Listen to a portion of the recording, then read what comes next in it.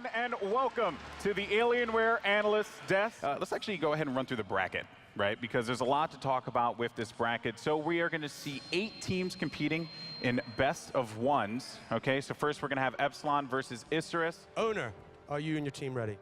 Yeah. Iraffer, are you and the boys ready? Well, there's only one way to find out. There is indeed one way to find out, ladies and gentlemen. Guys, shake hands. Nervous, but it is time, folks, for the picks and bans of our first matchup of the Smite World Championship between Isurus Gaming and Epsilon Esports. Giannis taking away Soul, immediately gone. Isurus says, well, we're not going to deal with the Chiron right back. So we got those bans coming out quick, as well as the Zeus. We have a lot of matches taken right off the table. And there's the Thor pick. I think that Thor pick was the Baylona. And we might see an early Neath locked in here. Well, Phenomenal takes a little bit longer to get online, is going to get bullied. I would really love them to be looking towards the Kepri here, and they've locked it in. I love that pick. Sean Quinn, Ymir. Ymir ban. I like this Geb lock in. Plus, you bring out the Huyi to give you that extra penetration on those tanky targets like Bellona. Loving it. Who do you think right now? No, they've run this combo before. I love They've run this combo before. This is they ran excellent. this in their regionals, and they destroyed with it. All right, well, the Hunbats gets locked in. Hello, ladies and gentlemen. Welcome to the Smite World Championships 2016. My name is Bart. This is Brandon. And, of course, the one and only Zapman. How are you guys doing? Zapman made it to Worlds, but what Zapman did. Now, it's almost 5 minutes. Obviously, no Gold Fury yet. Right side of the map, very quiet. Neither solo laner making rotations. They've been very safe in lane, just going for the waves. Okay. Oh, I was wrong. What is this? So they have the Sentry Ward down. They realize there's no ward from Isurus and Epsilon. They're going to go ahead and make this aggressive play on the left side of the map. Isis is down, and yeah, that ultimate is going to be enough to secure a Gold Fury at 5 minutes for Epsilon Gaming. Damage coming out. Kepri trying to get away from this one. Adapting going pretty deep. I don't know if they're going to be able to really lock this one down. But nice Thor wall's going to disrupt it for now. Kepri's going to revive himself in place. Bettany's still down, though. Hunbots adapting, got a first hit crit there for 201 damage, and that is your Logitech First Blood. They're taking too long anyway. This is done. Take the long way around. It's another one.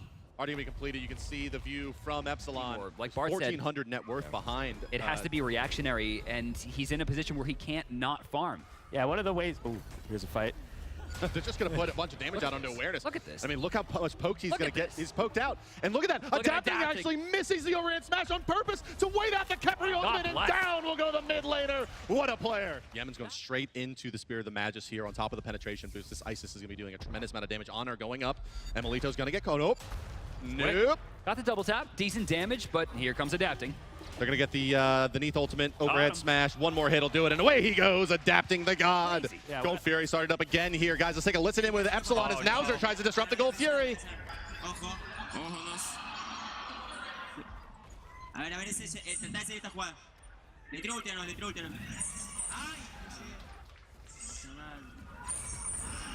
Nowhere to go.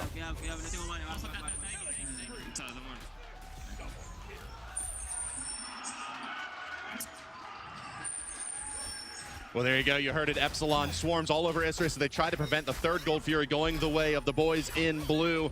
And it doesn't look like they're going to be successful with this one. 3 members down, plus a Gold Fury going to the side of Epsilon. Fire Giant started up. The rest of Isurus, they seem to know that, yes, they do indeed know that it's been started up.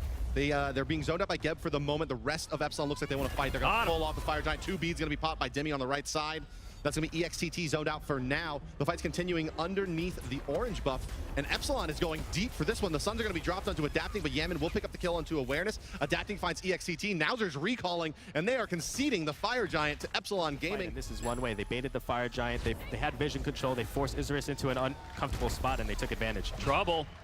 Bettany. Trouble. Look at that, back-to-back 3 crits in a row out of Adapting, putting on 1,000 damage. What's kind of the process there? Yeah, I mean, you boot camp for the other team, but what really matters is how do players perform in lane? How do they perform under the pressure, right? If you go in with a solid game plan like Enemy and really just get the right picks and bans, you go in with so much confidence and you can take on anybody. If you are just joining us here, this is game number 1 of day number 1 of the Smite World Championships. 25 minutes, nearly 26 in. 2 Phoenixes down. Isurus trying to hold out Epsilon Esports. They're not even that. They don't have it. They're burning through Xingchen. Adapting, finding another one with EXTT. Bettany goes down 3. He doesn't want to go into that. They're looking for the shutdown. 0-12 right now. Isurus trying to fight, but the third bird falls. 13-0. Epsilon looking to close it out. Surrender vote started up by SRS. I don't think this one's going to go through. They're going to pile right on into the Titan, and Epsilon Gaming will win the first game of the Smite World Championships of 2016 over SRS 14-0.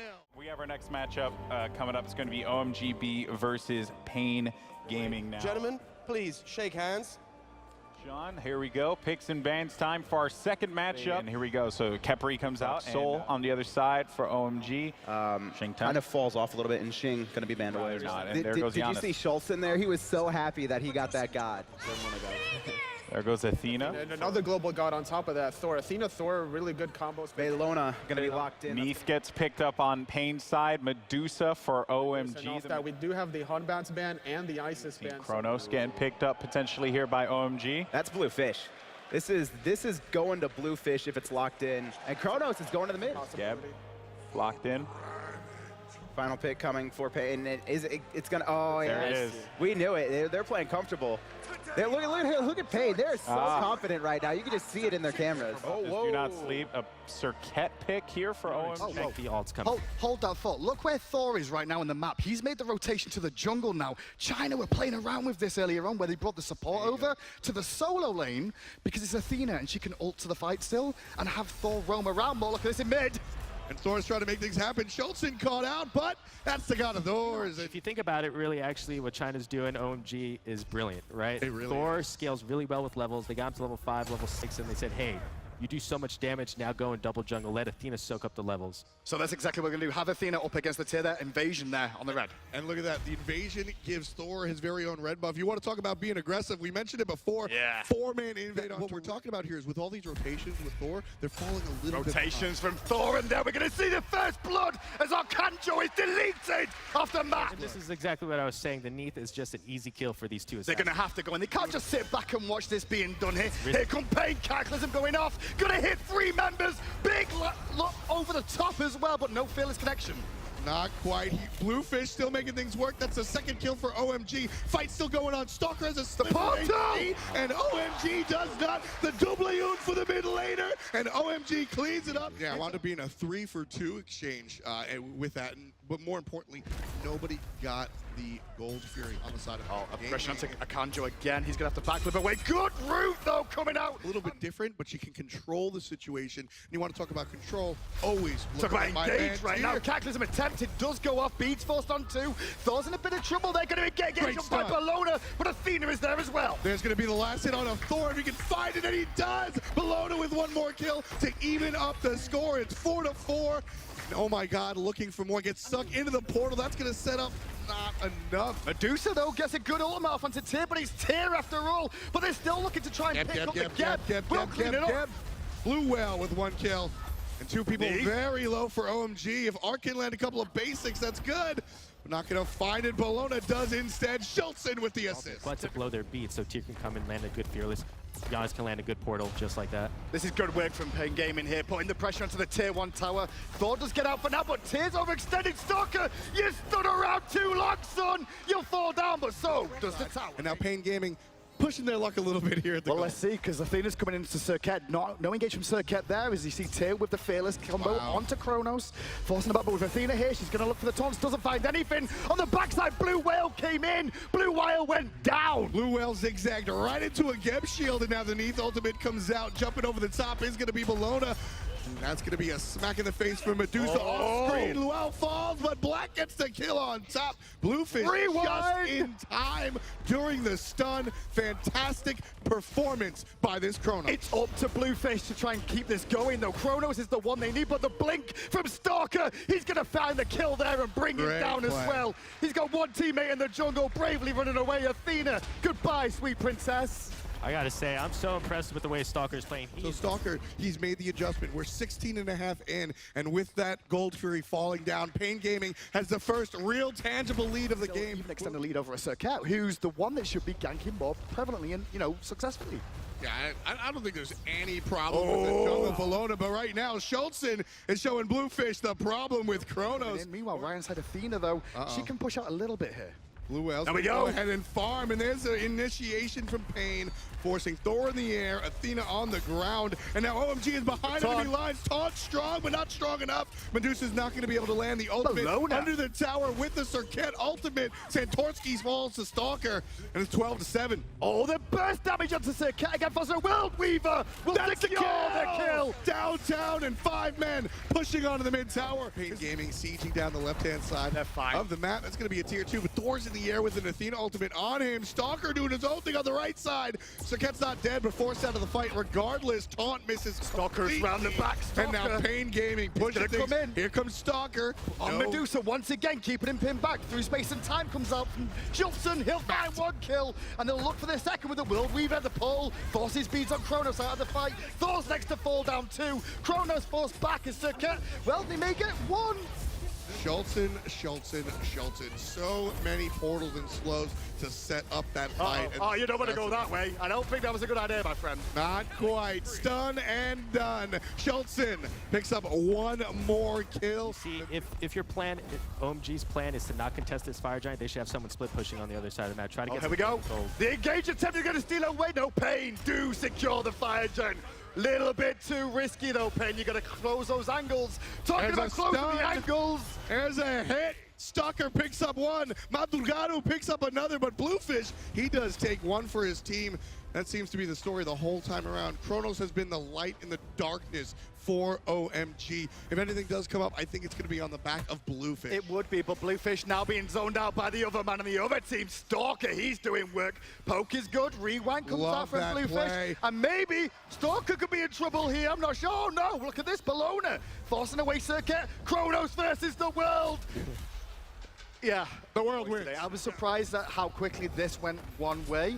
I thought it'd be a closer for longer. Look at Mad. Just absolutely insane right now. Taking the MM down to a sliver of HP while tanking a Titan. Well, it looks like this could be the end of the game of Pain Gaming. The Brazilian hopefuls are going to probably move on here to the next round. They've guaranteed a day in tomorrow's competition. The stage is set. Avant-Garde versus Enemy Esports. Are you and your team ready, Biggie? We're ready. We're here and ready. Here and ready. Yourself? We're ready to destroy that. Destroy. Fighting words are here. Gentlemen, shake hands. And a hug. Come on, guys. All right, here we go. It gets locked in already. They're just pretty much running through this one. Serket gets taken out as well just now, and waiting for this next one, Kepri. And Mercury, banned away immediately. Soul was left open though, and first Soul of the tournament going to be locked in. That's going to subfloor. You're going to take Athena for Pain de Beyond, who is very comfortable. That's probably like his best go-to god. On top of the very aggressive Bologna for Salt Machine. Oh, there's Guan Yu. Gets locked up there, and Thor, okay. And it looks like Neath being highlighted for Vedium. We do have the Sobek ban, and on top of that, we do have the Zeus ban from Avant-Garde. Oh, please, that'd be Agni. Yes. Agni gets picked up. If the Geb does get locked in, Geb complementing the Jean-Kui, it's going to be very difficult to lock him down. So very curious to see what this mid lane. All right, Jean-Kui gets locked in, and the Hunbots comes in for that final pick potentially. Yes, indeed. Ro looking like he's going up into that Thor ultimate. He's up in the air. He's looking for Vicium, crashing down onto the 80 carry of Vicium. Down comes Pain de Beyond's ult. Backflip from Vicium, and he gets out alive, and Subfloor in some trouble. Where's Biggie? He backed off. This might be land nerves. This is their first time at the World Championships, so they don't get the kill. And Justice here. First blood going to enemy. Subfloor taken down there. Ro and Biggie still in the area. There's the Neath ultimate. Ro in some trouble. Agni bombs come down as Chaos is in the area. Biggie, not level 5 yet, doesn't have the Cataclysm. He should fall down, and Chaos gets another. But Ochita's here. The demons have been recalled. They're just trying to get away. He's outside the range. Now they're trying for it again. Ro teleporting, going for it. Just gonna find a return kill. 2-1 still in favor of enemy. But Pain and Chaos are chasing down Ro. There's the dash and the stun. Ro goes down. Chaos with 2 kills. Enemy up 3-1. Ro's in the area, but Adjust knows he's here as Ro walked over that red ward. So Adjust is going to start at this blue. Oh, Ro's in the air. He's looking for something here. Oh, no. That's a wasted ultimate.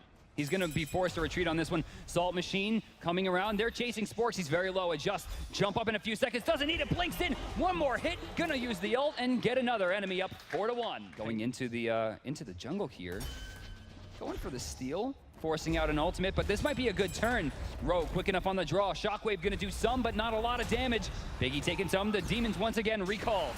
Ochita taking a lot of damage here. So is Adjust, however. Ochita falls down, but so does Adjust. Another kill to Row. Over the wall is Salt Machine with the Eagles rally. Row gets out alive. Subfloor is here with Soul. Got him, Salt Machine. Not a great way out of this, but he has a lot of health and a lot of tankiness, but he's getting it stripped away. Talon Assault doing damage non-stop. Salt Machine's trying to get away. Sporks looking for the kill. Dashes through. Subfloor switches target. He's trusting his solo lane to get this one. Bludgeon comes down onto Subfloor. Perfect disarm. There is the disarm from Salt Machine, but Subfloor gets the kill. It's going to be hard for them to control the left side of the map. Biggie sitting at the lowest gold and XP per minute row. Going up this 3-man grouping from enemy in the mid lane. He crashes down but doesn't hit anyone. There is the Tectonic Rift though. Adjust with a great ultimate. Chaos dropping the bombs. Row very low. Recall demons used by Chaos. Gets another kill. Biggie forced to get away. Achita just body blocking for the rest of his team, and he will know, and his team will know that 2 of those bombs are down for the next team. But Adjust gets a kill onto Sporks. Nice gank over in the solo lane. And that'll be a tier 1 as well. Gold Fury started though by Avantgarde. This is a good play. They know that Adjust is on the other side of the map, so that Fear No Evil isn't available. Achita, Row, Biggie, and Subfloor all grouped around this one. Agni though. Avant still takes it, but they're losing so many. Already Biggie, Row, and Sporks are down. They're chasing down Subfloor. Doesn't get into the Corporeal form. Another kill, and that's a double for Chaos. It is 11-3. Ochita running away. That is your giveaway trigger, folks. Enemy the first to 10 kills here, so we're going to see the code in just a second, and it is Durkane, but Soul Machine jumps in with the Eagles rally. Ochita taken very low. Bombs from Chaos, but Pain Deviant picks up the kill with Athena. Going down to the tier 1, they're trying to make up for the lost Gold Fury, even though I'm pretty sure they already have with the kills. Tier 1 stands for now. They're going pretty deep here. Stuck in between Row and Sporks go down. Credited with the double kill is Adjust. I mean, he needs to try to avoid fights, but unfortunately over on the right side, Adjust is not giving him that luxury. Overhand smash going to be blocked out. Where we got an ult. Can it be blocked? Not in time. They're trying to turn this one around. Adjust has the Athena coming in, and they will spend a lot to get one more. Sporks rotating in. There's a nice taunt though for Pain Deviant. Spork getting very low. Adjust. Super low. Recall Demons will pick him up. Actually, Sporks gets it while he's on his horse. And we're back. Avantgarde looking to start up the Gold Fury here. They know their enemy has to back, but we could hear their Pain Deviant saying he's going to ult in. That, and we just got a teleport from Salt Machine as well. They're not going to be able to take this down. They're forced into a bad spot. Biggie already low, getting chased down. First casualty of this fight is going to be the support. Row nearly taken down there, but forced away. Enemy great defense of the Gold Fury there in response to Avant's great defense of their tier 2. Oh, Sporks out of position. His dash is down. Nice shot from Subfloor, but a good taunt by Pain's going to spell another one. They'll pick up Sporks. But there's the Gold Fury. She gets taken down. The goal difference extends. As the enemy starts up the Fire Giant, if they take this, I don't think Avantgarde could come back. The closest person is Ochita, and I don't think he even understands that this is happening. Vishim throws out the Whirl Weaver there just to try to control a little bit more space. Fire Giant at half. The Bologna. Salt Machine just 1v5ing at this point. Oh, Pain Deviant is there. That taunt. 5-man taunt, but Row gets a nice wall. There's the Recall Demon. Salt Machine 1v5ing, but down he goes to Ochita. You can see there, though, that enemy has picked up the Fire Giant. And can we go to the damage charts? Because I'm sure Bologna just went right back up to Oh my goodness. Okay. The enemy knows that that's down now, so they can engage under this Phoenix without the risk of Geb shielding some CC. But Biggie blinks in. 2-man Cataclysm as Chaos actually feeds that. Biggie taken super low. Salt Machine gets the kill. Down goes Sporks. Savician. Row crashing in. Ochita taken very low. Pain takes him down. Chaos. That's 4. Subfloor picks up a kill onto Adjust, but it won't be enough. Incorporeal. They're looking for 5. Take it out. He's hit perfectly. Vishian with an absolutely flawless spirit arrow. My God. Australia falls along with their mid-Phoenix, and I'm sorry to say their Titan as well. They'll fall to the loser's bracket enemy. I'm sure we'll have some cheers as they're going to keep moving on. No one respawning except for Biggie in just a second here. The Titan to fall right in front of the support's eyes. The arena glows red in favor of enemy. North America takes their first win. So these two teams were here last year, QG and Fnatic, and they're here to face off once again. How do you feel about them? Yeah, well, pretty scared of his Cabraca mid, but other than that, I think we'll be fine. Other than that, he's going to be fine. Knight, how are you doing? We are beat you so bad. I'm not even going to replying to that. Let's let the gameplay do the talking. All right, it's time to do the shaking. Please, gentlemen, shake hands. He said, we will beat you so bad. Zeus already targeted, banding Knight here. Up on the helm. And Serket going for QG Reapers. Okay. No hesitation either with the Soul highlight. But yeah, Kepler going to be picked up for Badja. And Bologna going in again. Xingshan is available, and they opted to go for the Bologna over it, so maybe these teams have worked something out, and we're seeing this come out again. Here we go, people. Here we go. Here we he go. nodded his head. He's like, I'm in it. I'm in it. Let's do this. Is he going to lock in the Anubis? I would love to see the Anubis lock in here. It's actually such a great idea. And it's in. There it is. It's in. Such actually a smart pick with the Geb. Neath gets locked in here for Fnatic. Shing 10 got banned on the Fnatic side of things. I like the Thor ban here. Just because of how freaking good Hunbats is. And there's Guan Yu. He gets locked up there. The Hunbatch win ratio right now is through the roof. I don't believe Hunbatch has lost a game yet. I would love to see the Thanatos pick. You combine Thanatos and Anubis for early game right there with that jungle mid combo, and you cannot, I repeat, you cannot fight people at the mid Harpies. All right, and Freya gets locked in as the last pick there. He did take his wrap. We might see a fight. It's a 1-2-3. Oh, but left-hand side, look at the pressure they've got onto If. If is in trouble. Freya will get first. No, the stun was good. Mikasa's trying to do what he can. So Master Lu is doing what he can to keep If alive. Reels is still going down. Oh, the pulse is up, but it's a trade! Wow. It's a trade! The wrap there was a little bit off the mark, unfortunately. Looks like he's trying to wait it out. Still a bloodbath over here in the duo lane. Master Lu will fall the soul, taken out of position if he's been banished into the Neath ultimate as well. But it doesn't look like we're going to pick up a kill there. Oh, they will. Pull back in from Badger. Double kill to Reels. Badger was a free kill there, potentially. They had Knight in position with the follow-up after the dunk from Thanatos. They look for Hunbats, but Reels gets killed. Reels got soloed by Master Lu. So obviously it was on the soul that he picked up the kill, and here we go. Look at him. They traded off between the two. Reels goes in aggressively there, but he misses a lot of the pulses and the damage, plus the Pharaoh form, just speeded up the attack speed. Go back to lane, relax a second, wait for the cooldowns, look for it again. This is what we're waiting for. Reels seems to be hanging, waiting to make the rotation one more time. Well, Reels is trying to make the hot plays, what it looks like there. Yeah. And they would have had a chance. She's going to make a play for Bologna. She's got a ton of damage, Mikasa trying to make the turnaround, but Maniac just jumps onto his face. It looks like Fnatic's getting the better of QG for now. Obviously, oh boy. Cataclysm in the back line, Hunbots in the back line of the Reapers. Young just trying to make it out on Thanatos. Knight does get the benefit of the Stone Shield, and that's going to be If on an island all by himself, and down he will fall for the 5th kill. But can QG realize this is going on? They see it. Master Lu turns the corner. They know it's there. He's not going to get it in time. He's going to get banished out by the Freya, and now walk down in some trouble. Going to try to disapparate. Going to use the ultimate as well. That'll be enough to self-peel, and now here comes the rest of QG, but they're going to bail out even with the very, very low Hunbots. But on the backside, engagement between Master and Reels, and there's the Will Weaver from Zero. They have Maniac on this Bologna, who's just whacking away at the back of Mikasa's head here. Look at that, get back to your tier 2 basically. He's still beating him down. On the other side of the map, Geb's in trouble. If is not going to die for now. The knockup is going to be there. Stone Shield used. Freya waiting for it to fall down. One more shot to do it. Reel's going to try to walk this one down. Pulse will secure the kill on the backside. Master Lu rooted yet again. And then hugged by the bug. And down he will fall. Here comes Knight. The beam is out. Can he take down Badger? And now the ultimate out of the Kepri will save Badger, and the banish will keep him alive for now. Mikasa should be able to walk this one down. No, he won't. Bail out. Don't leave it for Thanatos. Thanatos will get the reset off of the ultimate. Looking for the silence, doesn't find it. Now Young in a tough spot, fighting in the blown ultimate. Mikasa still alive. And he's still alive. Knight goes down as rotation comes in from Zeros on the Neath, and it's a full-out bail for the Reapers. The bludgeon, the ultimate. Down he falls. A killing spree for Zeros, and that will start your giveaway as Young tries to run away from the rest of the team. One trying to get away from this, but going to be close from all sides as well. Will fall down to the end, hand from Zeros in the end. A double kill for him, and a good fight for Fnatic. Guys, if you are just joining us, it's the 4th game of 8 in the single games today, followed by a best of 3 in the Xbox side of things. But a fight breaking out of the Gold Fury with no objective to take. Wow, they missed everything on Twig, and now Twig's going to put some pressure on tonight with the help of Maniac. Bludgeon will secure the kill, and he's just going to walk away. Look at that. 15,000 damage, that's insane. Blink in, they're looking for the pressure onto Zeros, but immediate backflip in response, gets away. Twig now blinks at himself, fear no evil over the top, looking for the damage onto Knight, but Knight responds with some poke back. Thanatos in there with the Cataclysm from Geb in support. Twig's in trouble now, will Twig fall? No, leaps away, but here comes Maniac! And doing a ton of damage with the bludgeon on the backside. Anubis to fall, continuing on into If. If with the rollout, he's going to make it out of here for now. Looks like Young will be fine as well on the Thanatos.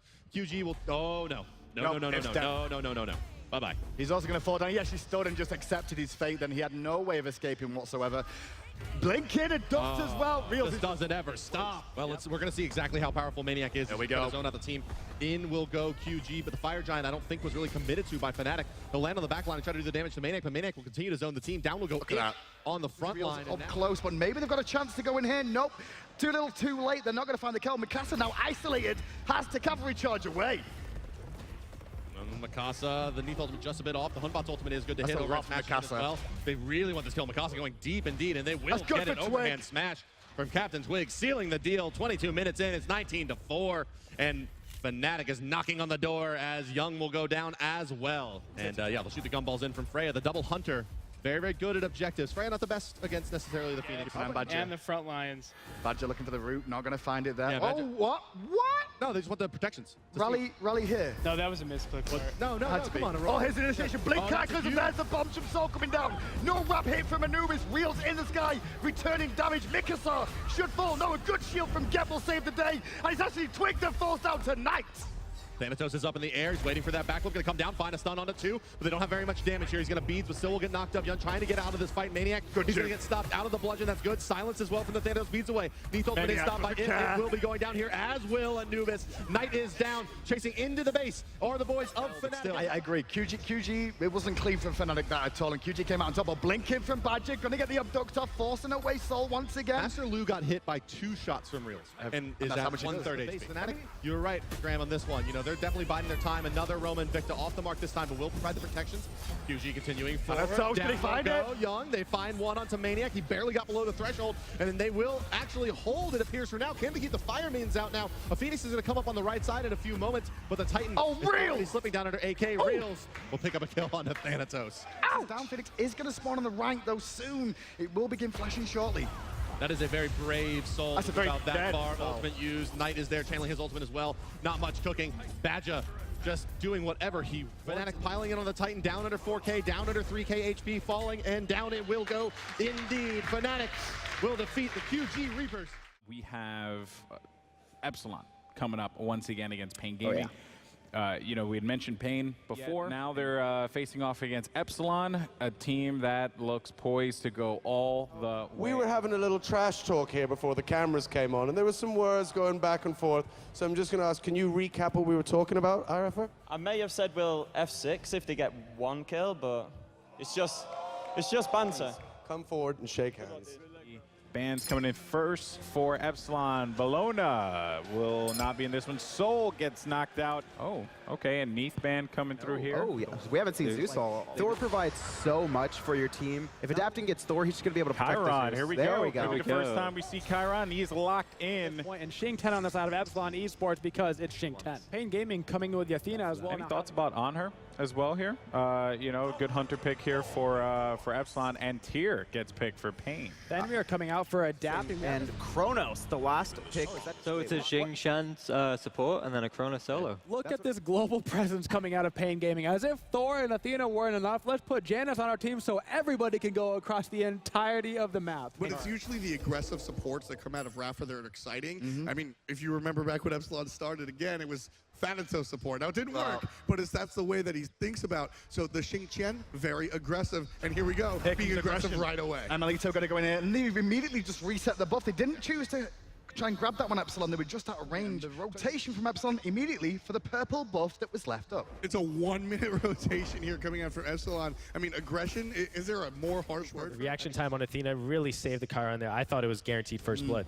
Me too. Just, anytime you're able to interrupt They're still going for it, though. And there's the ultimate out of They're still going jumped for over it. the wall, and Melito gets first blood. Epsilon on the board. Rafa, you better get ready to F6, buddy, because you're in a world of danger now. He will fall down as a casualty here to the tower in Athena. Oh, look at this, though. Pain Gaming attempts in the Gold Fury now. This is trying to put Gold the Fury pressure down on. to 25%. No vision on it. Pain Gaming steals the first objective of the game. Epsilon none the wiser. Taking a Pain Gaming tactic. are in the lead. Stalker and Dimmy, this is a grudge match. It is a good match over there, and Dimmy's having a really hard time up against Stalker Beam, although Adapted jumping in, putting pressure on Schultzen. Very, very low. He will fall down to Melito. Rafa gets out of danger on the backside, just about 1-for-0 exchange. Again, though, you want to talk about this Pain Gaming team treading water or doing well against what Epsilon does. You saw how many abilities were forced out, and Rafa being forced out by the Chiron himself. After not afraid to stare down 4 players, but maybe afraid to jump in. So he plays a little safe. Adapting, though, not quite afraid. Jumps right on in, gets a stun, grabs one in the mouth. Not enough to kill. That is 2 ultimates down from Epsilon, and they get nothing for it. They don't get anything yet. Schultzen on the backside puts some pressure on Amelito. Rafa in alone there. Sorry, not so Rafa. Yeah, it is.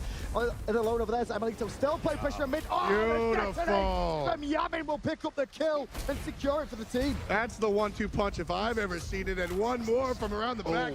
Rafa takes out the Athena. Rafa. Now he's in trouble as the Fearless comes in from Stalker with the rotation. Kill goes to Arcanjo. Yeah, as soon as he sees the Giannis, no matter what, no question asked, he's going to jump on him and do this guaranteed damage because he knows he does a lot. Tower falls down. That's a dead Athena. Thor is in the sky looking for the dunk down. Rafa's ult misses on everybody. Where is Thor going to go? And it's onto Amelito. Berserker Barrage is good, but the return damage from Amelito and Yamin destroys the Thor and pushes him back. Adapting still being aggressive. Dimmy gets the last hit, but Arcanjo makes it pay. Adapting gets one more as well. Here he is, gets one in the mouth. Basic, there it is. One more, down he goes. Stalker is on the bad side of the double kill, going the way of Adapting. The longer the game goes on, the longer the respawns are. And Epsilon, they knew what to do. They got 2 towers in the end of that engagement and the fire giant. Epsilon has some map control, but Pain Gaming is really putting on a show. Because they got that gold free. If they could just hold out on this fire giant and not lose too much. So I don't think it's the end of the day, but that might not have been a necessary ultimate. And now this is going to be one of the strengths of Kronos. Look how fast he takes down the Phoenix. It's unreal. Okay, so Phoenix falls down. A lot of these kills have wound up being 90% Demi damage, and then Yaman hits the trucker horn. I mean, you know, the detonate gets the kill. Round the back though, here we go. Fearless misses from Stalker. He has to disengage, Great but he gets stun. gunned down. The weave brings him back all the way in from Rafa, picking up the kill. And now Adapting finds one. The duck from Thor, though, zones him out. The Phoenix is still down. That's a big deal, though. The loss of tier early on in that situation is going to leave Pain Gaming without a lot of control options. And because of that, Epsilon able to take out a couple of members. 2 members dead on the side of Pain Gaming. 2 Phoenixes are already down. This third one will inevitably fall right here. Beautiful hit. And there's Adapting going right underneath the Titan. Amelio dived in, and now we're going to see 1 kill, though. Here we go. I don't know, but the fire giant being started up right now by Epsilon. Schultzen, it's on you, buddy, because I don't think anyone else is going to get there in time. Here comes Stalker. Tier being pinged out, walking right over the ward. Already down. They're just going to slowly but surely poke down this fire giant here. Pain Gaming have got to commit soon. And Titan's low, Titan's 50, Titan's 20, Titan's dead. This one going the way of the European number 2 seed. It is Epsilon. This is going to be an incredible matchup here. You know, a classic NA versus EU matchup without a doubt. Because for Enemy, people are doubting them. They don't think that they can contend with the top 4. For Fnatic, it's about placing better than what they did last year at the 2015 Smite World Championships. What would you like to say to the good people of Fnatic? Well, it's like first game. The harder part of this game is putting the headphones on. So once it's done, we're probably going to win, right? It's fine. Like I said before, let the gameplay do the talking. We'll see what happens when we get into game, you know? Gentlemen, you still want to shake hands? Here we go. Picks and bans time. Straight into targets. They're going to take Reels' Freya away. Think about that Zeus ban. I mean, we saw what Zeus did in that last game. There's no reason to not ban Zeus for the most part. I mean, right now, it's just a top-tier mid. There goes Bologna. Yeah, Bologna and definitely. Athena. Jean-Quid just got picked up. This could be a Neath, too, after the Soul. They could just put this Soul in duo and then grab the Neath mid for Zyros, which is something European teams really like. And yeah, I think that's so smart. That's what they're going to go with. They should pay you to do this. I think they do. They're just not the teams. I should get extra money. And I like this Kepri pick because this is probably Pain's second best god behind Athena. And Xingqian does get locked in for Enemy. I've enjoyed watching Hunbats quite a bit come out of jungle. And right here with that Bastet ban and the Hunbats pickup, that's definitely targeted away from Adjust. A third target ban, though, this is directly away from Salt Machine. Guan Yu. And, we have not seen Sylvanas played, and that's locked in. And Treblanque in the second here, yes. So Serket and Treblanque get... Ooh, look at this. I like this a lot. I think they're going to try to fight him at red buff. They are indeed. We'll see if Fnatic is able to spot this one out. Too early. Now they go. Yeah. Now they're going to move in. They have the ward coverage. They're waiting. Soul has no way out of this. Can they grab Soul? She's slowed down. Kepri trying to turn the corner. Pain, can he get the hug? He's going to go for it. Indeed, here we go. Vicium going to put out the poison dart, so it's not going to be enough to get the kill. Can they bully out the red buff now, or is Enemy going to just come up empty on this invade? The duo lane here, both under 50%. Pain to Beyond and Vicium have some work cut out for them now. Oh, another Spirit Arrow. Oh, he saves him for now, but he's low. That shield's going to take, but a good shot from Reels. First shot to Europe. This is slowly becoming a hallmark for the Fnatic squad. Yeah, Gold Fury at 5 minutes, uncontested. Vicium turns the corner, but down she goes. So this character has 80, essentially 80 free damage built into his kit, if you can find those. Lag, they're playing from Europe. Lag. Yeah, Europe. But there it is, Darkest of Night's going to be used by Vicium to get himself out of that. Weaver, Adjust kills Maniac over in the right. He's covering the option there, and you know, when the option doesn't hit, sometimes it's like, what was he doing? But hey, he would have been a genius had he hit that pull. Left side, Reels, trouble here. dead. Reels guaranteed to go down. It's a good attempt, buddy, but I'll see you later. See you, Badger gonna fall. Enemy takes a pretty decent kill lead here. Just gonna try to find something. Too little, too late coming out of Captain Swig here. No, Zero's doing too much damage to Vicium, and no one has checked the mid laner. Zero's doing a ton of damage here. He's going to walk down Pain as well. Disapparate, pop over to the left side. Pain Devion trying to get out of this one. Overhead smash is going to be good, but he's getting his ultimate down just in time. Salt Machine. Here's the Salt Machine. Xing knocking up Captain Twig. Can he find the damage? Indeed, he can with the dot coming out as well. But I feel like Ethereal Staff's a lot better. Could be Gem. It could be Gem. I mean, Gems. that Good. dot. Oh, we got it all here. Whoa. What is this now? What is this? They're trying for a good pull. Chaos is in a bad spot, but it's just able to keep him safe for now. A lot of ultimates used on both sides. Chaos will get a good bit of damage out with that Junkway ultimate. Now needs to be careful. He tried to move forward to get a little extra out of it. And here comes Tyr. You were wondering when he's going to join the fight. Chaos getting juggled around, and down he will go indeed. The ultimate's going to be used by Pain Devion to save a Just. But that's a couple ultimates now used. Here comes Xing Tian. Oh. He's going to throw out the ultimate. He's going to find some minions. He's going to toss them at Sylvanas. Nothing cooking just yet. Reels does find the kill in the Pain Devion in the meantime. He tries to make it underneath the Tier 1 tower, and it's 5 members strong of Fnatic knocking on the door of Tier 1. And now another Gold Fury going to be started up by them. The Xing Tian, who's very low in mana. And remember, he did use his ultimate in that last engagement. Not going to have the big team fight spells. Oh, Maniac taking a lot of damage. Tremendous amount of damage. And here comes Just. Just going to get enough to get that killing spree as well, guys. We have Fnatic's comms now. Let's take a listen in as the Gold Fury's at 30%. He's him. We're gonna get gold now. We're gonna get gold now. Go. Bring it to me. Nice, we got this. Get out. Maniac, are you lost? Yeah, what's Tyr doing down there? You good, man? It looks like he was trying to proxy a wave. I don't know what he was doing. I mean, I guess he had the Tier 2, but a Justice here. Oh, boy. He has no ultimate, though. He could still do a decent amount of damage. Taunt, Deathbane's on cooldown. How long until it's up? Good heal, power cleave out of the Fearless, turning it around, getting him out of there. Yeah, no Blue buff Deathbane. saved him right there. Yeah, basically the no Deathbane meant that they couldn't put the damage on the Tier. The fact he had 2 targets was very good for him. The demons. Isolated here, trying to move forward on the Zhong Kui, putting out the damage. Captain Twig out of mana. They're going to tee off on the Badger now. Salt Machine's in good position to keep him locked down. In the meantime, Chaos does get picked up by Tyr, moving in with the cleave. And Vicium finds a return kill onto Badger, so 1-for-1. Salt Machine continues over to the mid lane here. He's going to leave it just out on the wing. The fight breaking out. Captain Twig to get a Humbot's ultimate, but not much follow-up there at a Fnatic. This is a pretty decent position for enemy now. If they can find Salt Machine in the right spot, he's going to go for the root. Not going to go for the ultimate just yet. A couple people moving away from him. A blink going to be used. Shankwei ultimate being channeled. Shibalanke trying to do what he can as well with his ultimate. It's going to be Badger who's going to take the brunt of the team. Salt Machine now really showing what the Xing Tian is capable of, zoning out the team, able to kind of square off with at least 2, maybe a 3rd as well, as long as being careful. There's the ultimate coming out, but the Disapparate is going to hit from Zyros as well. He's going to have a few moments in this form, and now they're going to pile it on top of him. Down will go Soul. Salt Machine, he's perfectly happy to run through, well, the entire team, essentially. May fire up the ultimate here on the back line. They'll find a nice little lockup. He'll find 2. 1 is going to be Beats. He'll toss another. Hunbot's ultimate going to use to spread this fight out. Maniac doing what he can. He's going to go over the top and try to bail out Reels. Reels is the call, it sounds like, from Fnatic. We got to get our Hunter safe. Salt Machine going to be able to chase him down, knocks him up. There's the kill coming out as a Ghost lands. Salt Machine credited for the kill. Pain Devion will sit in the Soul ultimate to get healed by his own ultimate. A Justice of Trouble makes it over the wall with the ambush. Maniac can't follow it up. Barely alive is Serket. This is a Gold Fury dance for the ages right now. Yeah, I mean, this is a big one. I mean, it's been what, probably now about 5-6 minutes? I think 10. Yeah, I mean, it's been 10 minutes, I feel like. Why? Pain, why? Pain in an awkward spot. He's fairly tanky, though, on the Khepri. Don't want to be forced to use his ultimate here if he can. They're going deep, man. They're trying for it. Oh, this Xing Tian ultimate could be huge. You'll be able to get it off in traffic here. The Zhong Kui ultimate was used as well. Badger getting low. Reels chased down. Badger goes down as well. That's 2 at least for now. Maniac's in trouble. Captain Twig, he wants to go back in, but I don't think he can. Maniac getting exploded by Shibalanke. Vicium doing the damage. They tried to fight into it, and they just couldn't. Pain Devion won that fight. Oh, we got Zero's in trouble. He's trying for it. Can he get into the Corpulio form? He might be safe. Salt Machine going deep for it. Goes for the second jump, gets juked. He's in the background. Pain's going to keep him safe. No, he's actually going to get out of this one. He's going to get pulled all the way back, and Zyro still falls. Twig, you going to go for it? No. Exercise Demon's going to be enough. He is a very, very resilient frontliner. Decent damage, but I mean, Salt Machine just doesn't seem to care.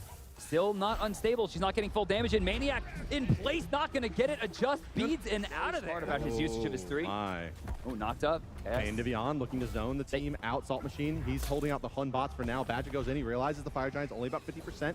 Healing back up now as enemy disengages. They're going to try to turn on to Badger. The Soul ultimate comes out, doesn't do enough damage to really change the fight. Chaos in the front line, channeling his ultimate. He's got the Khepri ultimate on top of him as well to keep him alive. alive. No way they can burst him down. Maniac causing chaos in the backlines. Captain Twig around the corner. Enemy still going to move forward. They're going to find the poison darts on to Tier, but it does look like overall Fnatic comes out ahead in the poke game. Adjust. All over the place. No, he's stuck. He's stuck. He's stuck. He's down. He got blown up by that Neath ultimate there, holding him in place and allowing the damage to come in. Got him. BCM force out of the backline. Here comes Salt Machine. Here comes Salt Machine. Does he have what it takes to find this kill? He needs to make space for Shibalog. He put the damage in. He's the only real damage remaining on the board. How does Reels keep finding these max range spirit arrows? Salt Machine gonna chuck one back, but it's gonna be Maniac. Do they want this for real? He's staying alive for now. Good heal. Few more shots. Chaos. He puts into the backline. He's back in. Oh my God, Chaos! Chaos has just turned this game on the head with the point in from Zhonghui. Finds a two-man stun into the double kill now for Shibalonke, sitting on 5 kills, nearly max passive. That teleport out of nowhere. I mean, nobody saw that one coming, and Chaos maybe coming up with the biggest play so far in this tournament. This could put Enemy into the victor's seat, and I think that everyone, I mean, you heard the analysts, you heard us, almost everyone has Fnatic winning this game, but Enemy is poised to take it. Okay. All right, let's take a look here once again, guys, as Zhang Kui, he just picks up a teleport and casually walks in. No one has the ward coverage. No one notices him coming. And this is the easiest Book of Demons stun in the history of Smite. Beep, easy peasy. That's an easy kill. And down they go. Chaos credited with a double. Fnatic's conceding the tier 2 as well. They're just going to try to poke out Salt Machine. Not that they're going to do anything. Here goes Salt Machine. Let's take a listen in with enemy comms as they look for the fight and the siege into the base.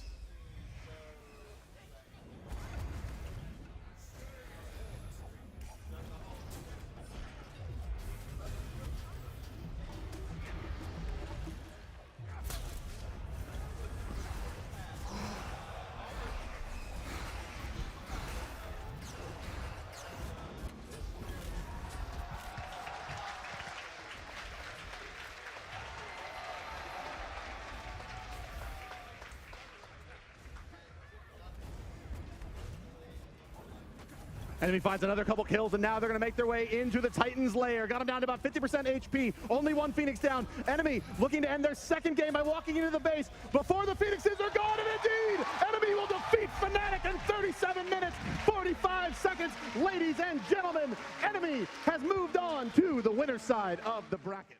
Let's talk about this bracket here, folks. Coming up next, our last 2 games of the broadcast will actually be Isurus Gaming versus Oh My God B or OMGB, and then Avant-Garde versus QG Reapers. So those are going to be our last 2 games, and those are elimination games, people. Sir, what would you like to say? Good luck to OMG. Good luck to OMG. Perfect words. Gentlemen, shake hands.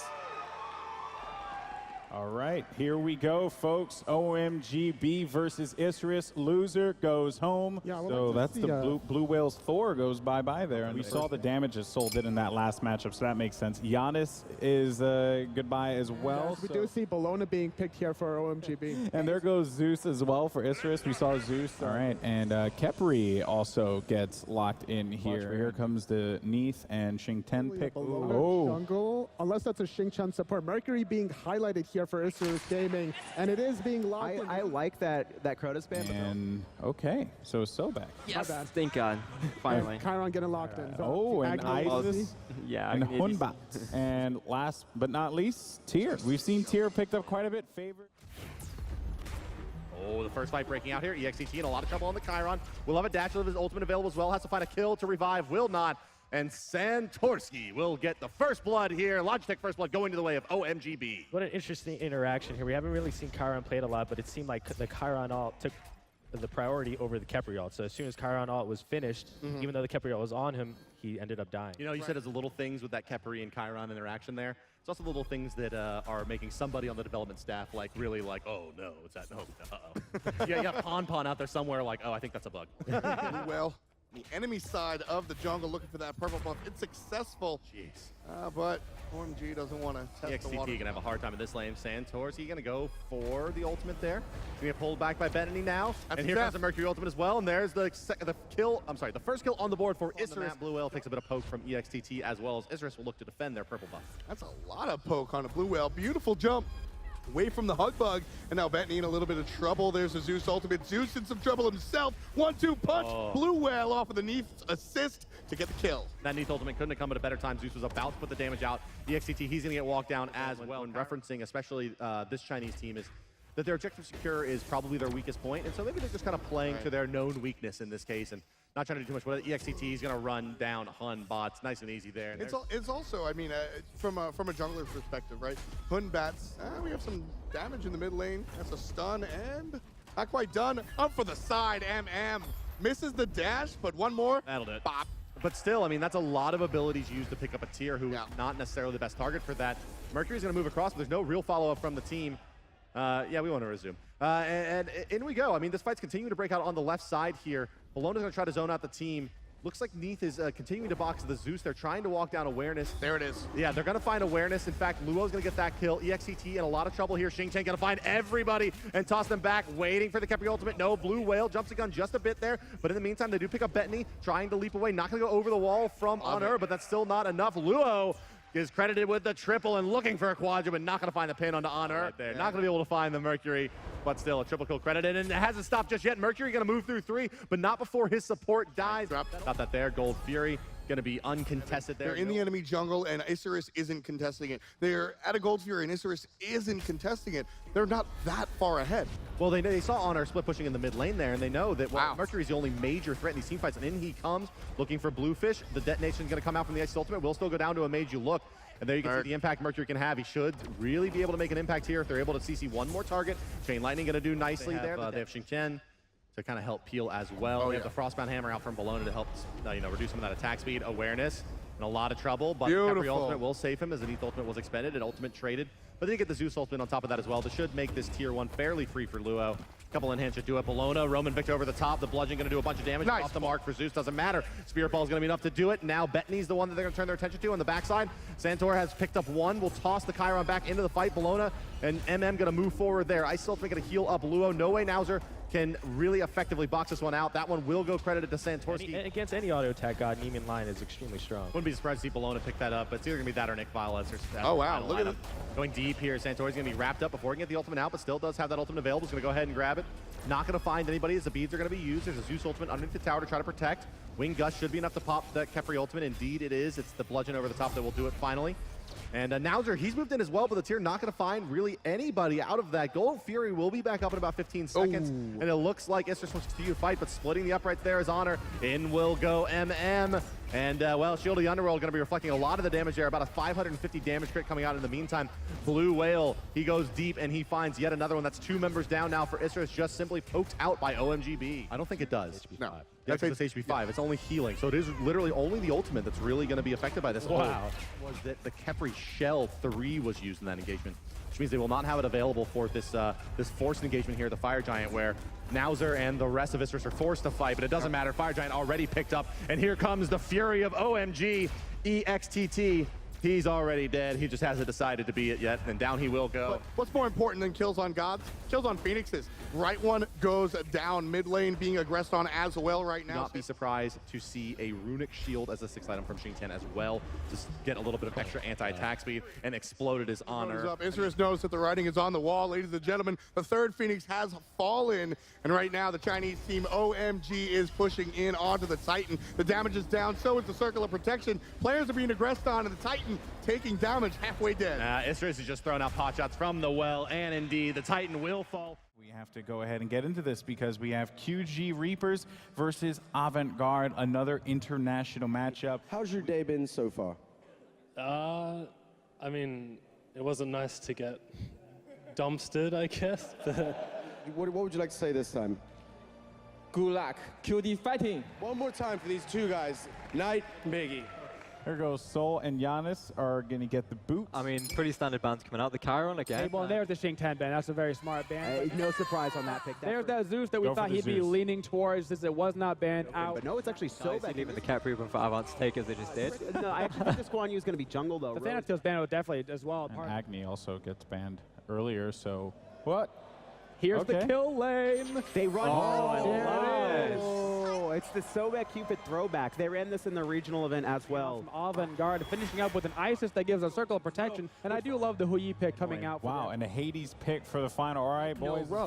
Before the OCE servers came out, he was actually playing at what he called himself as DAT 300 ping life. Who's actually a really high-ranked player. Yes. Yeah, I didn't know that was him. And so recently, Knight's taking a lot of damage here. Ochita has him locked down. One ability. Going for it. That's Got the him. first blood, ladies and gentlemen. But.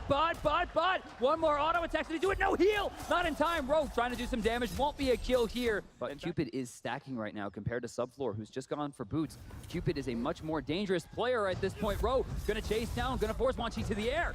Oh, I thought that Spirit Ball might have been curtains, but not quite. Here we go. Cupid forcing. There it is. Master Lu with a kill thanks to the ultimate. Assist coming out, and Guan Yu going to be healed up a little bit by the Biggie. Great hug bug, but Ro falls down nonetheless. Master Lu on the better half of a double kill if combines for another one. That's 3 kills out of the duo lane. They're going to take the opportunity granted by the space, and Mikasa just forcing Biggie out of the situation. 25 on that gold fury. Make that 0. QG picks up the gold. I'm not sure why Mikasa didn't ult there. He could lock Biggie down right now. The abduct was down. It's back up now. He has no way out of this, though. Stop that bug. So by buying this so early, it also gives you the element of surprise in that regard. A little bit of a strange item choice out of Rush. We see Master Lu taking a lot of damage. He's gone. I like that decision. You know, Spork's able to play enough Wan defense Chi. to stop it. Knocked out of the pull is the bug.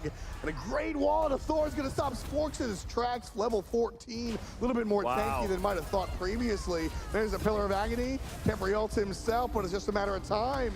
Gets out of the way one more time. If going to miss the pluck. But Biggie falls down to the Thor. But now they're trying to go back in, and they're going to be lacking a 900 gold active. Spork's going in. He's going to take some damage for this one. Oh, and a perfect wall. He's completely stuck. Another good wall coming out from QG. So for all the other misses, those walls are on point. It's a party of ultimates down there. Ro's ult has been used. They're deep into the backline. Ochita very low. His IF finally finds a pull. Biggie in the backline, but a huge spirit ball. Gonna keep him out of there. Ochita will fall right after Biggie to fall as well. Subfloor just retreating and throwing out ricochets as much as he can. Ro has committed himself to the death. 3 down. The rest of the team, of course, goes right for the Gold Fury, but Sporks is here. Now, there's not going to be a Parabellum chance here.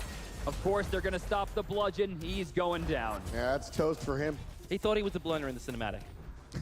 This will make a 5v4 power play. Wan Chi from the back. Yeah, here in comes QG. They understand and they know how down. Look.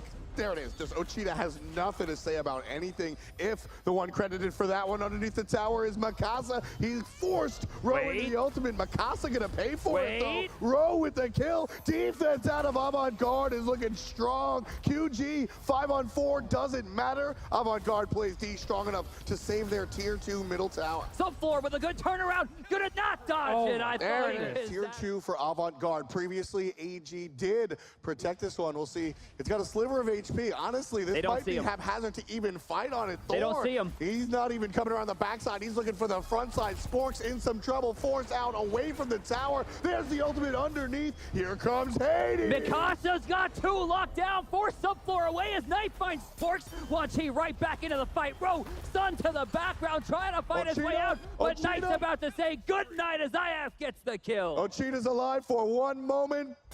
Bang, there it is. Wan Chi with the kill onto Ochita. And right back to the mid lane they go. This will be a Phoenix. Another 1,500 gold they're fighting for as that tower gets aggressed into once again. And it's 5v5.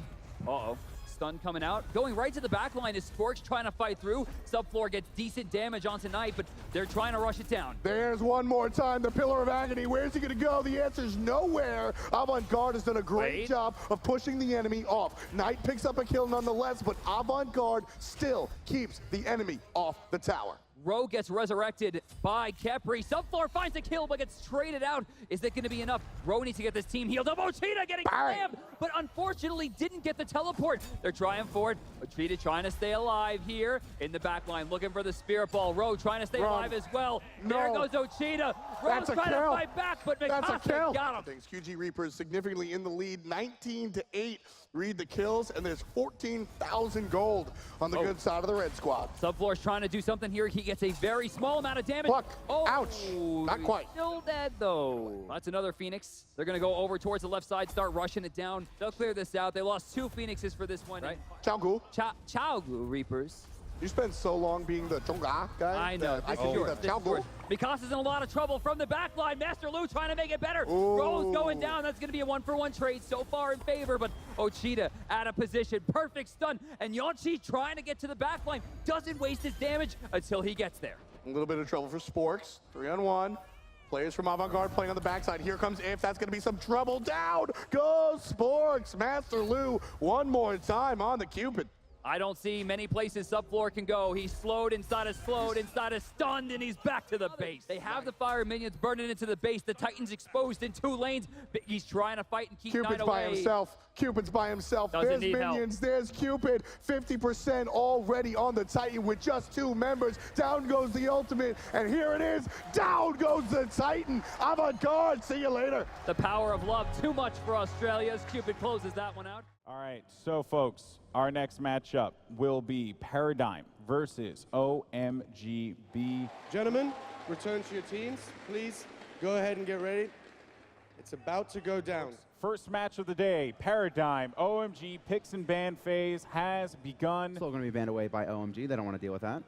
And Circuit goes as well. And actually, they banned Neath away. It's going to be Giannis. Giannis is always something scary. So. I think they're so strong right now. And there's the Bellona. They also are leaning towards the Isis. And there's the Chiron.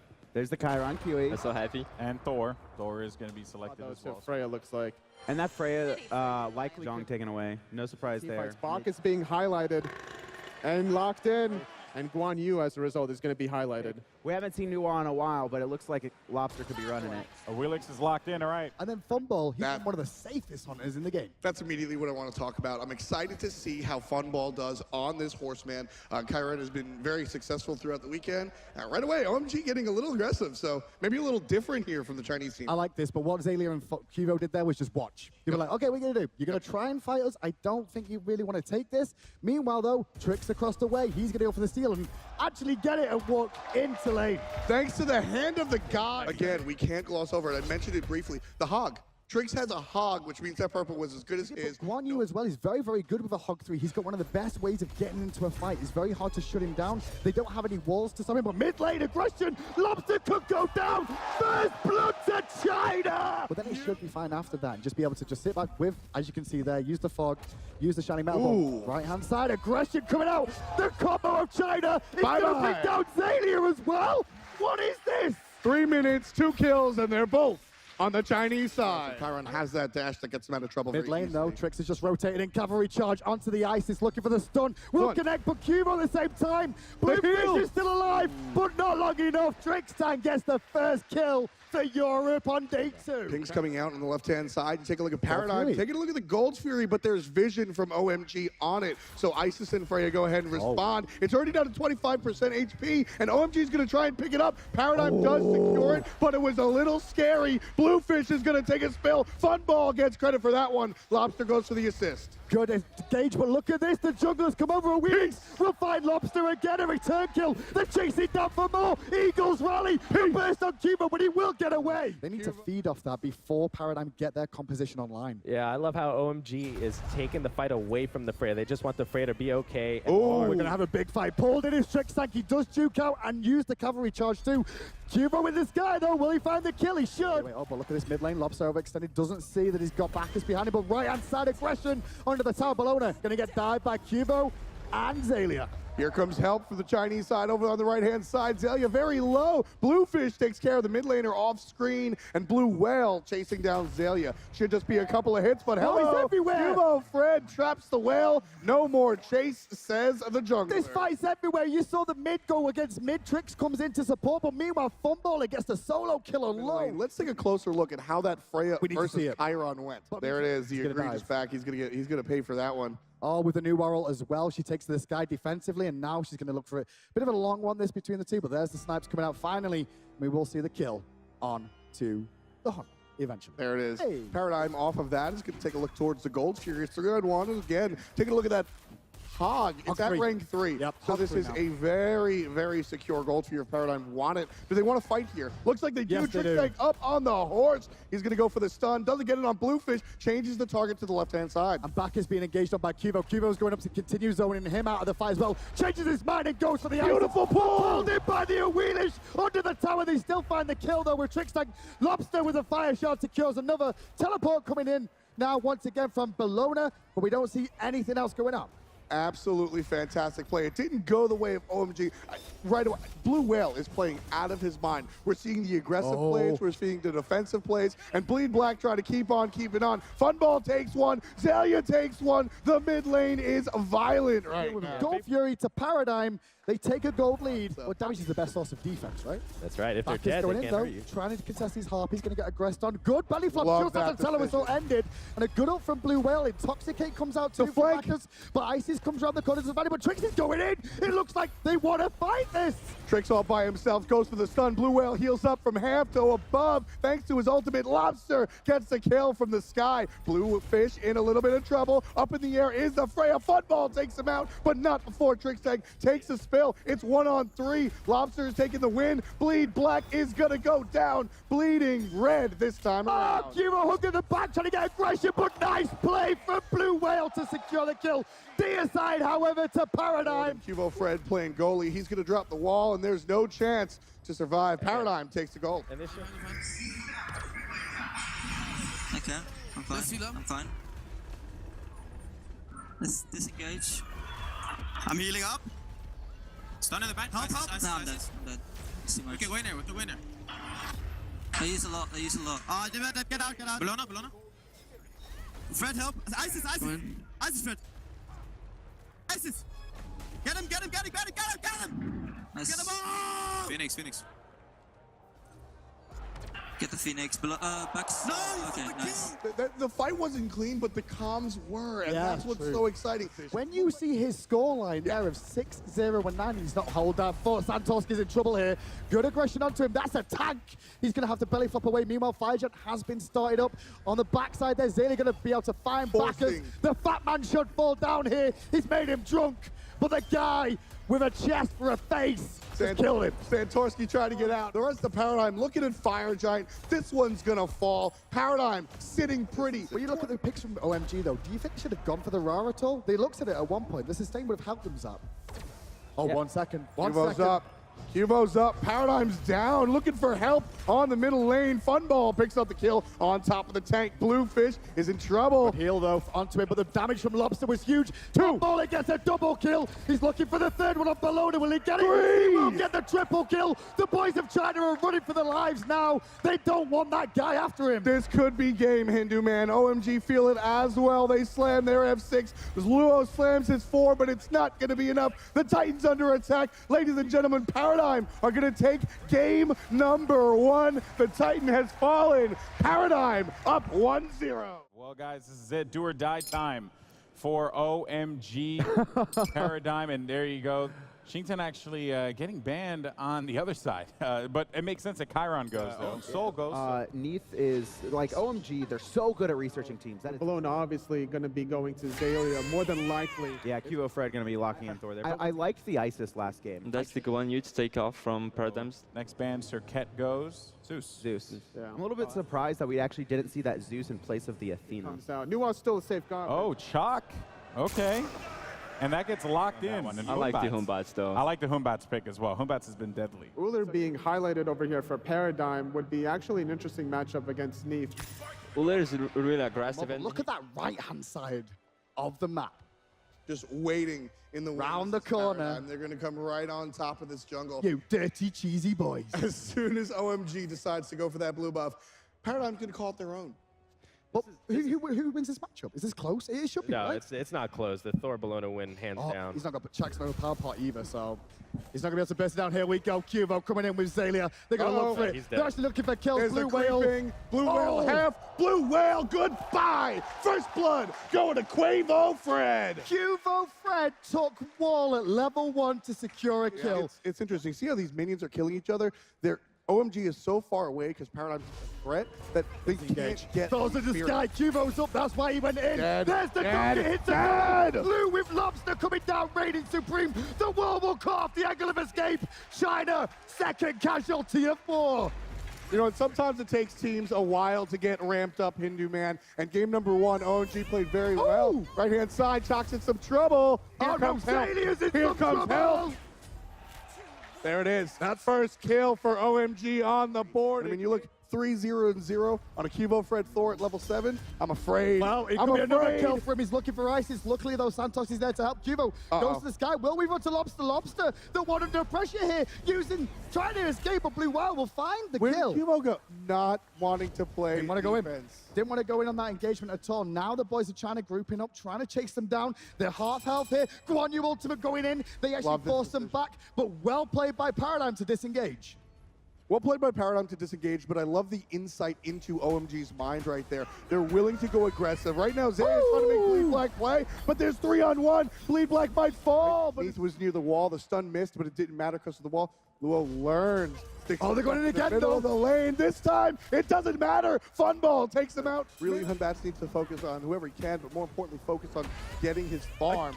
Right now, Paradigm's just trying to farm Bleed Black. He's toasted on the right-hand side. QO Fred gets credit. Another one. 4-0-1 for the jungler. Meanwhile, over the left-hand side, Lobster does pick up Blue Whale as the aggression. You could just see how on point the communication for Paradigm is. Oh, as yeah. soon as Chuck uses his escape ability, his 1-2, you hear Zay. And now they're going to get Bluefish in mid lane as well. What is this? Push Cam, keep an eye on it. The pressure was on Cubo. He went to defend them. We're going to get forced out. But the rotation is coming. Tricks and Lobster on the way. And the boys of China realize, hold on a second. Where are they? We need to escape quickly. And it's actually on you that's in trouble. Taunt strong. There's a shield wall. There's the blow up. Lobster, credit. But Lowe's still in lane here. He's trying to fight up against Funballer, who's having a 1v1 battle to the death. The difference is, though, there's 2 European boys on the way over as well. Luffy's his shoot boots. Big Daddy Hamill's here and throws it into the taunt. One more kill. That one goes on to the Hunter. Well, this is Paradigm's first game on stage today. They didn't play yesterday like all the other teams, so they've got a bit of a warm-up in the first one. And it looks like Zalia, well, he's rallying everywhere right now. It's been Paradigm, and the communication has been really showing here. Team fights have been very, very good. A lot of damage coming out on the Bluefish here in the middle lane. Trying to slow down is the support. Doesn't matter when Cubo Fred comes off the top. Zalia! I mean, Paradigm, they're doing what they're supposed to. They got the lead, and their foot is on the gas. They will not let OMG have anything for free. That's Black in trouble. Nowhere to go for Shock. There's silence, but it don't matter. A couple of hits from Funball. Leave that to the hail of arrows. Will Weaver will save the day, though, on the pressure on Santos. Funball hiding in the fog. Lou didn't know he was there. He's an axe to the face, but a monkey from round the corner. Rally here, says Zalia. But no, Blue Whale will get out with a kill. Lobster, though, a little bit overextended over in this duo lane here. Gonna get engaged on by Santos. Bit of damage, but immediately disengages before the Shining Metal connects for the stun on those clay minions. Mid lane, pressure onto OMG again. Spin to win on top of Bluefish. He's gonna get hit. Nice heal up right here, but keep in mind, Thor misses. This could be a problem if Blue Whale is able to help out. QO Fred forced out to the backside. Trickstank in some trouble. Shred, shred, shred, shred, shred. One more hit should do it. Trickstank gonna fall to the hand of Santorski, but not before losing a teammate. And now the rest of Paradigm have now grouped up. You can see Cubo over the wall trying to zone people off of the wall. Lowe's in trouble there. He will fall down as well. Bluefish gets rallied on once again. My, oh my. Scourge is good. He was 2-1-2 2 minutes ago. So what's the big thing, Chuck? Getting baited on his blue buff. 2v1 right now. There's nobody else in the area for support because there's an invasion on the left-hand side coming out from China here. Look at that hit onto Santorski. Up in the air, though, they go with Athena and Thor and Lobster as well. Santos gonna get dunked on by Cubo, but the heal will keep him alive. Meanwhile, Bluefish in the pit fighting Funballer, forcing the beads on the backside. You also see the engagement as Cubo cleans up Santos, and still 1-for-0 exchange. Oh, sorry, 2-for-0 exchange so far. Bluefish surrounded by enemies in the wrong jersey. Hits from all over the place. One more time. Free tower here on the left-hand side going to Paradigm. Add 500 gold to their lead right now as we sit at 17 minutes. Luo, not quite as safe as he once was. Taunt hits from the top and a couple of more basics coming out from Funball. But here comes Santorski. Lobster's not going to be enough. The double tap through the wall is strong. And Luo's in some trouble. On the backside, though, you can see the ultimate Finno Evil Kivo was used, but Thor is now in the sky, maybe looking to dunk down into this engagement. Kivo Fred will found low, but Santos will return the favor to Lobster. Funball in a bit of pressure here. He's fighting 3 men because he knows he's got Zalia coming. Zalia's off the mark, does not get a stun. Blue Whale will make Funball punish for his transgressions being so aggressive. Zalia doesn't need the ultimate to take out Bluefish. Looking towards Trickstank as Paradigm. Not quite sure if they want to retreat. Zalia missed a bludgeon, but a really good wall from Kivo is going to help Zalia out, who's being beaten down in a corner right now, surrounded by minions. The monkey goes in, the disarm is good. Kivo on the back with a double tap will help him out. Zalia's still alive. How is he alive right now? Trix is going to support him. Ask him a question. Beautiful dodge. No, he's got an answer. Still surviving. Will Zalia live forever? Zalia, 1, 2, 3. Bleed Black finally gets his revenge, but not before Zalia runs around for what seems like a half an hour. Paradigm significantly in the lead by kills, but what seems to be a larger lead. They're only up 6,000 gold. Oh, someone else is up. Thor is right now. Will he come crashing down is the question. Hey, Zalia. Big ultimate down as the Fear No Evil hits as well from Blue Whale in the jungle. Santos fighting 4 men. Rest of the team zoned out by that wall by Cubo as Chak keeps Lobster away from pushing the mid. Shell already used by Paradigm right there. All by himself is Blue Whale. That's going to be a problem. It's going to be a big Tank problem. on the top of that one. Trickstank half HP, but he's tanky, and he knows it. He is tanky, but now on the backside, it's a Chak versus the world right now. He's tanky enough to hold off. He's going to use the ultimate, but immediately Lobster responds to make sure he doesn't get silenced out and pressured down. Santos still over here. Cubo cutting off the option of escape. China's still trying to fight this, though. Why are they trying to fight? Are they going to do the backflip on Lou and continue on?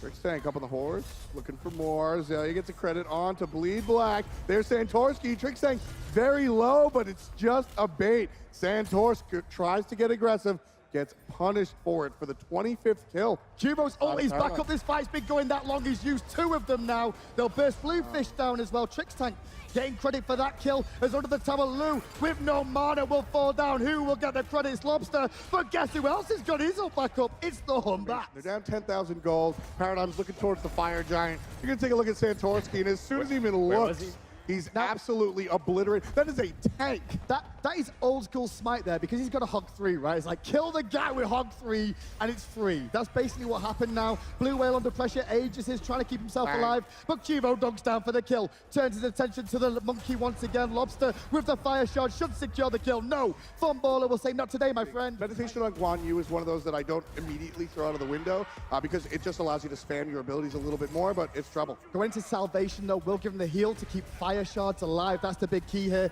But it looks like Paradigm have come. Paradigm, #1 seed from EU, will move on to the semi-finals to face off against either Enemy or Pain Gaming.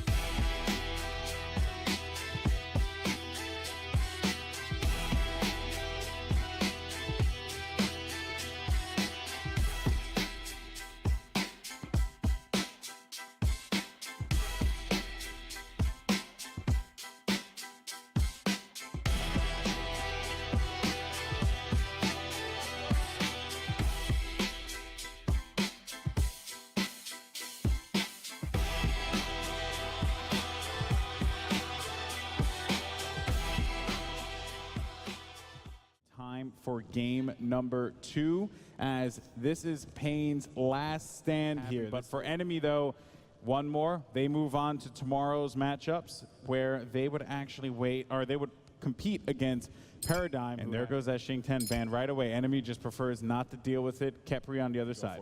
There's no reason to not first pick Bologna. Same time, Soul's on the table. So But here comes the gap. They got that Neath now right away, and there's Giannis, and we haven't seen Giannis yet in this matchup. Agni coming out as well for Pain Gaming. Get rid of that Serket too. Oh, Hanbots is available as well. We're leaning towards the Bacchus here, which is Pain Gaming go for the Sun Wukong. break out the monkey.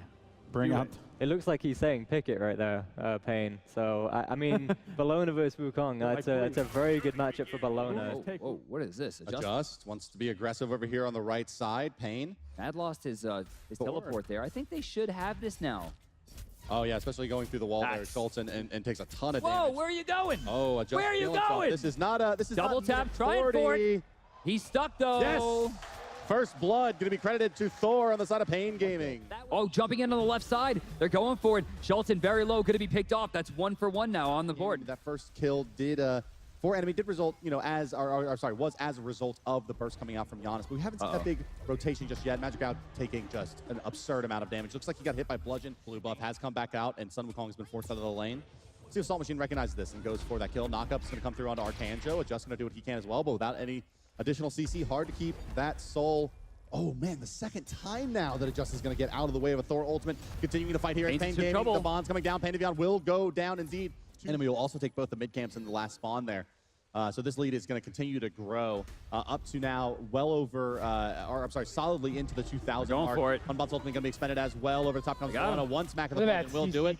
Wow. Thor going to try to return a kill here onto Adjust. Adjust will once again, for the 3rd time this game, leap away. Enemy will start up the Gold Fury. Vicium has started chipping away at it here. Chaos and Adjust zoning out with the range damage. Pandyvon here as well. They forced Geb Shield out already. That's pretty big. Now they're going to be able to look for CC on any target. Bologna, Stalker's in some trouble here. Stalker may be going down. He's going to need to go up into the Somersault Cloud. It is available. Indeed, he will use it. So Salt Machine does force out yet another ultimate. Pandyvon will pick up a kill on Nagaria there with the ultimate out of Bacchus. Thor going to try to make it out of time. Will not. Unstable Vortex. Just too much burst out of the Giannis. There's a dash forced out from Schulten as well as a bomb. Salt Machine, it'll just tickle the Bologna as the Gold Fury will be falling. The charts will reflect another major objective win as Enemy extends their lead even more deeply. Yeah, Soul thought about it maybe there for a moment. There's a World Weaver coming out as Salt Machine is in the mid lane, smacking around Schulten. Got him. Going down here. Bang. The ultimate from Chaos, in and out. He will go. A stun going to come on the Stalker for Pandyvon. If you're wondering how this game is going, look at Salt Machine's positioning. I don't even think he's returned to the lane yet. He's just sat around blue and orange buff on the right side for Pain Gaming. Whoa. And now will make his way to the backside. Nagaria going to get exploded there. Agni Bomb's coming in. But you still see a ton of money invested for Pain into actives. And that's why we're not seeing a lot of items. It's why Salt Machine could just dive the tier 1 chasing a soul. I mean, he's not even having any trouble. He's got nothing left. Down you will go, indeed. Soul. I think they're perfectly happy just to force Pain to fight at the Fire Giant, right? And that's got to be the call for now. Salt Machine here. They can't burst him down. I mean, an extended engagement, maybe they find him, but they've... That's all 3 Agni Bombs. Yeah, they've isolated Thor over Spirit here. Gun. Oh my god! Bang. Chaos, once again showing off why he is what I would say is maybe one of what should be one of the more feared mid laners in North America. I mean, that is an unbelievable amount of damage. Yeah, this it's now, getting worse. I'm not going to say that I just like absolutely hate it and it's the worst thing ever, this soul build, but it ain't good. Not in this situation. I mean, the second game in a row where he's gone for this full kind of mage build, and it just makes it way too easy for this Bologna to just laugh in his face. I mean, just simply low. Going for that. Stalker's lower. Defense. Yeah, Stalker's going to get exploded in the CC just chain so there. Smart by Enemy. They knew they should pull off Fire Giant when Stalker went into his ult because they know the only way they can lose this game is if they get some kind of miracle. Again, the teleport, does he take it? He's going in. They're trying for it. He does take to the sky. Thor is going to find nothing but retreat as the Fire Giant falls. 12-2. Enemies looking real good. Well, guys, Enemy going to be looking to push into the base here. Let's take a listen in with the Enemy comms as they look to close out Pain Gaming. They're going to play for the blink. I'm going in. They're so fucking scared. Let's get yeah, Fox is off on this side. They might be able to defend tight. Down. Wait, there's a Wukong behind us. There's a Wukong behind us, guys. Just so you know. Push your middle, push your middle. Push your middle here, with me? Yeah, I'm with you, Dad. I'm with you, Dad. Wait, hold on. Tank it, Dad. Go for it, all. Dad. That's scary. Oh, okay. That's my heavenly, that's my shell. I'm in the back of that. Soul. Got him, boys. Keep going on Soul. Thor. Knock up. Turn back. Where you at? Where you at? Where you at? Where you at? It's on Thor. And we can just end the game. Yeah. Phoenix end game. Solo him.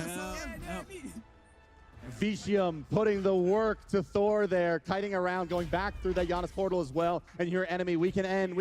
Indeed, you can. A deicide coming out on the side of Pain Gaming. An enemy will move on. Get another round as the North American Dark Horse takes down another opponent. But enemy will continue to live on and fight another day. They move on to the next round where they will face off against Paradigm. As you can see in the bracket, that's going to take place tomorrow. Coming up next, though, we have the crowd favorites. Everyone knows and loves them. The 2015 Smite World Champions Cloud9 will be facing off against China's QG Reapers. How are you feeling? How's your team doing? We will win for China. Win for China. Easy game, easy life. I'm going to ask you to shake hands, gentlemen. The best of luck to you both. Back to your teams. All right, folks, here we go. Time for the picks and bans. Here we go with the Zeus band and Soul on the other side. Sobek ban. Oh, well, Giannis. King 10 is locked in already. That's going to be the matchup in the Soul lane. It's the one we're going to be seeing all week. Neef locked in for the Hunter. Around Xingqian definitely going to make a bigger impact. Oh. A Moose and Cobb being highlighted. He's trolling. He's not going to lock. He might actually lock this in. There's a high chance he locks it in. Okay. Look at Vera's face. He wanted to play Moose and Cobb. He still could. So troll. Yeah, and also taking away Nuwa from MLC Stealth. Yeah, they don't want to give Barracuda Hou-Yi. And Athena taking a seat. Looks like they're highlighting Naja. And Naja locked in. As Chiron does get locked in there for Barracuda. Poseidon, though.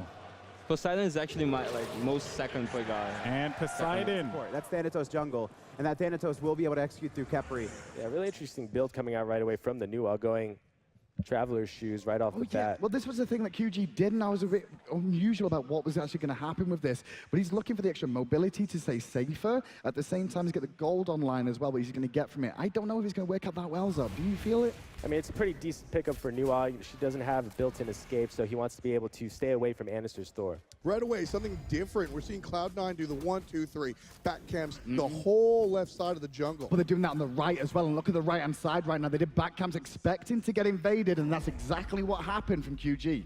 Thanatos comes on side. I mean, Thanatos belong. This is a strong composition to go ahead and invade. Xingqian and Thor, they're strong as well.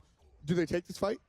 Yeah, I mean, they could take the fight, but I want to touch upon why Cloud9 went for back carpet. So they expected to get invaded, and one way to combat the invade is to get what you can while you can. So back carpets are relatively free for Cloud9. Well, they gave up those some minions there to go aggressive in the jungle with the rotation from Stealth from mid, and Stealth picks up first blood for Cloud9. NA on the board. QG just stayed a little bit too long. Right now, Oh, Barracuda might get in some trouble, but turns it around.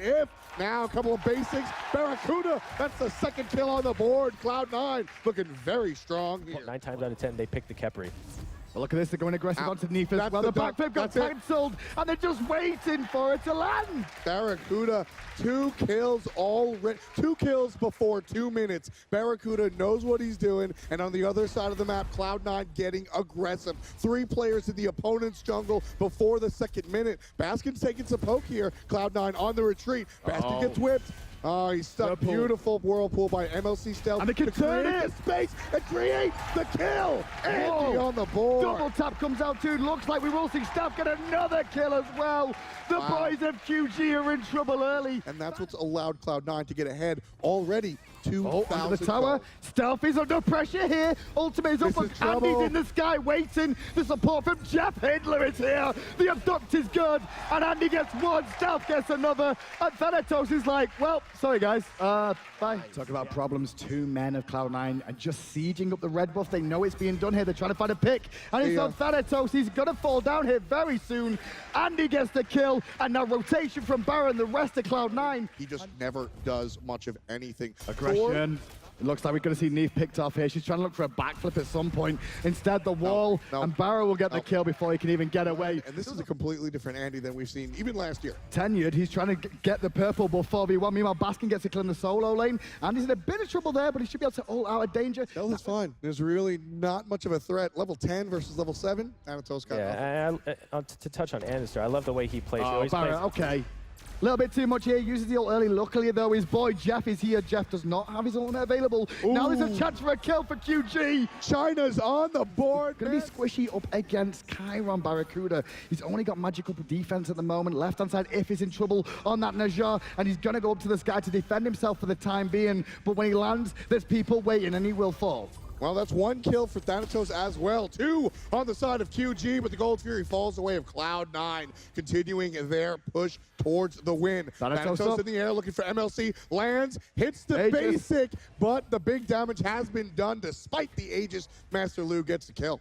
Master Lu gets the coup, and Mikasa still trying to put the pressure onto Baskin and Jeff Hindler here. But it's not going to be a good situation for him because he's going to turn it around. Big spin, nice win. Baskin finds the kill on the jungler, and now Lu will fall as well. Yeah, Master Lu's surrounded by 3, nowhere to go. Baskin gets the double. Andy showing he's not afraid either. Going aggressive against 2 once again. Takes right this guy. down. If took a lot of pressure there. The dunk's going to land. Good beats from If, but he still will fall down to Andinster. Cracking in mid lane from Stealth. Does not connect, however. Knight juking that one out. Thanatos coming up the middle lane as well. Only level 11 here, trailing Andy by about 2. Beautiful hit. I missed and the double. Combined, couple of more basics. Master Lu got nowhere to go. There's the help from Jeff Hindler. Good weave. But a good hit from Master Lu saves the life of the Hunter. There's Barracuda on zoning duty right now. That's not a name you'd only say for zoning duties. The other 3 are going to pick off Knight in the mid lane, potentially has to use the 5 shots defensively, but left-hand side, more aggression coming out as well as If is under pressure. He's looking for the snipes. Barrow not going to be able to find the kill onto If. And Cloud9, they're quite happy to just sit there, take the kills as they come before they even take the Gold Fury. Thanatos in the air, though. Ooh, missed on the hit, but the one does make a statement. Barracuda cannot find the death, but Thanatos will. Jeff Hindley gets credit for that one, even though it's a lost lane for Bologna. And mid tower's basically down anyway. Talking about basically down, Knight is basically down. They are trying to group up and force him in, but look where Andy is every single time. He's actually behind them now. Yeah, I mean, he's just looking to put pressure as much as he can. He's Thor, that's very ahead. His double tap hammer is going to put any squishy at half He's HP. looking for Thanatos. Thanatos went in the air defensively. Thor went up to try and chase him, but instead will land on If all by himself. Beads for the cooldown. There's a wall. There's a double tap. But Berserker's Barrage not available. Barra fights it through the wall. And instead keeping him busy on the left to get the tier 1 tower down. Oh, maybe he could fall down here. Now, will we? Beautiful play. Very nice from Master Lu. We call that an extravagant item. It's one of those, like, oh, I can afford Soul Reaver. Let's just get it. Mikasa under pressure from 3. Wall down. Whirlpool down. Mikasa down. At the Fire Giant, almost up about 10 grand. Once they take down this Fire Giant, it will be 10. It's up to QG. We've got Thanatos in the air. He's going to look for the steal, but with the Kraken, the Fire Giant already dead, and he's going to go ahead and chase. And he doesn't manage to find the Neith understood that they couldn't really contest the Fire Giant, so he basically cut his losses to say, hey, let me try to get some global gold for my team, and he got at least 1 tower. But he gets 1 tower, but now he's going to get hit down by Kepri and Jing 10. Once this goes through, he's probably going to fall. You can even see that Nuwa was like, I'm going to have to leave you, boy, because I've got reinforcements coming still for Cloud9. Knight hidden for just a moment. Now there's 2 players from... Well, they looked at Knight, and then he disappeared. MLC Stealth gets the kill right there. Barracuda and Baskin giving chase onto a Thanatos. Andy from around the side. Andy's just waiting for them to walk into tower range and just make sure they secure it. Over the wall he comes. Once they're in tower range, you should have a wall available soon. There you go, zoning him in. Away from getting back to the Phoenix, the team just running around the map now, Cloud9. They're looking strong today. Strong might be an understatement. If is obliterated. But here comes help from the left-hand side. Support from friends of the duo lane. Basket, meanwhile, off camera, gets a kill all by himself. They know what a throw looks like. And I mean, even when you're ahead as far as they are almost 20,000 gold, anything is possible. So left Phoenix, mid Phoenix. We'll take a look at the right Phoenix, and then we can walk right on in. Don't forget, each dead Phoenix makes the final objective of the Titan easier to kill.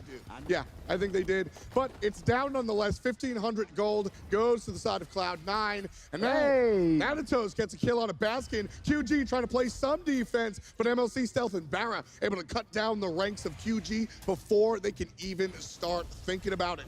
Firebird being looked at by the Hunter. Grabbed is Knight.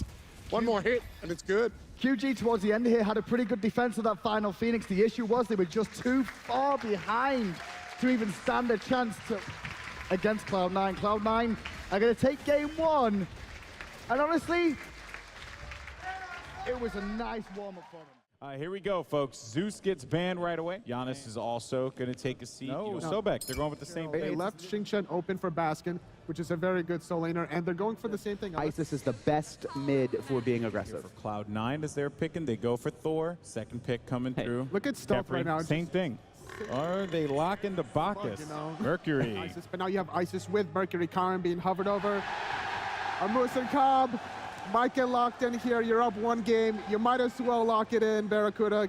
Nah, he's teasing us too hard. Right Final pick coming in, and Nox. Oh, there we go. Combo. This is something that's been talked about, but Nox has a tough time recovering if you're not feeling it and you don't hit your abilities, but Stealth, very confident. That is it. It is all locked and ready to go for game number 2. Especially early on, and as you noted, Hindu, the power pop just going to increase that. A lot of aggression onto Master Lu. Got a good route off, but he can still be chased down here by the boys. The damage from Jeff. Look at him. There was a minion following too.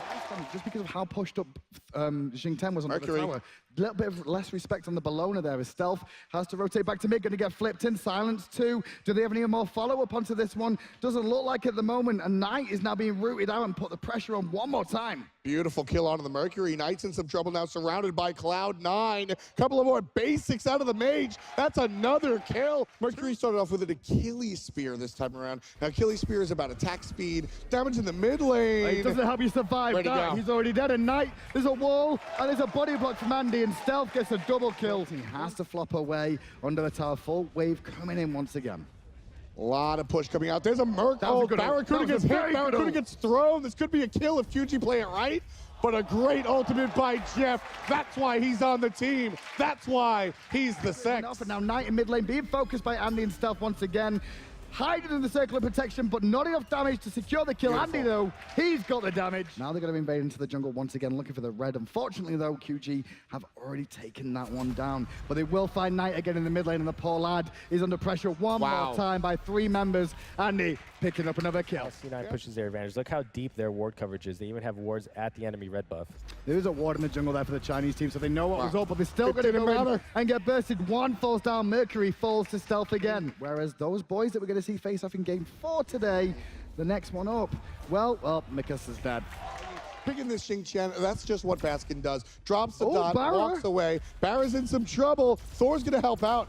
Barracuda can't find the kill, so he'll fall down for QG's first kill of the contest. They do get one kill, but they will get turned on as Basket makes the rotation. Nox and Thor, the combination, they can jump inside, Nox can jump inside, and then dunk down and explode even further damage. Cloud9's very own type of special delivery. If gets hugged, if gets hit by the hammer, double tap. Little bit of damage coming by way of MLC Stealth. He gets the kill for the dozen on the side of Cloud9. Damage onto the Mercury. He's going to be in trouble. One more hit, but his ultimate goes the other way thanks to a smart wall coming out from Cloud9's jungler. Andy wants to try and chase there, but not going to find his snipes from Barracuda. Put some good damage on Knight. Stealth under the tower. Finds the root in the silence. The burst is good, and Stealth gets the kill as well. MLC Stealth gets the Kepri ult because he knew the Neasel was enough. Well, Andy and MLC Stealth are going to combine real quick. Right on down to Mikasa, already taken out. Now everybody's looking at Merc, at least for a second, until he disappears. All alone here. May get collapsed on by QG if they realize they are all alone. Yeah, will Knight come round? Positioning looks really good for the red team. This could be a good opportunity for QG Reapers. It's a 4-on-2, but Andy comes from the right-hand side, turning the tables. This looks like a trouble for Master Lu, and it is. Andy puts another kill onto the board, and that is a dead mid laner as well. And Cloud9's going to look towards the mid lane Phoenix. That wasn't so bad for the boys at QG, but it's Master Lu's now cut out because the rest of the team had to go back to base there. But Mikasa did his job. He got on Barracuda and split them apart and stopped the AD carry getting involved. But now they're looking at the Phoenix. MLC is pretty low. If QG want to make a move, it's on to the Nox. If belly flops on a Barracuda, Barracuda down to 40% HP. Beautiful hit by Baskin, going to control. And if will take a spill thanks to the Xingchen. He's doing a good job of staying disciplined. Talk about discipline, stealth going in there, getting the silence and the root off onto Master Lu. He will fall down shortly. Mercury comes in with the Sonic Boom, but can he get any damage off before he falls? Good backers and Intoxicate comes out from the belly flop, but Barra still managed to pick up Mercury, and we will see backers fall as well to Barra for a double. Fire Giant being done by Cloud9 as 3 members do zoning duty, and by zoning, well, they're getting some pressure onto Mikasa, who was trying to make something happen. Blinking, and there's Baskin to secure this kill. More than likely, Eagles Rally used to get away. Good Spirit Ball will help him out for a second. Meanwhile, though, on the backside, is he going to find a steal here at all, the Mercury? I love the moves coming out from Jeff, just barely avoiding death, making sure not to use his ultimate on himself. He wants to save that for his teammates. Meanwhile, off screen, Master Lu takes a spell thanks to Xing Chen, and look at Nox in the enemy base. And we'll be looking for the Fire Giant more than likely with the whole team this time, as Mercury, well, his hair uses the beads early already. Barry's still going aggressive here, looking to try and box out a Mercury. And well, with that level and that crit, 1-2, got to find the kills. Again, great assist coming out from Jeff Hindley. He's just been such a good facilitator, able to use his Khepri pluck to make sure that nobody can get away. Andy, on the other hand, doesn't need a facilitator. There's an early Fire Giant, though, as well, but they are pretty fed. And Cloud9 will more than likely be the final. Yeah, 3 Firebirds down. Cloud9 now pushing onto the Titan. Isis ultimate is down. Knight trying to do what he can to save this game. And he takes to the skies looking for a kill. The Titan's under trouble. So are the members of QG. No deaths, but the Titan. Ladies and gentlemen, Cloud9 will be moving on to the court semifinal. Hello, everyone. Welcome back to the Alienware Analyst Desk. And of course, folks, this is going to be a great matchup between Fnatic and Epsilon. Of course. Pretty nervous going up against Epsilon today, but we played them so much. So I think we got it in the bag. We know what they're going to do. Just chilling, just relaxing, getting ready to kick some Fnatic ass. I mean, it's fine. Like I said yesterday, let's let the gameplay do the talking. As he said, that's fine. The team that wins today will probably win Worlds because we're both equally as strong, so good luck. Gentlemen, would you like to shake hands? That's beautiful. That's beautiful. Teams Epsilon Esports versus Fnatic. 2 fantastic 5-star teams battling it out here to close out day 2 at the Smite World Championships. Picks and bans have begun. Ooh, Freya and Isis go immediately. Neath gets banned as well, and Zeus. This goes by really quick. And Xing Tin locked in, likely to see Bologna on Fnatic's side there, and yeah, no hesitation. All right, so they get Khepri. I would expect the Soul as they are hovering on right now. Wow. Ymir. Surprising. Does that get locked in? It could be. iRapper has he run locked this before. it. It looks like Zhong Kui going to be highlighted for the mid lane. We just saw the Medusa ban. All right, well, Naja is going to be the one that gets banned out. I think Twig is definitely going to go for his bat. And a lot of the other ACs are gone. Adapting Thor, very exciting. I also want to say I think that's going to be a Chiron mid and a Soul ADC. So it's really only kind of at super regionals where he started playing with it. But I guess going against Zyra is Oh, nice. Oh, I've been looking for this one. All right, so Apollo gets locked in. So this just looks like a classic Fnatic game right now. 10 minutes in, 0 kills for both teams. It just looks like they're farming up. So if you look at the levels, he's actually taken 2 in freeze, 2 of his ultimate, and 2 in his wall. 2-4-2-2 build-up out of the level 10. I don't know whether or not that's a misclick or whether he really feels like that second level of the wall is going to be really important. Because remember, it does increase. It increases the duration of the wall. Yeah, and I think so. I think a lot of this game is going to come down to splitting up the team fights, keeping that Zhong Kui out. But here we go. The first team fight really breaking out. Rapper is going to be the first to fall. 2-0. Zeros on the backside will get picked up, but the Khepri ultimate will save him, bringing him back in the near ground. We see Maniac getting piled onto by Epsilon, but in the same time, Zeros picks up a double kill onto Adapting, and up into the sky will go Reels, and down he will fall to the mid camps, where they will find yet another kill. Credited to Yam and Maniac to go down as well. Reels trying to make something out of this. A Serenade is going to find 2, but very, very low. Reels, one more hit will take him down, but away he will get. Hunbot sleeping out, everyone low on mana. The free shot from Yemen, maybe enough to get it. No, it will Oh my God! Khepri passive saved Kepri's life right there. Going back, I think he took the extra point on it in his wall on purpose, because most Ymirs you play against, they only have 1 point in the wall. Oh, we got a fight here possibly. Badger in some trouble. They're going to get his beads, but the slow will still hit. A brilliant wall going to come out by Rapper, and the ultimate being channeled.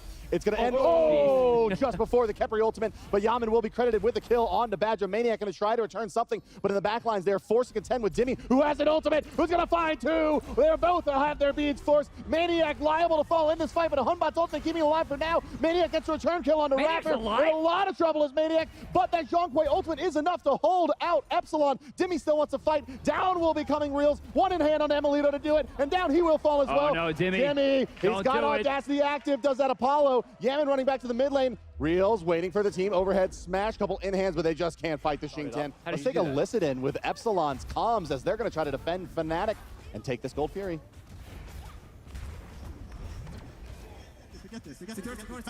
Nice. I can't get out. I can't get out. Okay, let him die. I'm fine. I'm on. I'm trying to wall for you. I'm ulting. Run. I'm throwing them away. I'm nearly out. Humba jump. Song is low. Out. Capriel. Get out. Kill him now. Kill him right now. Just get out. I'm on Capriel. You get out. Get out.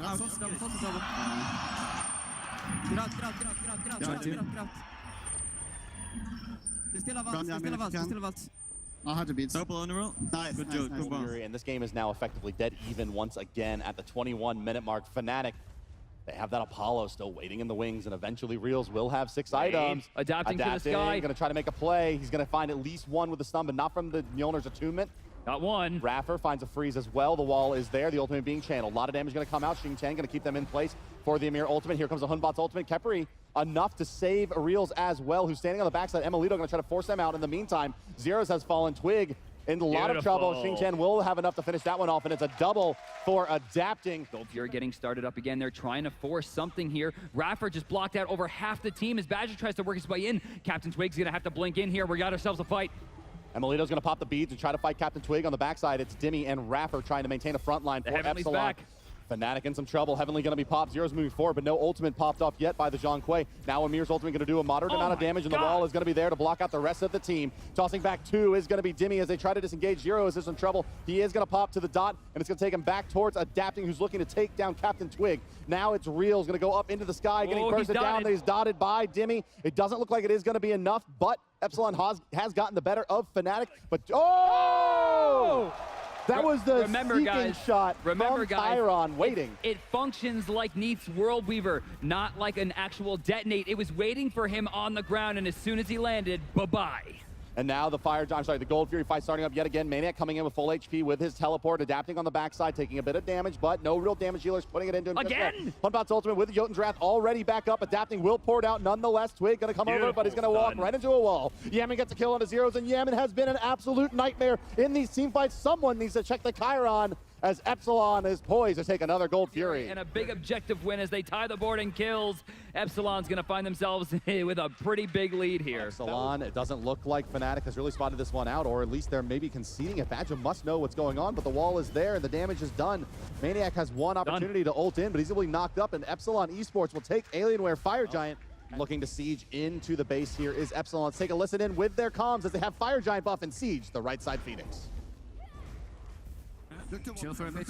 I'm walling him off. I'm looking for it. Capri Paul. Banana, disarm down. That's good. Watch out, Demi. You're on your way. They shelled. Back off. Alright.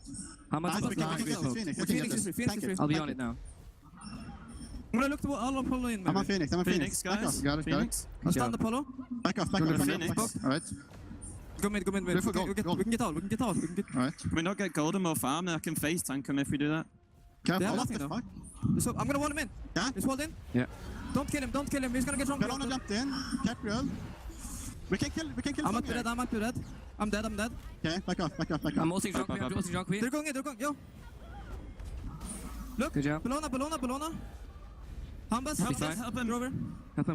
Good job. I'm still got a wall. Yeah, Hambas has no jump. Oh, I should have waited for my blink. We can get this. Yeah, we can get mid, I think.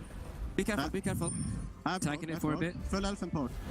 I'm gonna try wall the Apollo if you get it. Get it in ground. Run for your life. One Fire Giant started up. They might try to fight here just to try to see if they get a good fight. I mean, they have to. Look at that wall, though. They have to stop this Fire Giant. They can't afford this. Twig has already burned his beads and his jump. He's trying to get in there. It's getting pretty low, but a very smart reset from Emilito will force him into a bad spot. Twig already forced to jump away, low health, Adapting, taken to the sky. It's going to be Reels. That's the target. They're going to try to get down this carry. Bellona's looking to save him, but the beads are there from Adapting, keeping him moving. Zeros moves in with the Ghost channeling, but Xing Chen's going to wrap them up for now. Namir ultimate's going to do a good bit of damage. Glacial Strike coming down as well, and the Zeros ultimate just not doing enough. Walled in yet again by Raffer.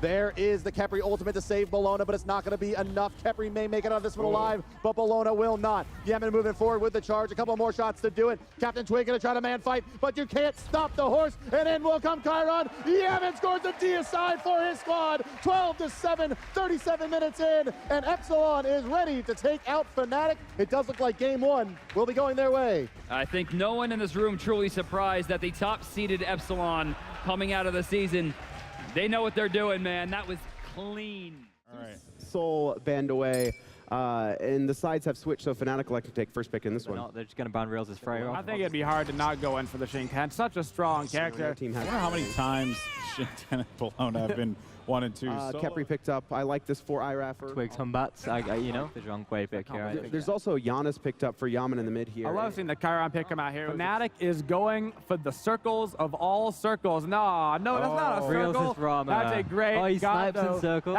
That's true. Yeah, circle snipe. Yeah, Rom. If you have a true Rom, please. That's a sign of a true hunter. It's happened in Con. Finally get the Mercury pick. It was waiting for this moment. Well, he does have the purple pot, so I feel like it's going to be pretty hard for him to get complete control. On the first wave, since he got there first, he's going to be able to push Zhonghui in, but after that, I feel like it's going to be hard for him to keep it. Adapting might have a chance, yeah. Keeping Twig out, it's going to guarantee right camps and an immediate rotation over. It's going to force Fnatic into the left side. All rotations should belong to Epsilon for the first about 2 minutes. And look at again, both blue buffs are still standing. Something must have happened in the right lane where they just pushed each other off of them.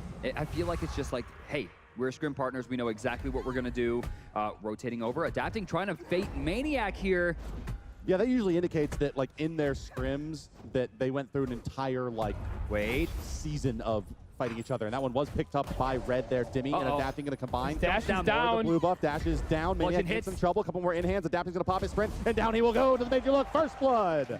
Yeah. But, you know, obviously it's only active for a few seconds. But, you know, generally speaking, that's all you need. And it builds, of course, into a very nice late-game scaling.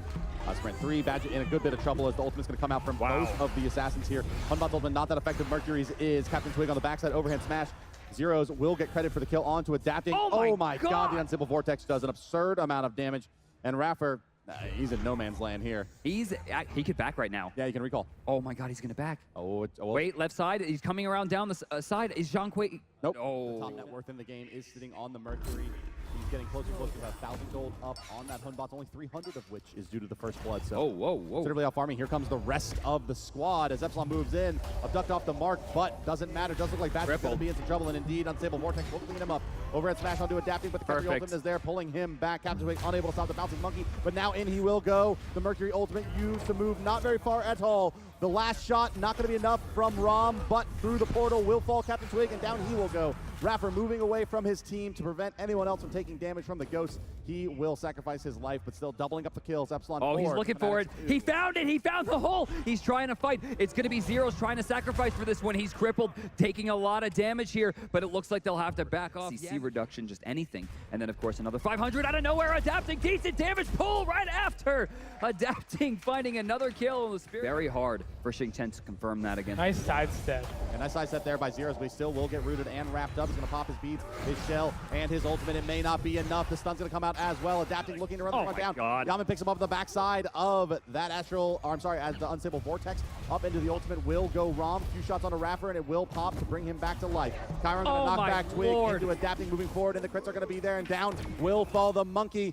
And Reels takes more poke out of the Chiron. He can't continue engaging here, and Epsilon is up 5 kills. Emelito able to knock Twig back before he can answer. Badger out of nowhere, trying for the stun, should have enough. He's gonna need the belly flop. He's got it, he gets a return kill. Zero's a little bit out of position here. Adapting CM, he does indeed. He's gonna move forward and start putting in the spear gun on the mark as well from Yaman. He'll go through the portal with a Khepri as well. There's a crit for nearly 400 damage yet again. 7% coming through. Zero's going to go down to Adapting as he moves forward with the ultimate. Down will fall Badger as well. He should let this go. Take a page out of Annister's book and just give it away. The Mercury's been all over the map, but it's been the burst damage from the Giannis that's really been making the difference. And again, they will combine for killing the Zeros underneath the tier 1 tower out of nowhere. Yaman's Giannis was banned out after being so successful for multiple weeks in a row for like nearly 4 months.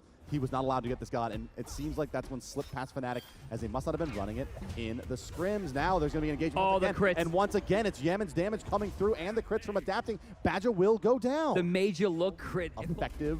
This Epsilon squad is with adapting without M. Oh! Where did that even come from? I was going to Look say. at Malone on the back line. Dimmy has a great angle here, and in a lot of trouble is Fnatic. He's going to get two with the ultimate, and away will go the rest of the team as the Spirit Gun comes through, and the Unstable Vortex underneath the Tier 1 tower. It will fall. No one dead just yet, but the ultimate used by Bacchus. Zero still in the back of this fight, waiting, putting out the card, adapting, moving forward. He's going to trade. Damage. He will go down, but not before picking up Captain Twig. They still do have Chiron, and they'll trade 1 kill either way, and a Tier 1 tower going to Epsilon. Sentry Ward is down. Gold figure under 1,000 HP. Belly flop. Ultimate not enough.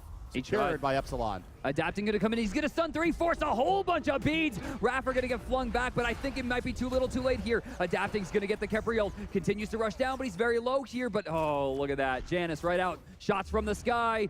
Not going to be enough. Not going to be enough at all. Reels trying to fight into this one, but it looks like this one's going to belong to Epsilon. Back down to the ground will go Reels. No kill onto Adapting. Zeros to go down. Adapting wants to rejoin the fight. In the meantime, Reels will pick up the kill onto Yaman, but not before Maniac goes down, and now it's a full-on retreat by Reels. Zhonghui is going to take a Tier 1 in the mid lane. Oh, he's going to die for it. Rama took a Tier 1 as well. Oh, stop the tier Mercury dove all the way back. Look at the damage. Mercury goes back. Zeros is going to pop the ultimate, but the crits are just too much. And down he will fall indeed. Fire Giant now down to 6,000 HP. We've seen crazier things. Badger going to do what he can. He blinks forward too early. Belly flops out again as well. Stylish, but strange. He got him off it. For now, and now he's going to die. Probably. And will come Maniac to port in as well. I mean... I'll miss you, Badger. Yeah, just cows with the slaughter there, really. And you can see Badger trying to work his way in. Already using that blink. He's out of position. Still has belly flop, but not in a great spot. There's just no reason for Fnatic to stop baiting out this fight. Down will go Zeros. Reels to fall as well. Captain Twin going to do what he can. Adapting doesn't have his beads, but it doesn't seem to matter. And the fight going to continue on over on the right side. Khepri is there. Reels is down. Adapting getting the double off of that one. Maniac, he's going to try to make his way out. They're just going to let him go. No, they won't. Of course they won't. In comes the entire team, actually, to kill Maniac. A level 12 Bacchus is the sole proprietor for a win for Fnatic, and he's already getting bursted. Adapting, getting this for power. That is not for resurrection. They want to burst Badger down. He's trying to get out. That's basically his only attack spell at this point, and I don't see him getting very much farther. Oh, yeah, that's it. Boom, boom. And Fire Giant's done. He did, yes. That is right. Oh, Dimmy jumps in. I love that Scourge to stop the damage from the right side, and I think the ghosts have been wasted. Yeah, Zero's not going to get much damage out of this. Another major look, another ultimate coming out from Adapting. Even more damage raining through. Unstoppable 7-kill streak, an 8-kill streak now with a double kill for Adapting. And moving forward is Epsilon. Fnatic will call it. And there it is. The Titan falls, and indeed, Epsilon eliminates Fnatic and moves on. You're going up against Cloud9 tomorrow in the semifinals. What are you going to do to face them? As Real says, we'll let the game do the talking. Let's take a look at the bracket and recap. Enemy can no longer, like, they can't be, they're still the dark horse, I guess, because they came in as a dark horse, but this team is a world-class contender. I agree, because tomorrow they face off against Paradigm. On the bottom portion of that bracket is the matchup that not only will close out our broadcast for tomorrow, but will also be the hypest match that Hype has ever seen. And this could indeed be the thing that destroys the Earth. Cloud9 versus Epsilon. We have Paradigm versus Enemy today to kick things off. And Diviande, how are you doing today, sir? I'm about to make $50,000 minimum. Of course I'm hyped. I mean, I'm excited to play them, and it's going to be some exciting matches. We've been scrimming a lot, so it's definitely going to be some good scrims. But as a wise man once said, let the best EU team win. I mean, as Real said, let the game play and do the talk after. There is somebody who has a special day in your team today, Payne Diviane. Who is that? Oh, that's right. That's Sweaty. Sweaty, stand here and let these wonderful fans stand here and sing you a happy birthday. Happy birthday to you. Shake hands, boys. Let's get this underway. Hug it out. It is time for the picks and bans. Paradigm, Enemy about to go down for the first semi-final matchup of the day. And Athena is going to be the first one to go in the ban. An Enemy, they already know. Jing10 right now, can't let them through for first pick. And that is going to do Bologna will not be there. So and we're going to see it switched over here, looking like a Khepri, which of course is Payne Diviande's other major god with Athena. Okay, I do not like the Asara's pick here. I have an opinion about Cyrus. And Giannis will be locked down as well. Trixtank looking for his signature Bacchus right here. That is super aggressive support, and it's getting locked in. Jean-Qui going to Chaos. And then, of course, throwing in the Surge Cat to get in a ton of damage. Also one of the Just's most comfortable gods. This is the perfect draft for a Cat. I agree. 3 frontliners and a Kabrakan locked in there. This is why I love Paradigm. They're not going to do a Muzen. They won't. No. Not against the Thanatos. Okay. Vicium's just having fun on his birthday. Just having fun on his birthday. Let's see, who does he go Bakasura. Nah. There we go. Yeah, that's what it's going to be. Chiron, I believe, had a 100% win ratio yesterday. All five games he won. This is perfect gank time for them because his purple bot just faded, but he sensed it out. The perfect senses by Xaylia right there. Because he didn't have the purple either, he also plays that very far back. You can even see Trix here and Cuvo hovering in the wings. Xaylia will be letting them know now that he's baiting him. I like really that play. And Just is going in with a blink. The ult is coming out. The Whirlweaver's on his way. Xaylia will go down for first blood, but can Paradigm turn this around? Paradigm was looking for the turnaround. Soul Machine's going to take a fall as well. I expect to actually see Bacchus initiate when Cuvo is already in the air and then land the ult early just to get him in threshold range. But look at this, a double root from Pain. Good silence coming out though from Cuvo to deny it, but they're still going in. That's the strength of that silence right there. The channeled abilities are just absolutely irrelevant when Thanatos is around. Adjust is still playing up because he knows that Soul Machine's going to make the rotation. Adjust is surrounded, gets stunned out, belly flopped, intoxicated. Here comes Xaylia around the corner, but Lobster gets the kill. 2-on-1. Cuvo from the top, Cuvo from the bottom. Double kill, triple kill for the jungler. It's 5-2. I wouldn't say it was just Cuvo Fred. I feel like as a team, Paradigm made the play together. Cuvo Fred just finished the kills, but that was perfectly executed. He's under trouble, in trouble here. How's the try and take to this guy? He's going to go down onto Chaos. But this attempt at the Gold Fury is going on still, and the boys of Paradigm know it. Trixtank doing what he can, but he's being focused at the moment through space and time, forces a reset on the Gold Fury, and with Xaylia over here with a good wall ult, they're in a bit of an awkward position, but it looks like Paradigm just retreating back. They're happy with his engagement so far. A very interesting decision coming out from NAV. VCM had the Gold Fury down to 50%. Nobody from Paradigm was around, and Paradigm, instead of going for the objective, went for a fight on the backside. Not going to find the stun, but he does onto Vishen. Vishen beads away and turns to return some damage onto Funballer, who's very far forward. Backflips into the Madame Zhong and Osiris. It gets bursted. Insanely, he had no support. Meanwhile, the other side, Vishen, birthday boy, gets himself a kill onto Lobster. Cubo Fred's coming from the back, wants to decides better. He's caught out by the enemy jungle. Pulls back up. Ooh, he's going to take to the sky. There's a lot of dots on this Thanatos. Watch his HP turn to 0. Pain to Beyond gets credit. Enemy takes 2 members out, make that 3 members out, and they're looking for the gold. It's already dead. Well, they're starting to just capitalize on the opportunities of grouping as a 5-man. Salt Machine got caught. Tremors, bounce, looking for more burst, but on the left-hand side, Paradigm helping out. Chaos helps out their friend. Trixtank takes a spill. Gold has been pulled again. Yeah, enemy thinks gold is pretty good. They're pulling the Gold Fury. Maybe just enough to bring Paradigm out of the shell. And Pain's going to force the issue. Trixtank associated by himself. Oh, look at the afterlife from Salt Machine going in, catching the act through space and time. Comes through, doesn't do a lot of damage. The ghost from Chaos are wrecking havoc. Salt Machine picks up a double. The rest of his friends are just hitting the Gold Fury. Already dead right about now. Enemy's going to put more gold on their side. Right here, left-hand side. Enemy still pushing down these towers. Really haven't seen much of them do anything besides objectives. Cubo Fred caught in the clutches. Great belly flop. Pain to Beyond forced to ult himself. He's still dead when he lands. lands. There it is. Cubo Fred over the top looking for the execute. But what can they get from this Paradigm? They have to continue a chase to find more. They do hit Chaos though, but Chaos turns around. They back out away from the car through space and time from Lobster. Here come reinforcements for Paradigm. The whole team is here. Cubo gets one, but immediately gets taken out. Trixtank answers, takes out Chaos. The wall blocks off Vishen from getting away from the Kabrakan, and the portal is good from Lobster. The follow-up damage is there. Salt Machine is in trouble. Those walls are lasting forever. Lord of the Afterlife away. Backflip from Footballer and the flop to chase from Trix. There could be a kill, but Salt's so tanky. He's level 20. He's Osiris. He's full passive. It don't matter. He's dead. Deicide for Paradigm.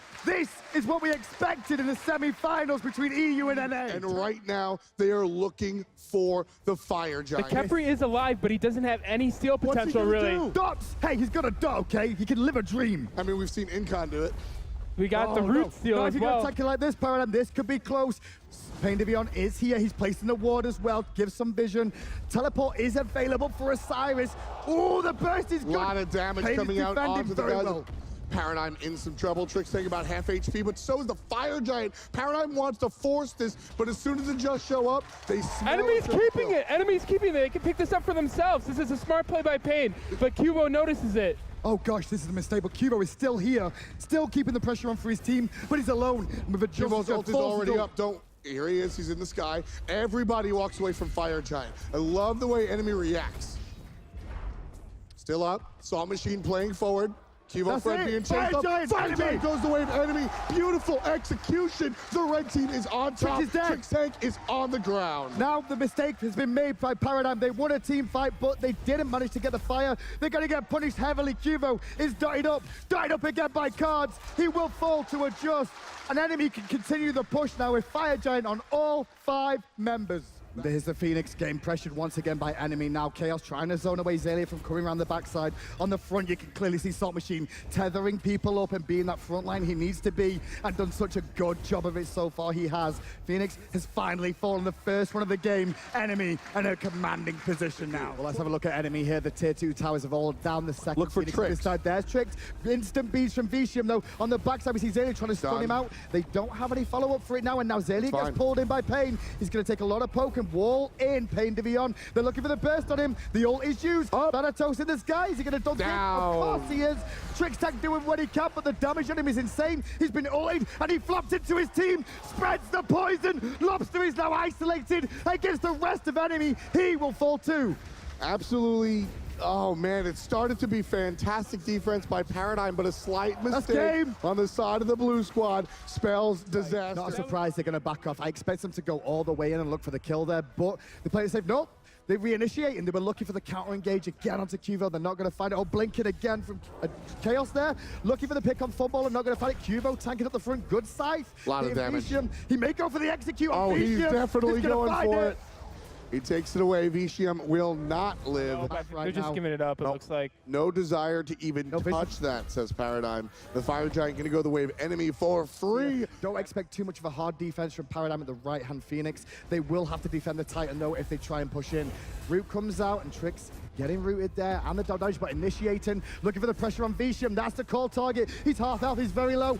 Cubo's going up, and it looks like Vicium shut down the backside, but meanwhile, Zalia has been chunked slowly but surely. A Just will secure the kill. Meanwhile, Thanatos did not finally execute onto Vicium. That's one of the big things about that Fire Giant buff, the HP 5. We saw Chiron underneath the kill threshold, underneath 40% HP, but as he waited, he ran away. His HP ticked up. Thanatos unable to find the execute. Left Phoenix being aggressed on right now by the guys on enemy. It's down, and now they have nothing. Well, it's almost down, and after this one, they'll have nothing stopping them besides the 5 members of Paradigm in the base. What can they do to defend with 4 members, because Funballer is already dead. They're moving on for the Titan. It looks like North America is about to take first blood in the semi-finals. There it is, ladies and gentlemen. Enemy, the team that many people did not expect to even make it to regionals, let alone finals, are making a position to find themselves in the finals of the finals. All right, folks, here we go. Game 2 as Soul is going to be the first one to go for enemy. Paradigm lost the last game, so they have taken the second pick option. Xing has just been banned. We're going to see the Athena banned away from Pain. Because so Bologna's going? Yeah, they're hovering over Sobek right now. That feels so much more Paradigm. Sobek go on you. That is the pinnacle of Paradigm. Enemy are like, I can guarantee they're like, what are they doing? We're getting exactly what we want here. We want Arjonkwi, we want Kepri. This is perfect. I like the Xiblanque for the map control. We're going to see Paradigm ban out the Hunbats here. Neath one of Vedium's most comfortable picks. Loki, though. No, they're not doing that. They're just Quang, I mean, that's actually a reasonable pick. It has to be Sakat. We look at Paradigm's draft. Do you think that's an EU team draft or a Chinese team draft? Be honest. I think it's a bad draft. Well, they've got to focus down Trick's tank in every engagement before they can do it. This is old school Smite with the Hog 3. You used to see this all the time. Where's the support? Kill the support. But on the right-hand side, early invade looking for the blue buff. Notice how enemy didn't do their speed buff there. They did their own blue, rotated straight up to have that fight at that blue buff, and stopped Sobek, the one that really needs this blue, from getting it.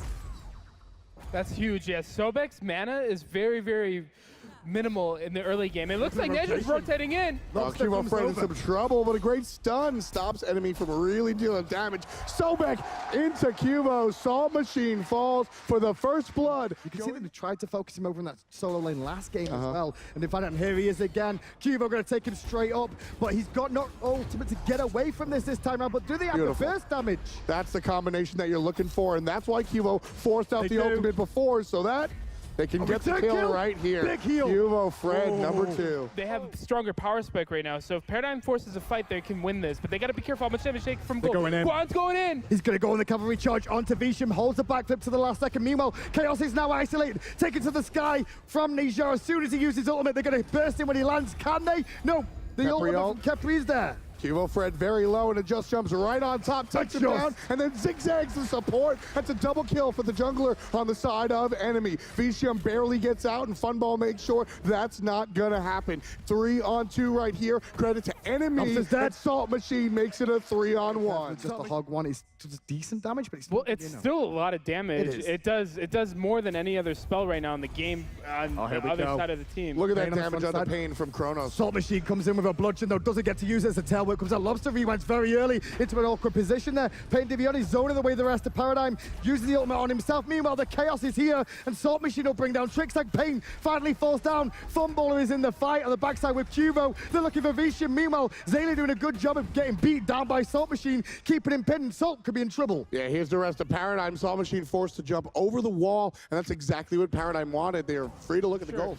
And we also saw Funballer pick a stack up.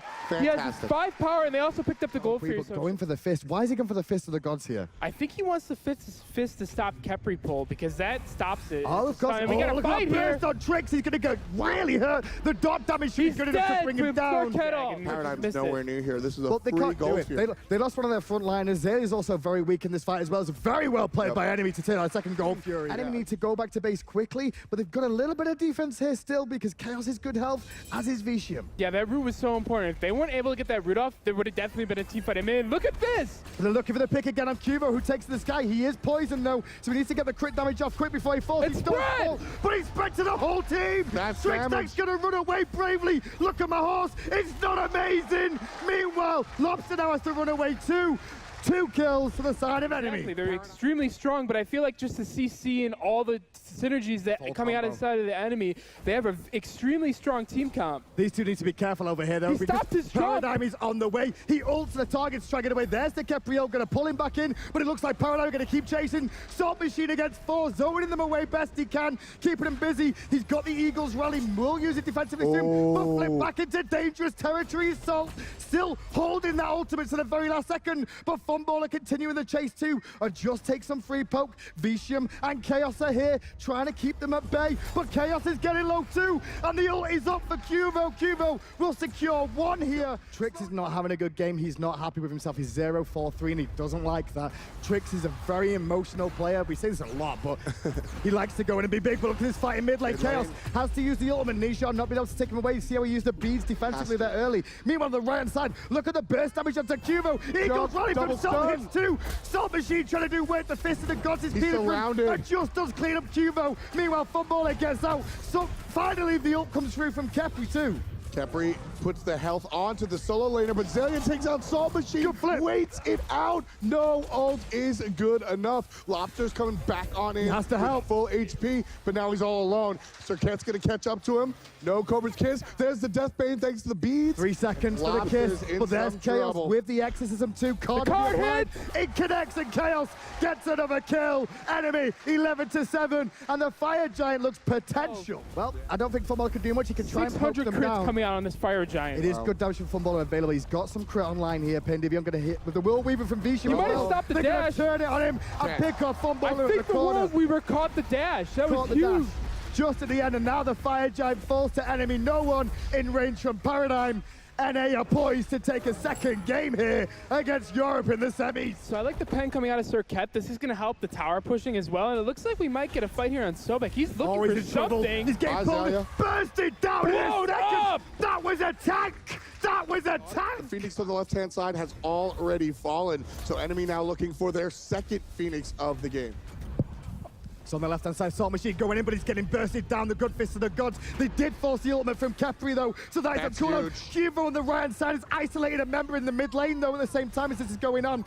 With Trix going in there as well, looking for the pressure on Vicium. Vicium in trouble. Vicium playing it very well. Trix is in world of hurt, but the heal is good. Big heal is going to force adjust out on the right-hand side, followed by a Hunter and a... Oh! The World Weaver blocks the shot, so it just can juke out. He's going to jump into the wall. It's available. He's out of there. Survive. Obviously, Vicium coming in with the stun was huge, but a just positioning is what's really helping. And we also saw him use his beads to get the cooldown reset. And we might see Paradigm coming in for a fight. Yeah, Trix is engaging. Sure. Trix staying up on the horse. The crit stuns, but he burns all the way down. Salt Machine jumps right on top, and Trix Tank is deleted. Cubo Fred gonna take one up to the sky, though, with Zalia zoning duty once again. Dunk down his Chaos back into the fight, turns his attention to Cubo. Heal is currently down. Chaos gets bursted by Kepri comes in on Chaos. Kepri and Zalia. Well, now he's going to deal with more on the backside. Salt Machine solos down Fumballer. Enemy on all cylinders right here. Just takes a big chunk. Here comes Lobster trying to do what he can. Kepri not going to hit. Lobster not able to find it. Vicium with the crit. Lobster, take a seat. Sobek walking back to base to try and heal himself up. Phoenix in the middle lane will now be assaulted. No, they won't. Phoenix. There is No, fire Phoenix. there. No, Phoenix. Just Titan. Enemy want to go directly for it. With everybody on Paradigm, there are so many seconds that they have to sit down. The Titan has fallen. North America is up 2-0. Two games. This is it. Do or die time for Paradigm. And then they do follow it up. Pain, though. I mean, they're very scared of his Kepri. And yeah, I like the soul first pick. But maybe it's to throw off the dynamic of Nathan's soul. Freya, that was banned out in the last game. So. When Shinten and Bologna are down, you pick up the Osiris. I love this pick of Serket here. I want to see another target ban to Pain. Take out his Gab. Good call. Good calling, Con. There's actually a pretty good ban there, actually, for the Guan Yu. So they pick up the Bacchus. And Ares, if they lock this in, can pull Neith, can pull Zhong Kui, can pull Serket, can pull Bacchus. None of them have a CC immunity outside of Beads or Aegis. Finishing up with the Basta, which is a good pick here. All right, guys. Well, it is all locked in. They're communicating it. They know that mid lane isn't there. They see him back now. If Neith walks up, Trix is going to get his ult off. Here we go. Will he go for it? That's the question with the backflip. Oh, here it is. Hit. Is he going to go for the blink at all? Nope.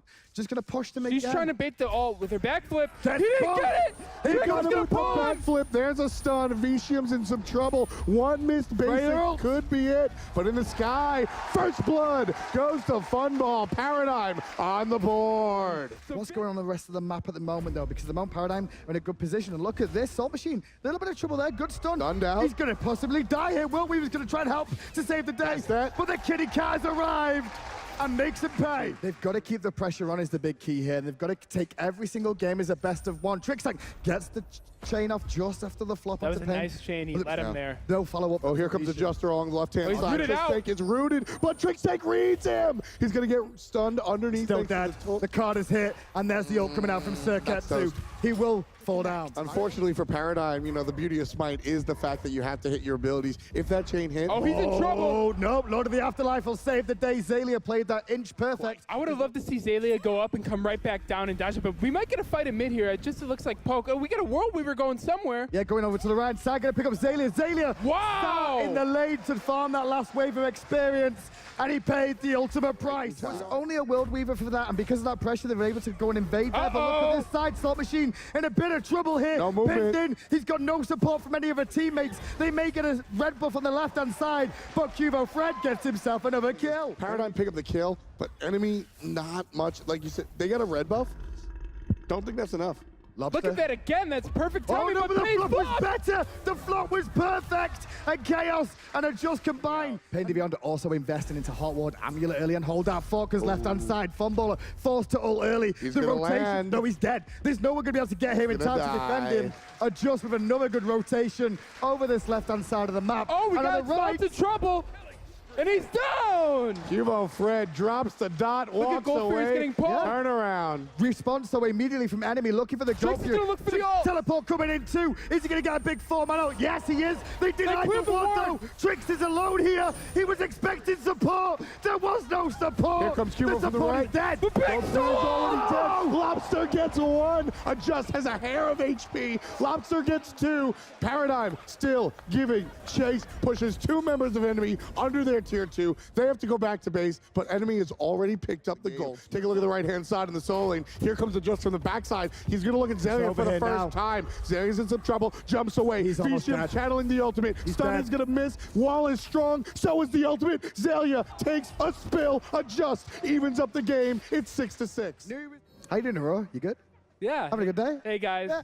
Look at these left-hand side here as well. You've got two people just looking towards the fun ball. And that's a dead. Fun ball's in some trouble. Ultimate's going to be strong. Beads do not prevent damage.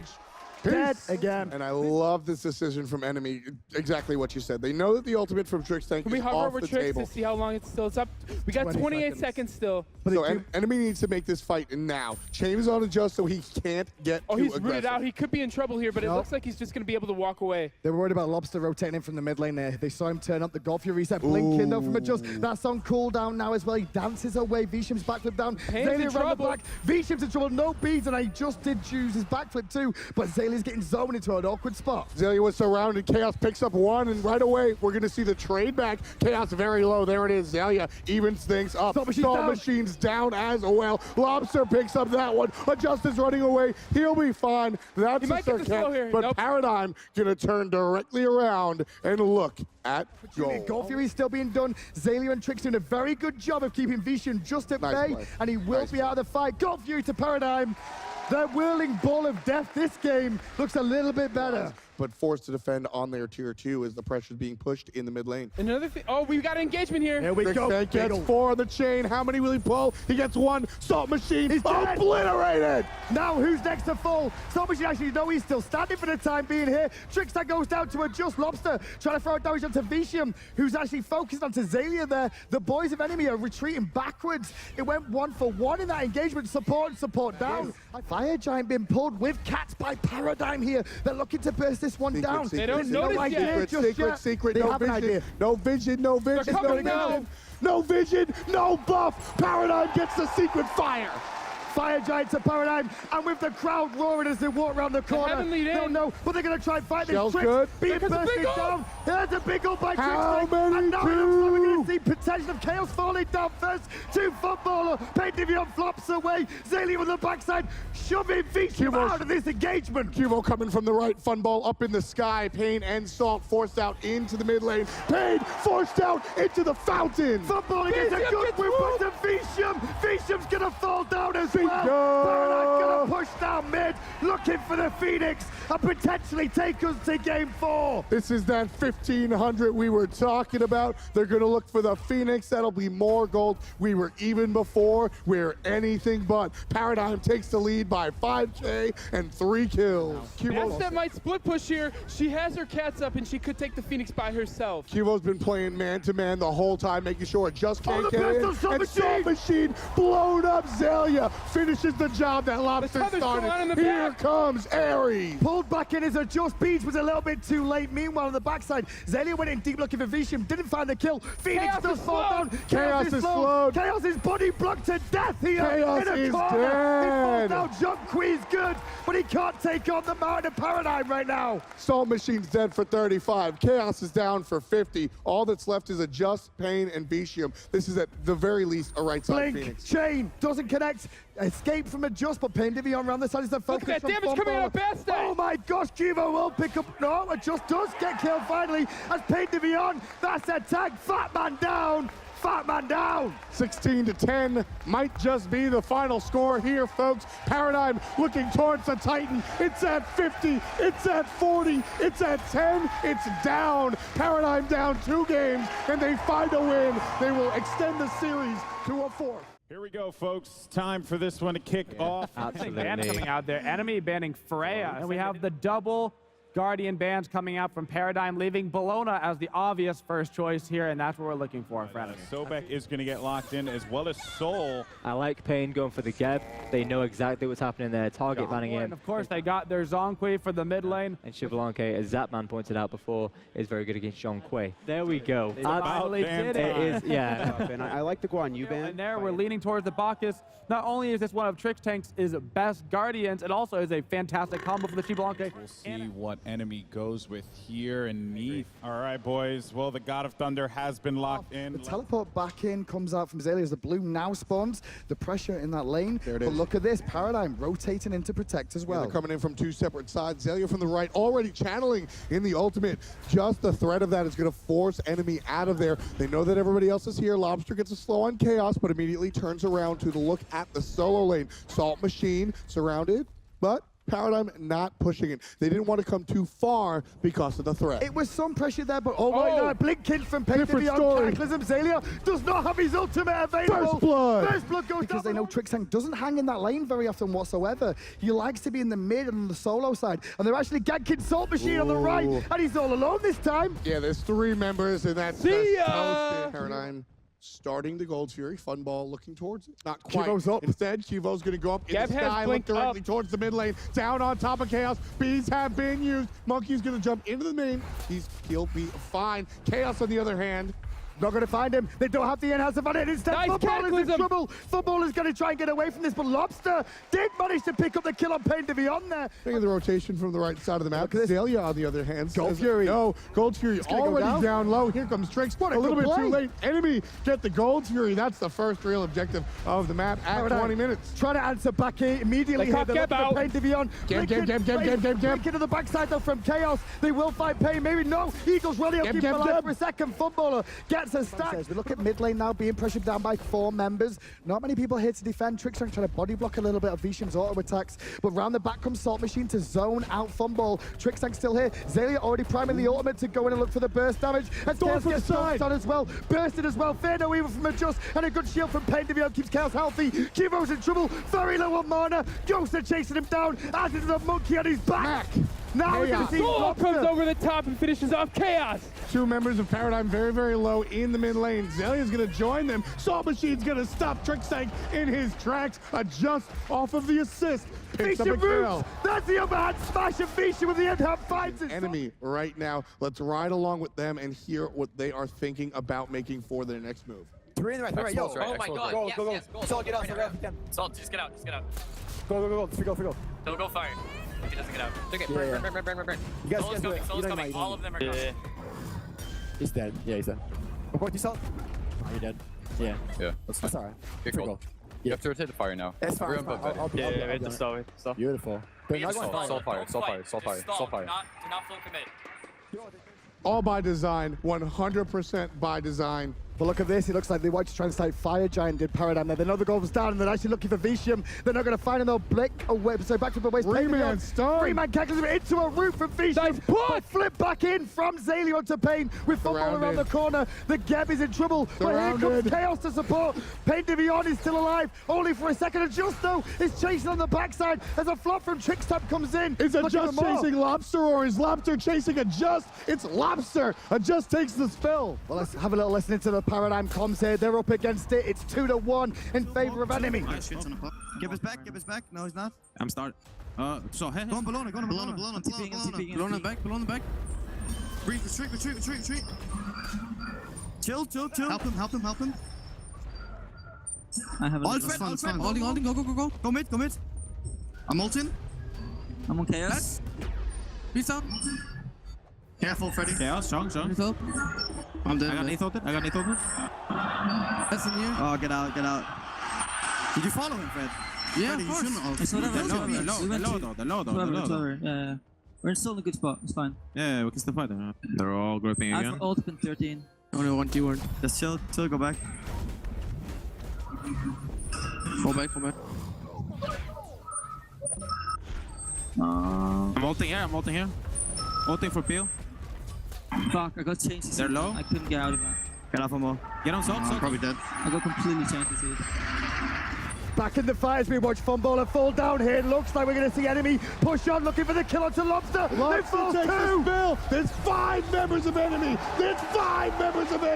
There's 1 member of Paradigm. And that is going to hurt a lot for the European squad. Big thing to talk about this is Phoenix falls down. Enemy sitting pretty up, almost 10 grand.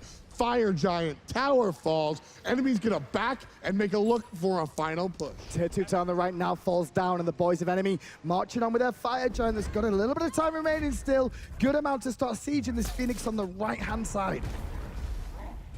All 5 looking Tricks here. misses that Trick flop. Tank jumps in. That's not Belly good. flop off the mark. Intoxicate hits 4. Kibo's up. Thor's in the air. Looking for the counter engage. Lands on 2. Gets a stun. Adjusts. Turning it around with a big overhand smash. Chaos, though, had the extra protections from his ultimate. Adjusted a back jump to the monkey and finds the kill on Cubo. He's juking out Fumble. Flop comes in, but look at Salt Machine. He can't have It's on in the back. Still there. And Azalea falls too. North America. with the Enemy are going to the final. Ladies and gentlemen, your North American dark horse Enemy has fought through thick and thin. No one thought they would make it, and they are going to the finals. 3 U teams came. 2 have now fallen. An Enemy are the ones to stand supreme. They've defeated Fnatic. They've defeated Paradigm.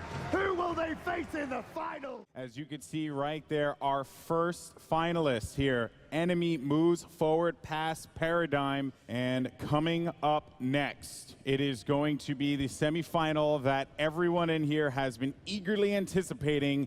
Cloud9 versus Epsilon Esports. Jeff, the Sex Hindler. I'm really excited to play. I can't wait.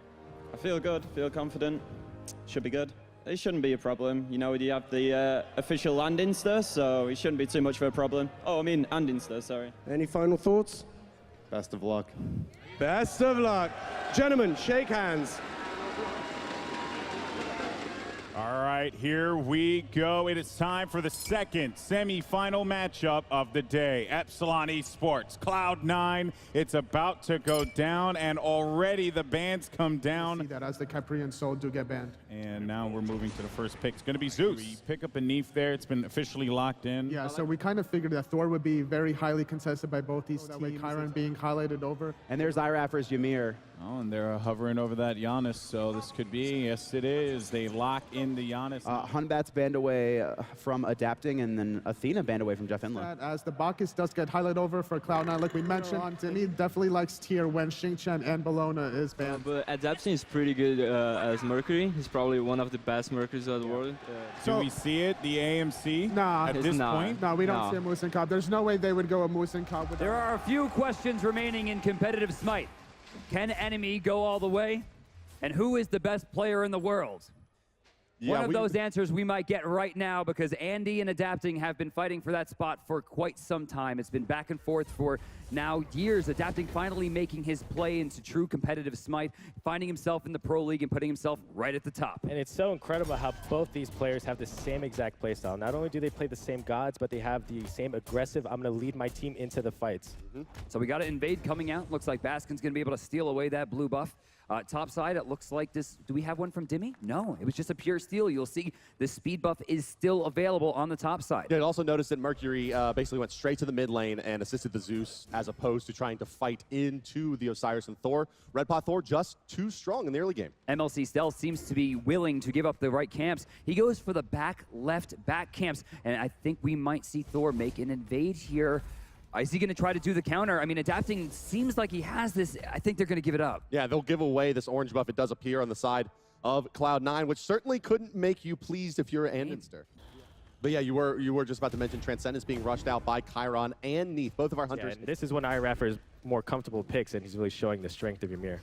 We got a wall here, force the backflip. He's staying safe, taking a lot of damage for it. Why isn't he backflipping? He does it a little bit too late. Emilito should have first blood. Needs one more. Body blocks from Jeff Hindla. Looking for first blood, not gonna find him for now. Barracuda will stay safe. Well played there by the Bacchus.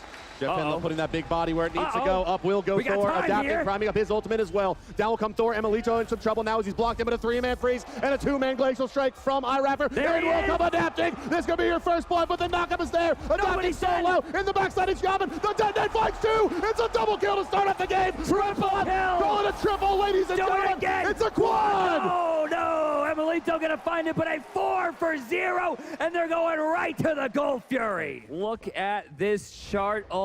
3.5 minutes in. And right there, you can see the strength of the Chiron pick. He doesn't necessarily have that late game hypercarry potential, but he is almost impossible to kill. They need something here. Dimmy already ulted out. Trying for Baskin's going to find a return, but 4-1, still a lot of room to make up. I think that's an important kill because the Osiris is going to be one of, if not the most effective counters to this Mercury later on in the game, but he's going to be falling here for sure. Beneath ultimate coming through as well. It's going to stun out Adapting, but it's going to be picked up by Yaman, who once again comes through with a big rotation. Adapting barely going to make it out of this one. He's going to prime his ultimate, not going to get far enough, and Chef Hinla is credited for the kill. He's forced the ult to walk out, but it's 7-2 through 4.5 minutes. We know that Andy tends to, I think, dial it back a little bit when he falls behind in the beginning.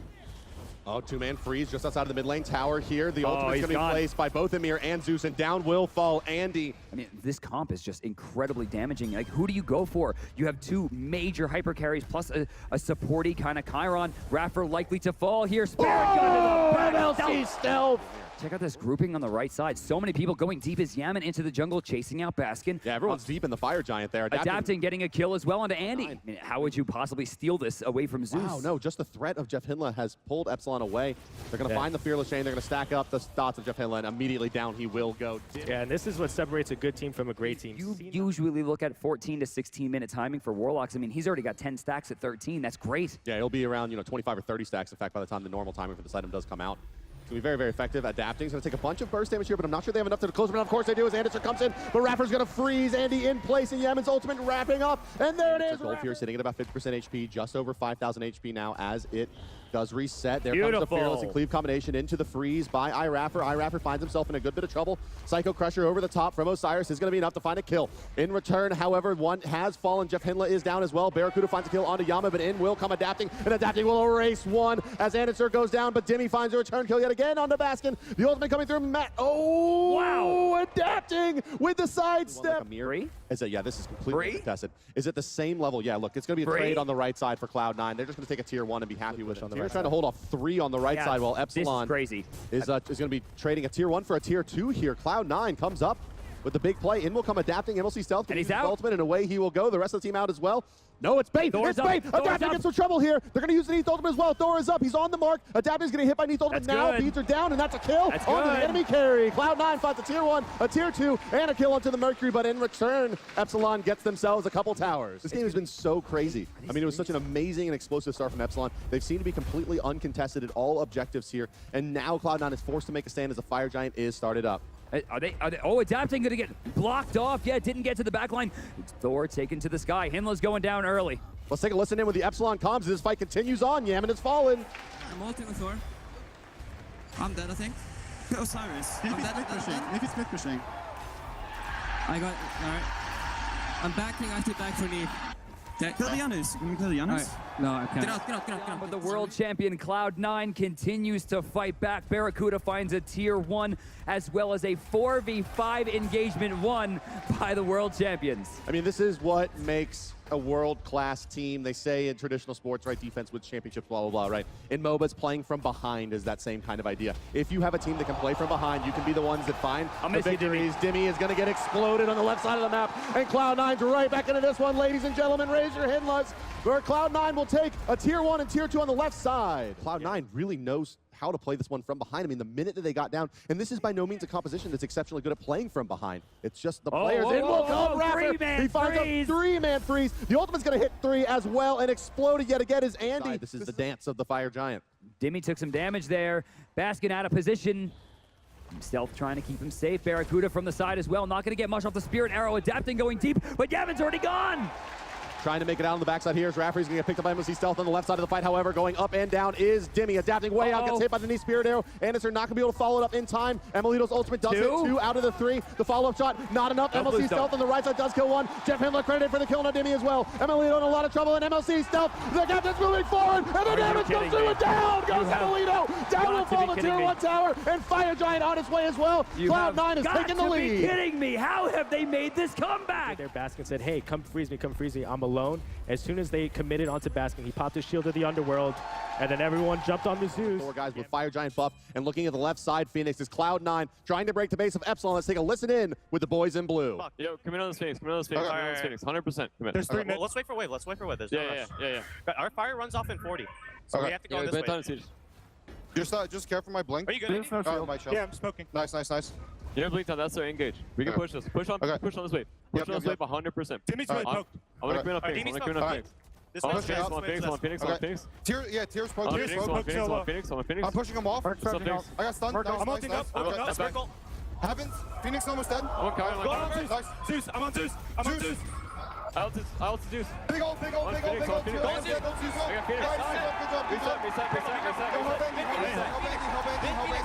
I'm out. Okay, nice. Care for Sharon ult. We kite this. Mid Phoenix. Yo, I'm I'm gonna TP in. I'm gonna TP in. Okay. Push mid. I'm gonna TP in too. Be careful for 5 seconds. Alright, Zeus is still dead. Okay. Do not push up. Ymir's blink's coming up in a second here. Care. It's pretty soon. I don't have beats. I need you guys to put Ymir in combat. Just CP. I need you guys to put Ymir in combat. Nice. Good job. Engage. I need you guys to engage. I need you guys to engage. I'm pushing in. I'm on Phoenix. I'm on tier right now. I'm on Phoenix. I'm pushing tier off. Still on Phoenix. Nice. Look at tier. I'm on cooldown. We don't have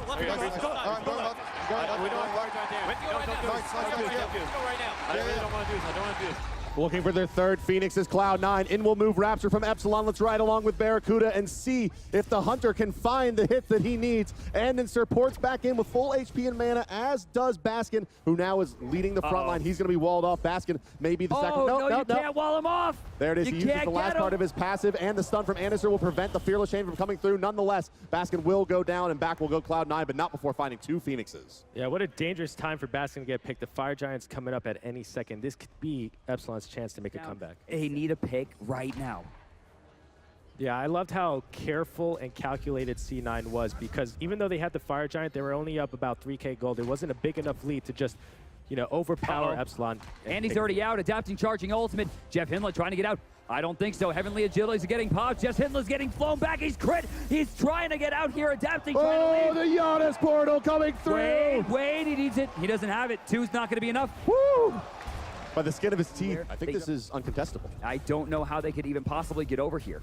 Yeah, that's going to be a conceded Fire Giant the way of Cloud9. Yeah, Epsilon's comms are basically, listen, we know Fire Giant's up, but what's more important is we have to get both Phoenixes up. Epsilon forced to go to the left side as the Fire Minions are going to push into the base. They're going to try to hold with just a couple of frontliners here. Dimmy and Raffer are here. The wall will come out. And LC Stealth going to move into the back line, finds the Unsimple Vortex on the one, and back out he will go. The Titan does start taking damage from the minions streaming in, and the Phoenix on the right side getting very low, liable to fall at any moment now. Just a couple more in hands, down to about 10% HP, and indeed down it will fall. All three Phoenixes off the board. The base is broken, and Cloud9 looking to move in. Left side Phoenix has respawned, but is already taken down by the Fire Minions. Now Cloud9 have a perfect opportunity. It doesn't get better than this. They have Fire Giant and 3 waves of Fire Minions now coming into the base. They're going to try to fight in as Dimmy tries to hold them down. Oh, here comes the belly flop. Jeff Hindla going to be looking for this big belly flop. There's the ultimate coming out from both the Mercury and the Zeus. Doesn't deal too much damage. Barra. Basket still in the front line. Barra will solo down, adapting as he tries to get to the backside.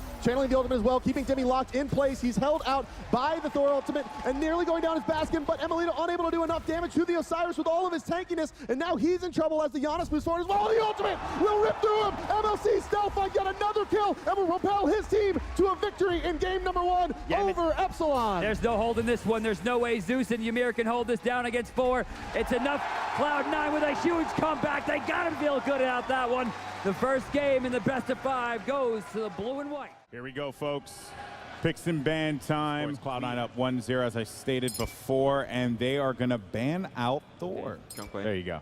Zhonghui. So Zhonghui's going to go. So this leaves Xingchen open right off the bat. I wouldn't be surprised. Yeah, there's no hesitation. It's highlighted. It's going to get locked in, guaranteed for Baskin. And I like this Kepri. That's kind of what I expected. All right, Neith's getting locked in here. So Zeus is going to be locked in here for C9. Yes, it is. I like the Isis pick. Okay, and Cirquette is going to get banned here. I like the Caravan. I like this Geb pick to protect the Zeus. And the last pick is going to be the Homebats. Freya. This is an special. Look at the cooldown boots picked up by Cloud9 here. 3 of them across the board, basically every mage picking them up. This indicates to me that they are looking to team fight and to basically deathball, similar to what we saw Epsilon do in the mid-game in game number 1. Why? Oh, they're going super hard. Andy used his blink pretty early. Raffer should be able to get out of this. He's going to use his ult. He's going to wait on his abduct as well. Let's see if he can get away from this. First blood goes to Yaman in the meantime. Yeah, Yaman and adapting actually combined for a kill there. The Naja ultimate was used, a follow-up from the Spirit Ball as well.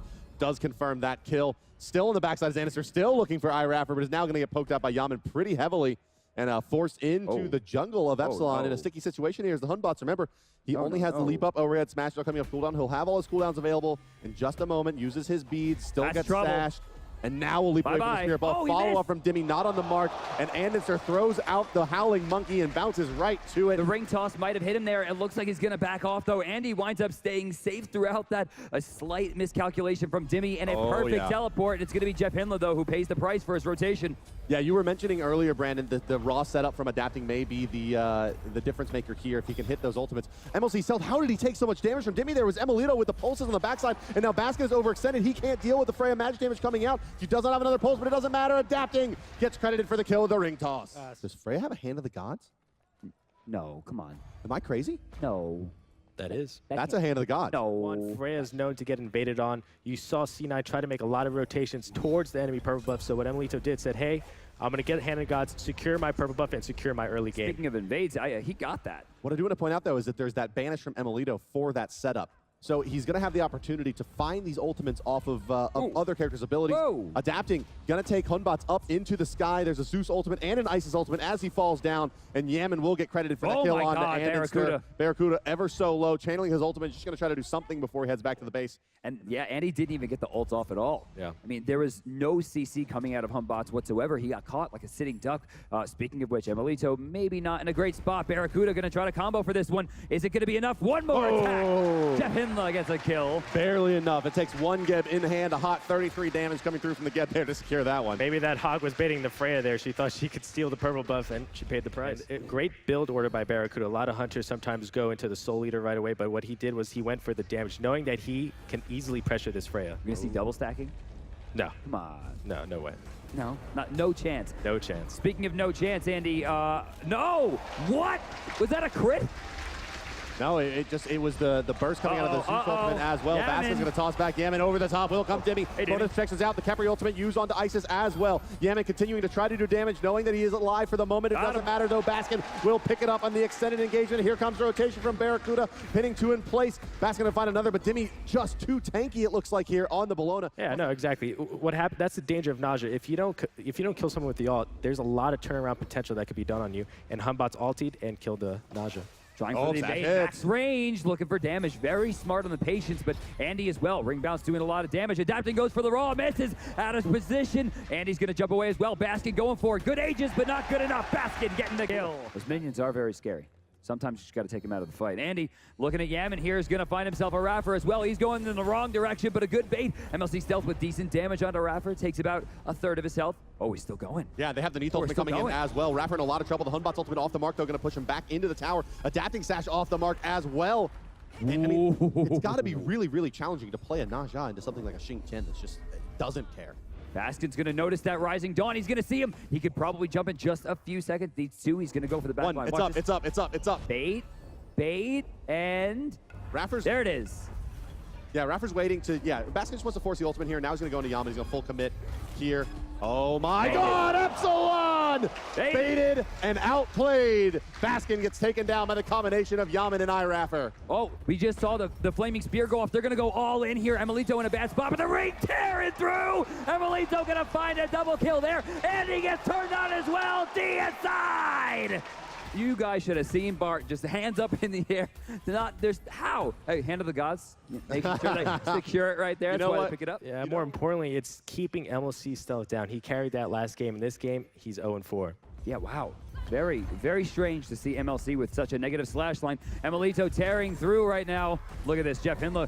Perfect use of Cataclysm. Might not get out of this one, though. Few ultimates used, but I'm sure they're happy with it. There's only so much you can do as a tank against Freya. She is really a specialist. Wait. Targets Barracuda in a lot of trouble now. Do they have the follow-up is the question. The Zeus ultimate has been used. Stun follow-up is on the mark, and adapting with the brilliant positioning against Barracuda will cut off his escape path and find the kill. Credited to Yaman, however. Emilito going to walk down MLC Stealth as well, and it seems that Epsilon has found the answer to Cloud9 in the form of Fatalis Freya.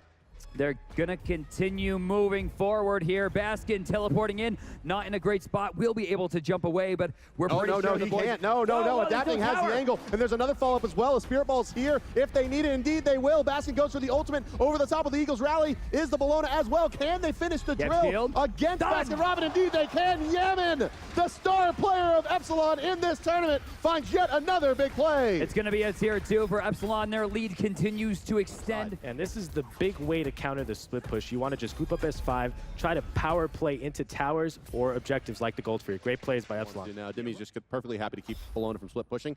And with this aggression down on the left side of the map and noticing the Anister's taking buffs. This is a bait. Look at oh my God, they're Epsilon. so baited. No, Epsilon's taking Fire Giant, no problem. That's what I'm saying. They're so baited. And Epsilon takes an easy Fire Giant there.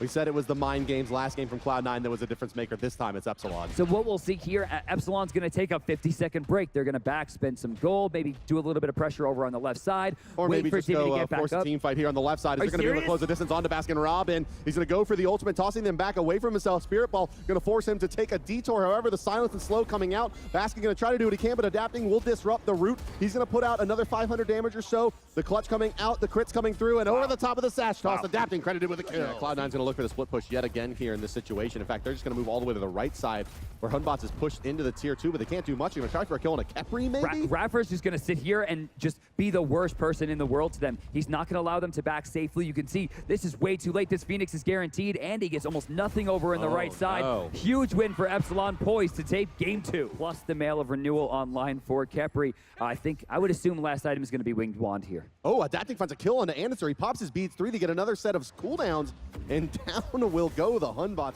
Nonetheless, Cloud9 knows they can't leave their base in this juncture. They push the left lane up as far as they dare, and they will concede the Fire Giant at 30 minutes and 40 seconds now as Epsilon will move forward and look to break the base. And what I'm getting at here is their Kepri isn't necessarily the most resilient, and that's why you're going to see Bologna taking these Phoenixes and towers more often than not. Yeah, and the reason why it's taking them so long is they don't have any of that hunter damage. That's a kill coming right down into the Ice Assault. Either way, Adapting going to find Barra already taken down. Jeff Hindla stuck in between 3, going to get taken down as well. Out's going to go to Emilito. Emily's stealth going to go down to Yaman. Adapting basically in the fountain at this point will be sacrificed, but 2 Phoenixes still down. They're going to turn to the mid. Going to try to take out the last Phoenix here remaining on the board on the side of Epsilon. Cloud9 desperately trying to hold them out of the base. You saw that brilliant play by Dimmy.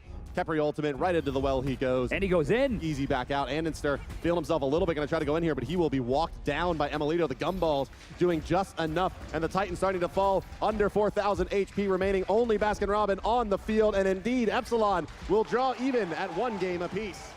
Here we go, folks. It's time for game number 3. And Epsilon starts right away by eliminating that Giannis. Cloud9 going to go ahead and ban Xingchen, not wanting to deal with that nuisance. All right, well, it looks like Bologna is going to be locked in. All right, and a Thor Neath pickup there for Cloud9. No one really likes banning out until you face someone who has a very good Freya. Okay, that's going to be a Geb pick. As Isis gets banned by C9. Sobek banned away. It is the Athena, though, and it's also very good solo laner there. And honestly, that Nuwa, Yaman's had a phenomenal Nuwa during the split. Last pick here, coming out of Cloud9, Guan Yu locked in, and okay. So, I mean, Barracuda has been highlighting a bunch of hunters that he hasn't locked in, but Shibalanke definitely a strong, solid performing god here coming for Barracuda. Ooh, this is shaping up to potentially be a 4v4 here in the Epsilon jungle. No, just poke coming out from Andensters. They're going to try to flex their muscles here at the purple buff. Off the mark there, rare miss by MLC Stealth.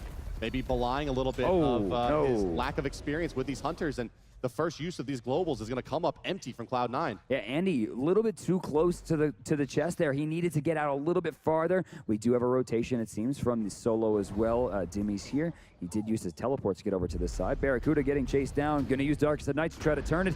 Nuwa to the air is going to use that small amount of global damage. So far, no one really has control over this, but there's a lot more ultimates right now on the side of Epsilon. Yeah, I mean, it was pretty heavy rotations onto the purple. If you can see, that's C9's game plan with the Athena, although they did force the 180-second cooldown of the teleport from Dimmy. Looks like we are going to have a fight breaking out over here just at the top side of the Gold Fury. And a lot of trouble with Raffer. Jeff Hindla getting poked down as well. Barracuda has already fallen in this fight.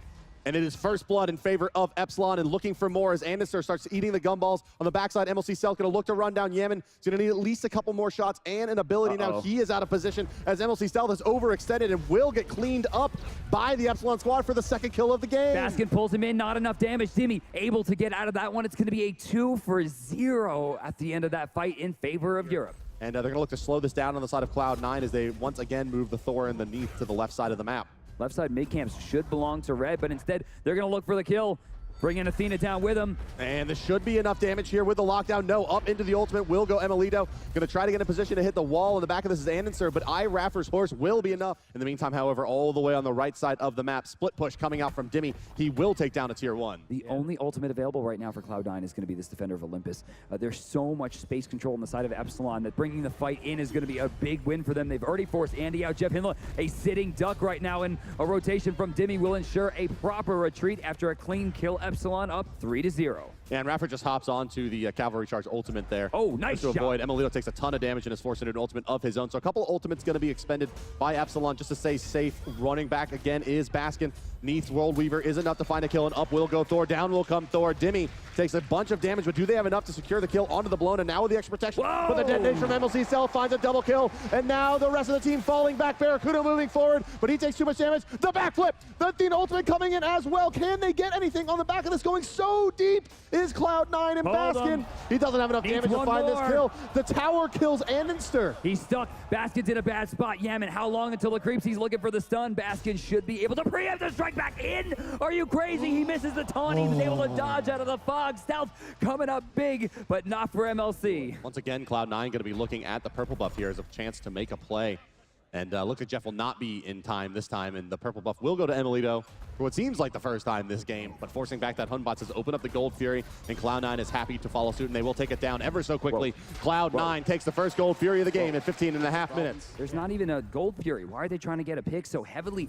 Yaman might be able to turn this around. Stealth going to take the Geb shield here, and they'll get the purple they're fighting so desperately over. Left side, Emilito continues to get pressured. He is the only one remaining on the map with an ultimate aside from Dimmy, who is really not coming to his rescue at this point. Adapting is here. Barracuda's going to take tail here, it seems. Try to rotate, but he's getting cut off. Dimmy is rotating over. Oh, MLC Stealth does pick up a kill onto Yaman. Still has the ultimate available as well. Yaman just tried to poke his nose out into the jungle. Emilito in a lot of trouble. There's an ETH ultimate available if they can keep vision. Not being channeled yet by MLC itself. Emilito's going to get healed up briefly by the Guan Yu, but still a tier 2 will fall in favor of Cloud9. Cloud9 has started up yet another Gold Fury, and this one's completely uncontested. Hunbot's backing at the right side back camps. The rest of the team farming up there, and Epsilon's playing this scared. Yeah, exactly. I mean, that's really uncharacteristic from Epsilon. They should have known the Gold Fury timer. They saw right side still getting pressured. All 5 members of C9 going to be facing all 5 members of Epsilon. I very much doubt they're going to get out of this one without a casualty.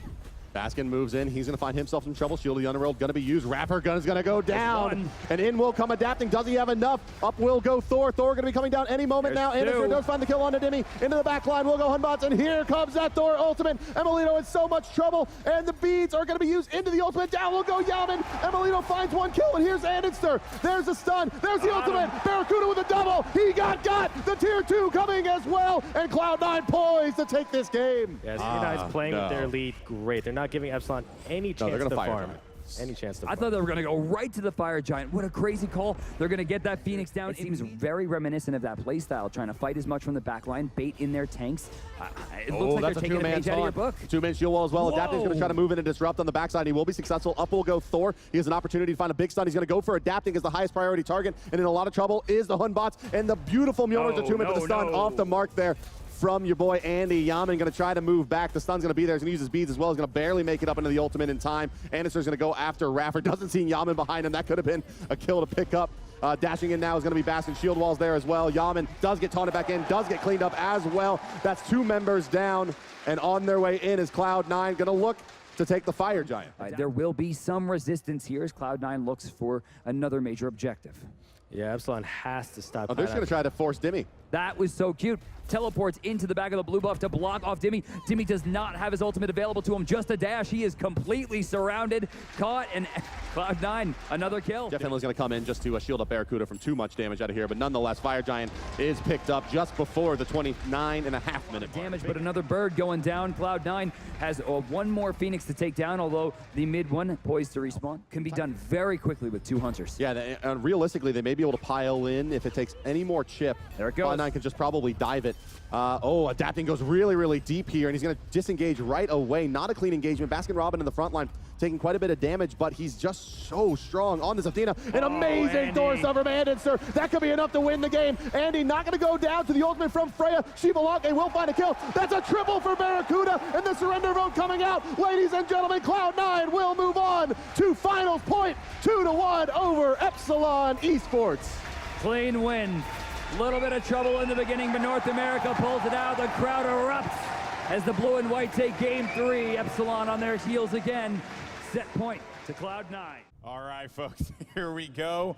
Time for the picks and ban phase to start, and we have Epsilon taking out that Giannis, knowing it's going to be a problem. Zinc 10 on the other side for Cloud9, and it's going to be Thor. To ban away Soul once again in the question. Oh, okay. Changing it up, but of course, we'll see. They lock in that Kepri. And Cloud9 wastes no time. They're like, if you're not going to pick Bologna, we'll take it. And once again, Barracuda on this knee. That Isis gets locked in for Epsilon as they decide their second pick, and a Fenrir, hello. And it gets locked in. And now the first Circuit, I believe, this whole set. There goes Geb. They don't want to deal with Geb, which makes sense. There's Chiron. Freya locked in here for Cloud9. Sobek. Going to the Soul lane. It's going to match up against Bologna. We've seen it be pretty even for the most part. I don't think this is real. It is real. I think it's real. No, you're a liar. You're a filthy liar. I'm a filthy liar. And you guys called that Athena to come out there. So starting off, we're going to have a purple pot coming out from Isis. We can see Yaman go for a very aggressive level 2. We also have Freya, strangely not picking up Hand of the Gods. Yeah, the biggest thing I want to see from this duo lane, will Cupid, Kepri zone out the Freya or look to be aggressive and push into tower? Killers, Cupid. Loves everybody. Well, look at where Freya is on the map right now. Athena Freya going to those back camps there and not going to look to fight the early game versus. So Cloud9 has done this strange strategy of starting out and at the speed buff and then scooping around the map, skipping their blue and going to the enemy blue for the invade. It looks like Epsilon has adapted to this by starting their blue, then going to speed and splitting back up. Epsilon is going to go ahead and start up the Gold Fury here. Super free. And there's no way that Neath can make it into the lane, and indeed they will be forced to give this away with Isis and Cupid Ultimate. Beautiful. Can't fight into this, and boom will go the Dynamite, and down will go the Gold Fury, credited to Epsilon at the minute 4 mark. Epsilon assumed that they would be doing back harvest and maybe farming on the other side of the jungle. Right. Melita pulled the gold for you, and they got it for free. Here comes the first use of the Ragnarok Ultimate. Anderson's going to get rooted in place as well. Silenced out, and the Brutalize is going to be enough to clean him up. The Athena Ultimate was expended as well and did not complete Chainlink. First blood to the side of Epsilon. Cupid's trying to steal this away. He actually should have control over this, especially with adapting coming. Trying for damage. Barracuda not in a great spot. Does get stunned away. Silence going to be forced to Ultimate. They're probably going to sacrifice Jeff Hinla there. I'll miss you, buddy. Yeah. Pop and then pop, the 2 big circles stacking up to take care of Jeff Hinla there. I like what Adapting's doing. He's staying towards the left lane. He knows Freya does not have her ultimate, which is her main escape. And he's going to have a decent angle here. We'll find the stun as well. Brutalize going to come out. No. Dodged Heart Bomb's there. Yes, they will go for it as the Heart Bomb does land. And that's another Athena Ultimate that's not going to finish channeling. But Adapting read him front to back. He knew where the banish would be placed. He steps out of where he thought it was going to be and then reinitiates with the second hop from, obviously, the extremely powerful Brutalize. He just goes ring around the rosy here, and he's back in position yet again. And he'll go to Anderson. Heart Bomb's there. Brutalize as well. And this is going to be a kill on Anderson as a Heart Bomb pops. Adapting should be able to walk this one down. He's hit. Adapting's going to get another kill. And it does appear that Epsilon wants to find a pick before really going in here, as would be the conventional wisdom. But instead, it may be Raffer who's in some trouble. Over the top will come Adapting. Ragnarok used as well. The Ice Ultimate used preemptively, and that's going to stop any chance of the Gold Fury. Here will come MLC Stealth now, backflipping in with the Athena. Athena not in a great position, and the Fields of Love are dropped. MLC takes a ton of damage. Heart Bomb going to fall as well and nearly burst it down. They're having some trouble here. Yaman gonna get picked off. Stealth from the back with a World Weaver. Barracuda, one shot. Adapting gonna get resurrected. Andy trying to find the kill. Probably gonna be forced to retreat here as the hearts come down. Barracuda comes back in, looking for damage on Raffer. He doesn't have an escape here. Completely blocked off, picked off, and damage turns right to the duo lane. And they may be looking to draw even here. One more kill to go 4 for 4, but no, Jeff Hinla takes too much damage. Heart Bomb heading as well. Doesn't have a stun, but adapting over the top will secure it. Kill for Barracuda puts him at 5,300. Now tying him with Cupid. A lot of trouble here from Andy between a rock and a hard place, and back to the base he'll go. Gold Fury started back up here now by Epsilon. They do still have Emilito's ultimate available as well as Yaman's Isis ultimate. This is going to be free, and in fact, uncontested by Cloud9. And down she will go, pop. And the Gold Fury, the second one of the game, going to the way of the European boys in blue. More important than the AoE. Exactly. Oh, speaking of AoE, going to go deep underneath the tower, trying to pick up MLC's stealth, and indeed, that is going to be enough, even with the Athena ultimate being taunted. But the Gold Fury has been started up. And yeah, Cloud9's going to concede it yet again, and they're going to look to split push down the tier 2 and push in the wave in the mid lane. But I do think that Epsilon's going to kill this too fast for there to be any significant response. What? So he waited till the end of the channel. Oh, only one thing can happen when you address to the left side of the map, and that is an objective play on the right side. With the tower going down, it does indeed appear that Epsilon is going to successfully take the Fire Giant here. Cloud9 has no idea. Athena just now turning the corner with Baskin, and it may force a disengage from Epsilon. Indeed, they will. Heavily agility used as well, but the brilliant stun there coming out is going to keep them in the puddle as well. Raffer's going to pull back Baskin, but maybe not the best target. They're going to change here to Jeff Hinla. Isis ult going to be used, locked him inside. Going to be a clean pick. Basket too late on the draw, might be in some trouble, but there is backup. MLC Stealth and Ancestor are on the tail, and Barracuda coming over as well. Raffer going to heal up a whole bunch from those hearts. You can see even just one was almost 200 health. Yeah, the hearts are really underrated. They heal a ton, especially in the mid game. Barracuda's going to use the beads right away and start pumping the damage into, adapting up into the ultimate. He will go. Athena coming in as well. They'll taunt back and adapting. Emilito ult in place. Not going to find too much there on the back of it. And adapting's going to make it out of there okay with the Khepri ultimate. Stunned. Barracuda in a lot of trouble indeed. Down he will go as Epsilon continue to fight. Let's take a listen in with the Epsilon comms. They look to clean up Cloud9. I'm okay. Pulling him away. Get Bologna. Fuck. Can we get fire? No, I'm going. Much stable. Bologna. I'm backing. Nice. Check in with the left side here, where it is going to be a successful siege of the tier 1 tower. Emilito and Yaman will combine to push Barracuda away. Now it's MLC Stealth who's in some trouble. He's going to take a bunch of damage here from the Sobek ultimate. If he can get back in range, indeed he can. He just backflipped too early, and Dimmy does all the damage there. Ragnarok after the pluck from Dimmy. And it's going to be now Jeff Hinla, who just can't get a word in edgewise. He's going to try to lead away, but it's not going to matter. They're still going. It's just CC after CC. It just looks like a constant combo. It's a dance that they've managed to do. Epsilon continues the pressure. There's no way for Barracuda to stop this unless he kills them. Oh my God. Epsilon putting on an absolute clinic of mechanics here. The CC chains and the last-minute ultimate coming out from Raffer as well. The plays have never been hotter here. I got to admit, I was a little bit confused by the Fenrir pick, but now I think I get it. Jumping over, pretty big stun. Adapting, gonna get away though. Hearts on the ground. Inside, Baskin Robbins gonna get exploded. It's just love and magic, baby. You're going back to the base. And yes, indeed, Cloud9 will be conceding the primary map objective. Fire Giant to fall for Epsilon in 25.5 minutes. Yeah, he's like, man, I gotta play Sobek and just stop split pushing the rest of the game. He never immediately groups up with his team. He always looks for the split Look push. at this guy. Heavenly Agility gonna be used, but that's not gonna be enough to stop the Brutalize. Ragnarok, right as he gets pulled by Jeff Hinla. Oh, the Spirit Ball by Yaman. The kid is on fire. And that's a kill, meaning the runes reset. He has a stun available to him in 2 seconds. One Phoenix down and another pending. It looks like we're going to be in for a treat here as Epsilon is in a commanding lead now. Dimmy could tank this Titan for a solid 20 seconds or so, probably. So, I mean, once they make it into the base, it's going to be very hard for Cloud9 to deny them.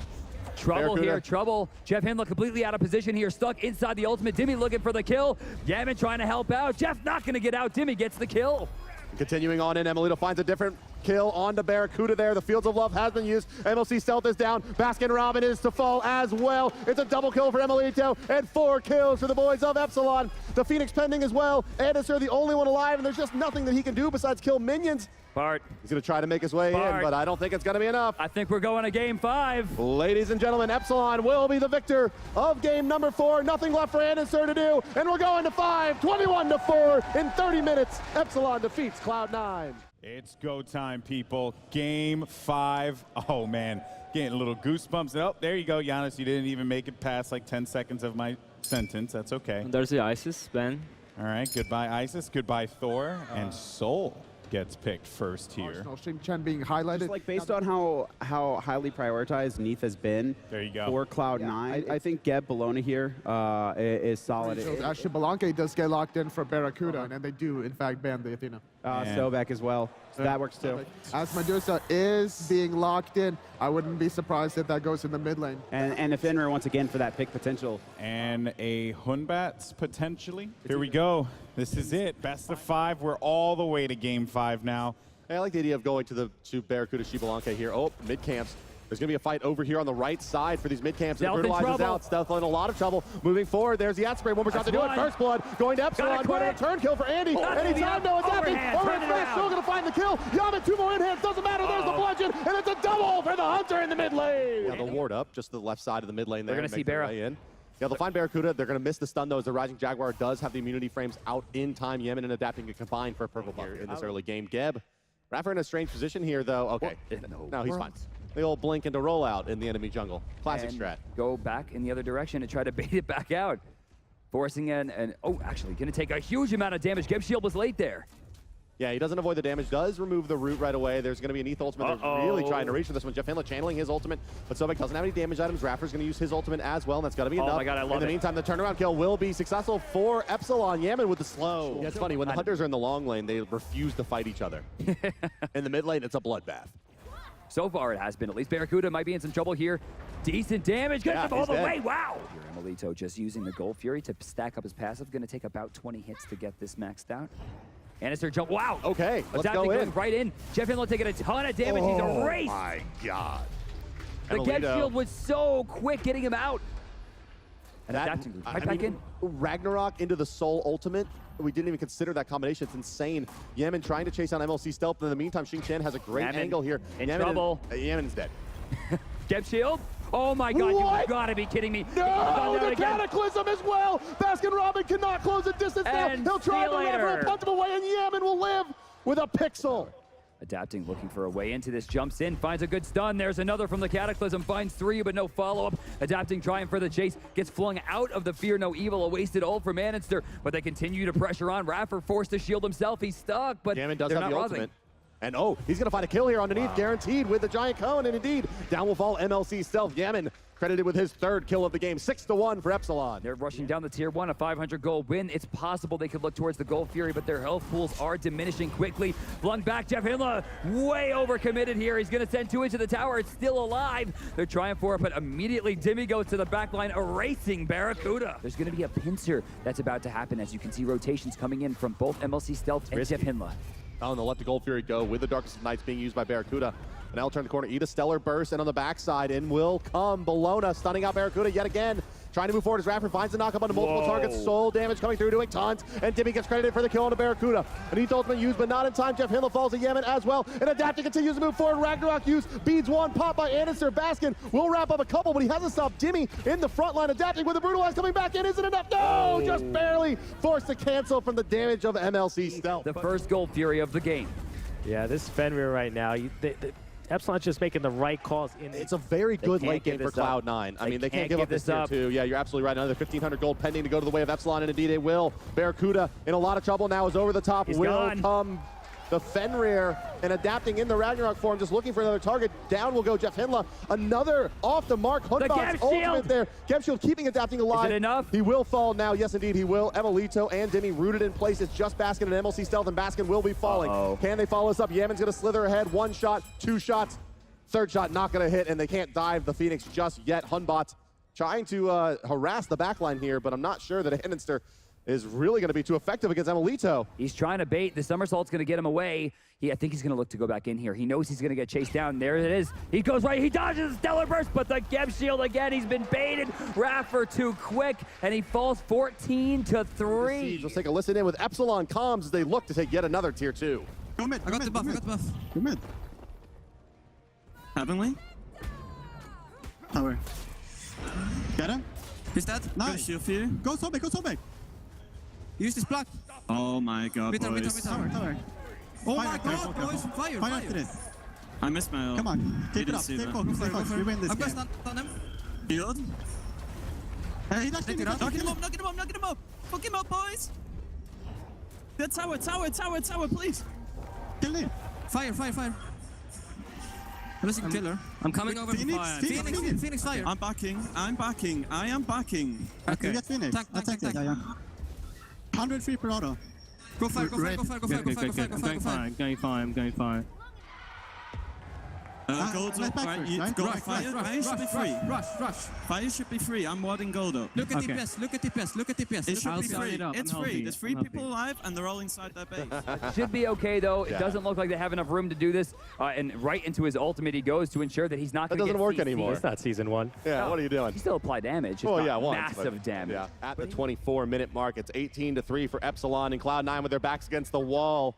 Already, Enemy has qualified for the grand finals, and it does look indeed like Epsilon will be their opponent. Basking in a dive the tier 1 tower here, but in comes the rest of the team. Rapperport's in, and below he catches everybody, and the solo ultimate doing tons of damage. Basking gonna try to disrupt, but the back line goes, adapting, and Jeff Hinla falls, and then no one is checking the Fenrir. Someone's gotta stop adapting in the back line. He's gonna kill everybody. Barracuda's gonna go down. Baskin's gonna get picked up. Baskin's gonna fall as well. Stop him! Just 2 members left, a low HP Annoncer, and MLC Stealth, and MLC Stealth is gonna fall as well. The root's gonna come through. He's coming up place. He's done. They're throwing it in.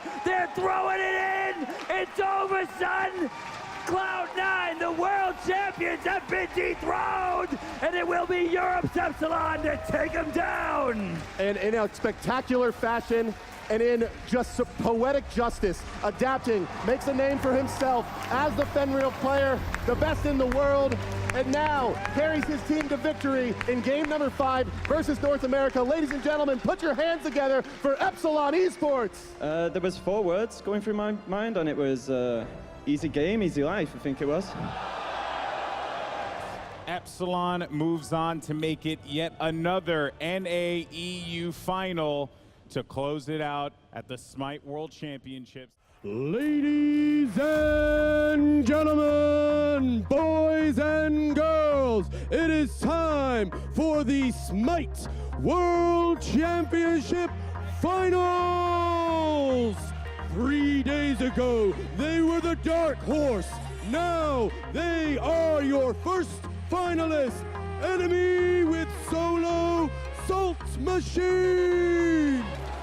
At Jungle, Adjust! In the mid lane, Chaos! At support, it's Pain to the Undead! And their hunter, Vetium! Your second finalist, the European powerhouse, Epsilon with Solo Demi! At Jungle, Adapting!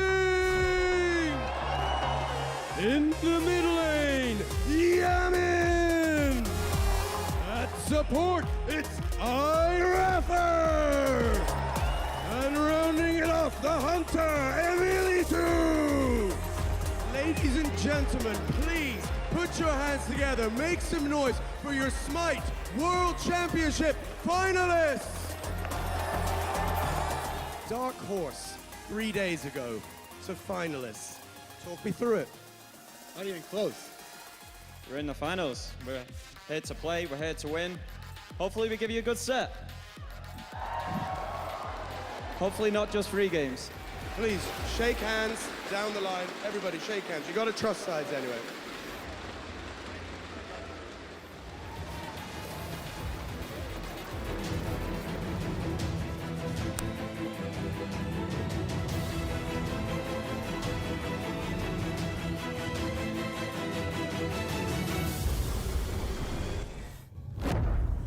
Here we go, everyone. It's time for the picks and bans to begin game number 1. Epsilon, Enemy, Shingten, and Bologna. Goodbye. Yeah, Not so going to happen. Kepri as well from Epsilon. Ooh, banning out the Freya. And Soul locked in for Epsilon here to start this off. It looks like they want to make sure that Pain Devion's comfortable. I love the Zonkui pick here where you're seeing Chaos leading towards that Neath. It's actually a brilliant pickup because it takes away the counter pick for Soul. Yeah, but that Thor's adapting. Did you factor Thor's that? adapting. Thor's adapting. That's how good adapting is. It's no longer adapting Thor. Like Thor bows to Thor adapting. bows to adapting. And I love the Chiron pick here. We see the Geb ban coming out. Oh, man. We saw what happened when Ymir was in the battleground last time. Does he lock him? Yes, he does. Oh, interesting. Sobek coming out. Outside of Neath, Enemy has got their dream composition. Here we go. It is now time for the grand finals. Get hyped up in the crowd, and let's go ahead and send it to our casters. Thank you very much, Golden Boy. Ladies and gentlemen, welcome to the finals. We are very happy to be here. This is Brandon, and also joining us is the one and only Zapman. Their opponents today wearing the red trunks, fighting out of the top side of the minimap and the right side of your spectator UI. It's Salt Machine in the solo lane as Osiris. Adjust in the middle lane as Hunbat. Chaos is the mid lane. Zhonghui, Pain of Beyond, Vicium are the duo. Athena and Chiron. Speaking of Athena and Chiron getting pushed away, Vicium going to take a lot of damage. That was a frostbite shot. Raffer going to control this lane, and that's going to be a missed purple buff experience. Both still available as the ever-aggressive Epsilon continues to strike first. We actually saw this strategy from Epsilon during the C9 games. Here you see adapting here, rotating to the purple buff. They stop Enemy from doing the purple buff, then Thor comes in and rotates. No, he's going to be looking for more than just a purple buff here. Tectonic Rift is going to be on the mark. That's going to keep Pain to Beyond locked in, but it's not enough. With Adjust starting to rotate over, but he'll choose the wiser, go to the safer side of the map and go for some clear that otherwise should have belonged to Epsilon. Yeah, smart plays by... Oh, Pain to Beyond in a lot of trouble here. If they have the CC, the wall is brilliant from adapting, and that is first blood for the European squad. You can hear Raffer, easy game, easy life, starting off with that first blood. Now expect Enemy to just stay away from this dual lane side. Adjust is going to head over towards his solo lane side where they do have the pressure. And one of the big things in this game to look at as Emilito gets jumped on here. Yeah, Pen's going to get a bit of damage here out of that shield wall, and Vicium trying to nail it down. He's going to run for it. He will get stunned, but the ultimate is popped, and that will be sufficient to avoid the stun out of Souls in corporal form. And Enemy answers back at the 4th minute. Yet you got to think Adjust and adapting. The two synonym junglers are looking to get involved here shortly. Look at this here. Salt Machine. Oh, did he get it? He got it. Salt Machine with the timing there. Enemy solo later. A cheeky steal. I mean, the blue buff loss doesn't hurt Sobek too much. He has nigh on infinite mana between the builds that he's going to go for. You know, extra mana from things like Breastplate of Valor and cooldown boots. And then, of course, his ultimate that gives him back pretty much all of his mana as well. So he shouldn't be too troubled by that. Raffer going to be forced to ult early. He'll pull the Gold Fury here. Very surprised to see Adjust not push him back into the Gold Fury. That should have been a kill. This time, he's going to wind up pulling it. That could be bad. Adjust takes a ton of damage there. Emilito going to rotate in as well. Vicium does find at least one kill, but now he will fall as well. It does appear. In will come Chaos as well with the ultimate adapting in a lot of trouble. He's going to go down as the Exercise Demons comes out, and now falling as well as Chaos. It's a bloodbath outside of the Gold Fury. 4-3 for Epsilon. So I really want to see Epsilon try to push their lead, use the advantage of the Ymir early game, and try to build their lead. Oh, Pain of Beyond taking a huge shot that about 50% of his health.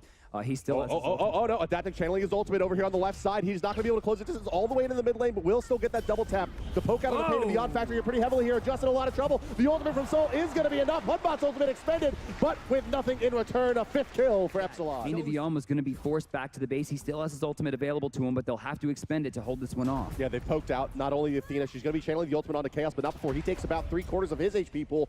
Zhonghui in a lot of trouble. One more shot from Yaman to do it. It's going to be run down by Emilito. Now Pain of Beyond, who's got a hard path to run. He can't go through the stun, and Salt Machine's rotation will be good for one kill. Can he find more? Raffer by himself here. Yaman took a different route. Good stun! Oh! I don't know if he's going to have this one. Salt Machine's looking for the 2. He's not getting slowed out. He'll find it, but he's stuck. No, it's going to be Yaman who's stuck. He's forced to backflip. Salt Machine, Adamana will let that one go. And Yam's going to get caught out of position. Adapting's going to lock him in. Decent damage. They're going to deal a decent amount of damage, but they're not really willing to commit as Epsilon. Decent damage, not from adapting that time. Yaman forced to backflip a bit early. Let's take a listen to with Epsilon's comms as iRaffer moves in and adapting goes up. Be careful, the Osiris is behind us.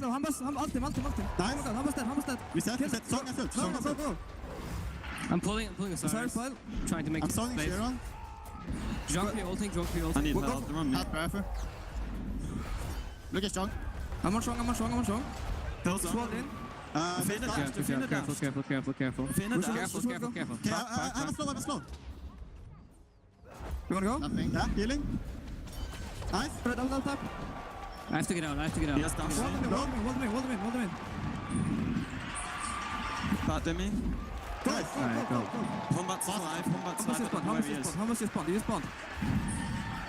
The delayed deicide will result in a Gold Fury pickup by Epsilon, and once again, adapting. We've heard him called the best player in the world, comes up with a phenomenal set of plays. They're going to pressure in. There's a Polynomica done in Emilito here, so you know, each one of those shots is starting to tick this tower down more and more. Speaking of which, look at that one, adapting to the sky in the backline, gonna miss, but the structure comp starts to tick away. Raffer with a ton of damage from the ultimate, and adapting, although he's in trouble, the Mail of Renewal, a small amount of CDR lets him get in and out very efficiently. So once the time went off. Whoa.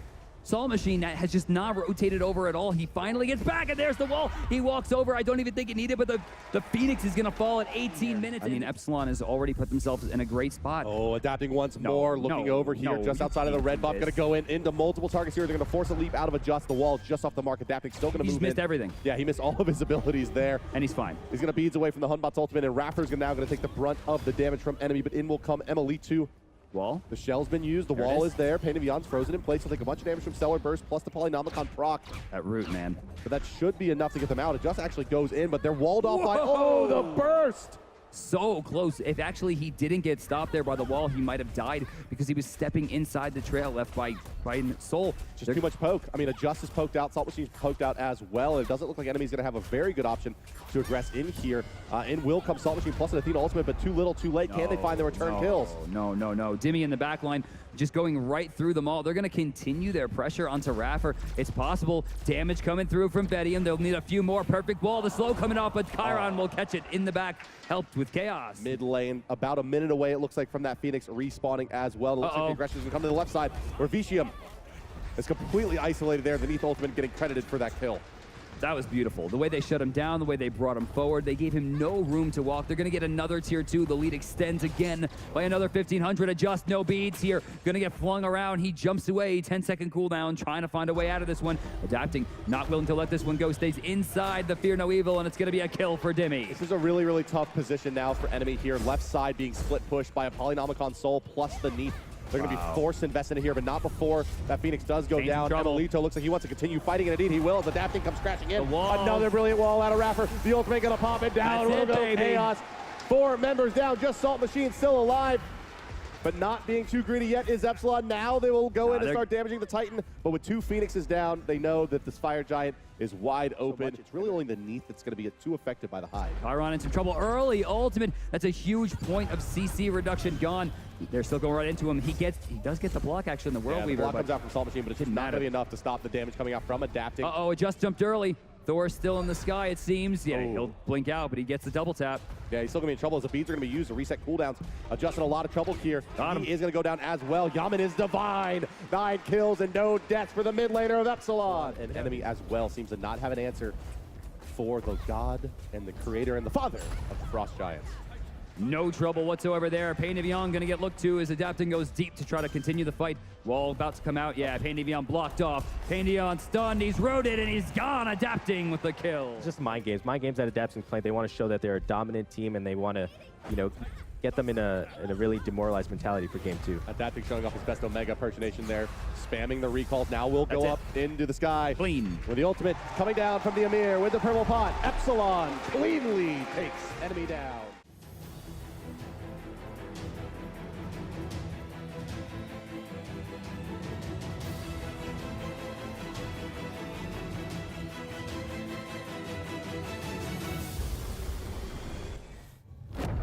All right, folks, here we go. They are sticking to their guns. Enemy, every time they're on first pick, have banned out this Jingxian as the first thing. We've also always seen Europe fine with giving away Bellona in that first pick spot if they get the Sobek for the solo lane matchup. Adapting Store again, very exciting. I think this is comfort for Adjust because he did not have the best game. He got picked off a couple times. They're going to be leaning towards that Zhonghui, which they played almost every single game. Now, I got yelled at when I played Zhonghui every single game. This is very, very bad for Pain. Pain Deviante in particular, because Gabba is going to get picked here, and then Athena is going to get banned. And then he'll be forced into Bacchus. If he has to play Bacchus again. And I like the Sobek ban because that's the expected soul lane matchup. Oh, Yaman's Isis, exciting stuff. This was a... C9 ended up banning this. I do like the Chiron pick. I mean, he actually played very well in Chiron. It's got to be. I think this is a weakness in Godpool right here. All right, well, this is it. It's locked in and ready to go. Check out the right side here. There's a great angle coming out by Adapting the Fearless Chain into the wall by Dimmy as well. There is no ultimate available from Salt Machine, and in will come the Thor. The stun is on. The Mjolnir's a 2-man. The spin to win. Dimmy credited with a kill. So he controls the wave, helps it clear out a little bit faster, locks Chaos under the tower, and still is able to rotate for backcamps. bounce and get back to the mid lane. Dimmy in a lot of trouble, though. That's true damage, and he's gone. Return kill just finally shows up. You'll notice actually a little bit more gold as well. Kill over. Oh, is that stolen? Leading gold in hand, however, is the Bacchus as items are picked up and getting closer and closer to those boots here. Raffer's going to move in. Did he steal that? He did indeed steal the purple buff away. And now the Neath ultimate coming out. It's going to be blocked by Pain of Beyond just barely at that. Belly flops down here. Yaman does not find it. Pain able to dodge and a beautiful intoxicate. Woo! Wow. Ladies and gentlemen, adapting. They're still going, though. Just going to find a decent ultimate here. Yaman definitely will go down. The poison does not spread, but a 1-for-1 exchange. Raffer looking at 4 at this mid-camp. That's definitely going to go the way of blue. Raffer going to have to try to get out of this one. Adjust likely to ult here as adapting comes in as well. Lots of ults coming out to Chaos. He's just barely alive. He'll go down. They're trying for it. Adapting going to get hit one more time, and he's going down. It's going to be another 1-for-1. Yeah, I realized about halfway through that he had to cut his losses and not get the poison spreading with the team. Raffer rotating on the backside, doesn't matter. Yaman does pick up the kill to Pain of Yaman, but in will come Adjust again. Cobra's Kiss is going to be used, and the damage coming out from Gambol to Yaman is there. And indeed, it's a turnaround by enemy, 5-4 in 7.5 minutes. A lot of teams value that Thor. They value that global pressure and the early game pressure that Thor brings. All right, so coming back down, Salt Machine, another steal. That card only level 2 right now, but still doing a decent amount of damage as you see Yaman and adapting going into the lane. And that's a kill. Bye-bye, Emilito. Oh, wait, no, too much. Enemy gonna find another one. They're up 6-4. And now Raffer in a lot of trouble, 7. This is the difference between Chiron and Neath. They're both similar in their kits and what they're supposed to do, but Chiron is so much harder to gank. And that's her Ket. If she was trying to gank the Chiron, probably wouldn't have gotten the kill. For the Neath, it was guaranteed. The first real lead of the game, though. Salt Machine getting soloed by Dimmy. Well, speaking of which, let's take a look into the solo lane here and see exactly how Dimmy was able to come up big against Salt Machine. See what happens. Salt Machine going to move forward here. Blinks past, throws him right back. Gets a good portion of the creeps, too.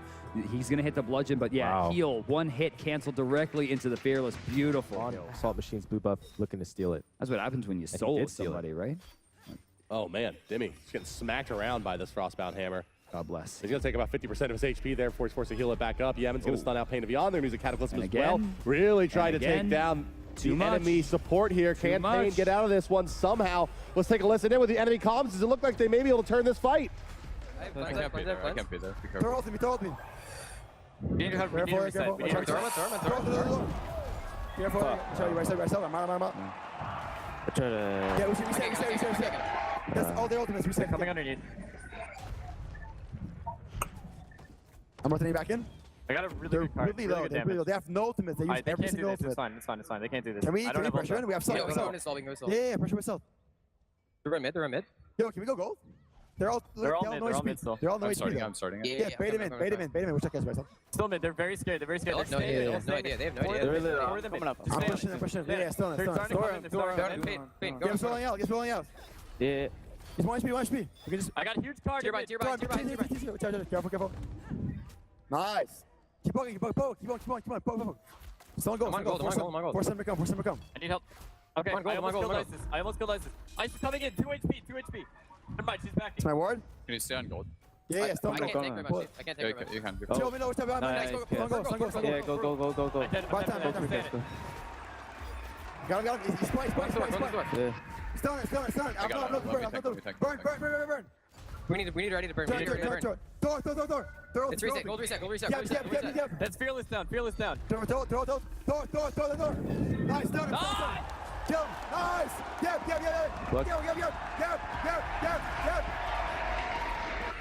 Wait, look, if you can. Yep. Stun him. You reach Salt.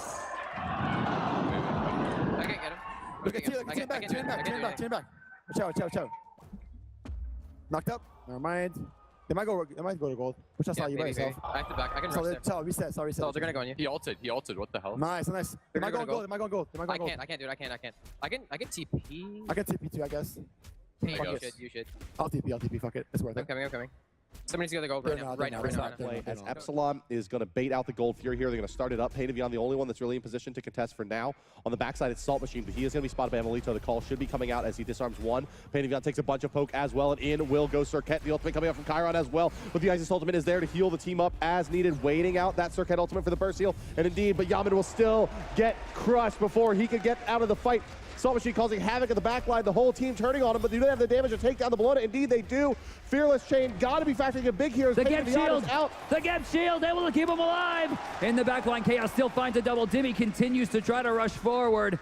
Not going to be much here. We're going to get a 3-for-2 exchange in favor of enemy. Over in the solo lane, Salt Machine seems unchecked here as Dimmy is hanging out in mid. Yeah, I find it hard to believe there's only been one Gold Fury successfully taken. Raffer dumped his ultimate. Yeah, Cataclysm was used there. Pain of Beyond getting a stun off. This is so far a good exchange for enemy. Tower going down in favor of Salt Machine. Another 500 gold win for enemy. And Yaman's wing gut's doing less and less to the enemy squad here. Pain of Beyond barely tickled. You notice Pain of Beyond did get a 2-man belly flop, but they don't need a fight. Dimmy does not have his teleport up. Bologna does, and this is why you see Bologna getting all this free push. Ulting over the wall to force Salt Machine away. He continues to battle out on the tower. He's going right for the tier 2. No, he's going to be forced away and not in the direction I assume he wants to go. Top side. Oh, actually, no, this is getting really low. Raffer going to force the reset. Adjust, getting tanked down. They're going to steal it away, and Isis Ult's going to clean that one up. Europe will coming up big. And this is exactly why you saw enemy be so reticent to go into the Gold Fury there. That Isis ultimate just so good. Yaman with the juke shoes on will still go down to Chaos. Raffer into trouble as well. He will fall to the Salt Machine. Emilito adapting and Dimmy going to try to make their way out of this one, but carded up. There's multiple targets there. The stun from adapting. Tower fell. Not a tremendous wall there. The tier 2 did go down the right side. The Fearless Chain hits 3, but Dimmy now finds himself in a tough spot, trying to dash away. He's going to fall as well.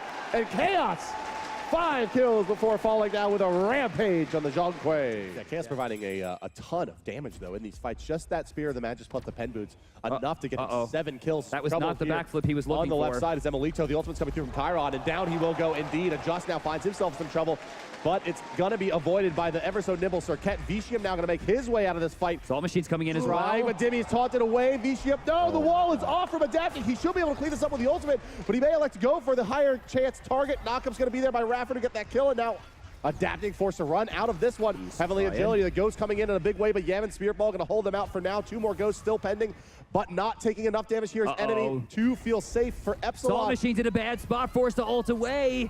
Damage coming through. Salt Machine stuck in the ultimate. Slowed, not enough damage, but it will be cleaned up. Yaman answers back. Pain of Beyond now under the tower from the Fearless Power Cleave. Going for it. Dimmy actually going to get Stone Shield. Just getting baited, and it's going to be Epsilon turning it around. Absolutely unbelievable that Epsilon's able to turn that fight back around. Wait a second. Raffer with the knockup. They're going to look for Pain of Beyond. He has Wait a second. The Blink Sword! And the Fearless Chain, and the Silence, and the Spirit Ball. Ladies and gentlemen, Epsilon's Yaman is absolutely unstoppable. Chaos is going to be in position, as is Vicium here in just a few moments. Chaos, I mean, we saw him make the biggest play of the tournament so far on his Zhonghui earlier on in the placement rounds. Chaos, I mean, the one thing that Zhonghui does not have here is a lot of burst damage to really make this much out of it, but Vicium does have that Chiron ultimate that he can fire off from long range. Very, very low is the Fire Giant now, under 2,000 HP. Here he's going for it. And no, it's too late. There's just no way they can disrupt this. They're going to try to get some return damage out of it, but the wall from adapting is going to make the path just too long, and away will go the Thor. So let's take a listen in with the comms of the European boys in blue as they try to take down enemy. I'm going to jump outside heaven, okay? Right. Yeah, Buck is going to jump in probably. I rooted Bacchus. Good job. I'm poking him. Buck is poked. I got Bellona knocked up, so I get behind Hellcat. We'll be fine. Watch out, boys. Bellona poked. I'm stunning Bellona. I'm ulting in, I'm ulting in. Shield in a sec. Shield for Dimmy when you... That's fine. Tower? Look at tower. Way too deep. I'm dead. Good job. Kill it. Careful. Got a root. No, not yet. Get out. We're gonna do gold. Yeah. I have to back. Okay. Just let them have it then. I'm staying around. We shouldn't, I feel like. Okay. I don't think we should give it him. I'm here. Poke him. They're on it. They're really poked. Yeah, Charon's off HP. I still have beats, huh? Just careful. I got beats and Aegis. I blink a bit. Taking this? Yeah, take it. Get ready to drop it. Get ready to drop and fly. So get yes. I need help, skill. I'm gonna feel this, Circuit beats down. You got a dash. Yeah. I'm on Fury, guys. I got her. Get the goal, guys. Get the goal, guys. Alright, I'm coming, Demi. I'll be fine. Towers. Push towers. Objectives. Gold down. Bologna's going to pour it in. Raffer stone shields himself here. And it does look like Epsilon wants to fight rather than farm the Fire Giant here, looking for these kills. Just in trouble. He does not have beads. He's going to be forced away. He's out of the fight completely. Serket will offer next to nothing in this engagement. Raffer blinking in on the bottom side. Wow, we actually have Adapting coming in too. A just beautiful counter with the Cobra's Kiss, but Dimmy, unimpressed, continues forward. Chaos stunned out the Fearless Chain there from Dimmy, but in the meantime, Pandavion takes a ton of damage and gets double tapped by Adapting. Salt Machine, very smart, placing a sentry ward down. They have now vision control in this area. Dimmy taking a few shots. His dash. Whoa, he's going right to the back line. Yeah, they got Vicium's dash there with the Neath Spirit, World Weaver, and that's going to result in a kill. Chaos is going to be zoned out by Adapting, who's going to rally back towards his team. It's just Salt Machine on an island here, completely isolated down. He will fall as well. That's 2 members down on the side of enemy for more than a minute as Epsilon will look to move in. No, they're going to Spear Ball through the wall and touch it again. The Fearless Chain from Dimmy. Nearly enough. They'll find the beats yet again from the enemy juggler. Adapting with the wall. Another One more counter. Spirit Ball or Mjolnir's achievement to do it, but it doesn't matter. They force Adjust so far into the fight. Fire Giant is free. Pandavion getting pushed away by Adapting. Fire Giant going down, the lead be damned. Epsilon fights their way back and Dimmy's looking too strong. And like you said, he's playing ill. I mean, he's playing out of his mind right now. Raffer in the back line trying to control. Salt Machine overcommitting super hard here. If he doesn't come up big, he's going to come down real quick. Bacchus belly flop's going to find a bunch, as will the Intoxicate, but the backside Adapting is unchecked.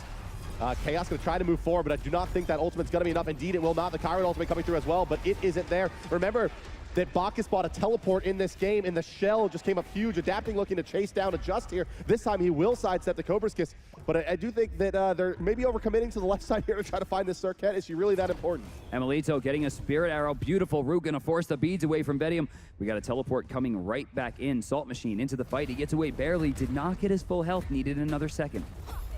Still not a lot of damage coming to this tower. Adapting over to the left side. He's going to move up as the Thor. Vicium in a lot of trouble here. He's got to be the target. Yes, got him. And there's a CC chain. Down will go the Horseman. He's Vicium now a sitting duck. Should they commit to him well, he's going to be in a lot of trouble. CC chain, beautiful there. Salt Machine takes a clean 50. It's going to get worse. And yeah, going up as well is going to be Adapting. Going to try to fight in the choke here if enemy looks to move in. And yeah, I mean, another miss there by Adapting, but the Cataclysm is still going to be used. They're going to dump basically everything there. You see a 97 damage crit. I just figured it out. The counter to Bologna is investing all 5 people into her, while everyone else watches. That Isis ultimate coming up big as well for the damage out on the Pandavion. He's going to fall. Chaos channeling the damage in from the Zhonghui, but it's just too little, too late. At 41 minutes, the Ghost not doing enough. Emelito on the backside healing himself up. And continuing to channel in the in-hands. The knock-up from the Geb is enough to find the kill. And down it will fall. Fire Giant number 3. They're going to look to defend their base versus Epsilon, who looks very, very hungry for a win here. All 3 birds still available as Raffer takes to the front line. Beautiful Spirit Wall, double taps across the board. And there's the Cataclysm forcing out both tanky targets immediately in the back line. Serket trying for something, but he's going to adjust to that respawn timer as he's got a clean 60 till we see him again. Go right across the board. No way for this to be stopped here. Dimmy too tanky and they're investing into him. Chaos out of position, blocked off by the wall. He's gonna go down in just a second. Another kill for Dimmy. Salt Machine getting sent back. Does he have his ultimate? Does he have a way away from this? It seems for now Adapting very low, getting saved by the shield just barely. And out Adapting will go. No dot on him. He's going to be fine for now. Fire Giant buff does heal him back up percentage HP. Remember, Salt Machine knocked up. He's going to go down as well. Spirit Ball not even needed. Adapting moving back in. Is this going to be enough to finish the game? As Epsilon still has all 5 members standing with the Fire Giant buff versus just a Bacchus and a Chiron. They're trying forward. Bedium trying to throw some shots out. Adapting, taking to the sky. Ult's going to go back. Dimmy goes into the fountain to keep Vicium out. They're trying for it. He's low, but he's actually going to... No, he's dead. They got him in the fountain. Dimmy does go down with the Titan starting to fall. Down now under 3,000 HP. And indeed, Epsilon will win game number 2, forcing a match point and a championship point versus enemy esports.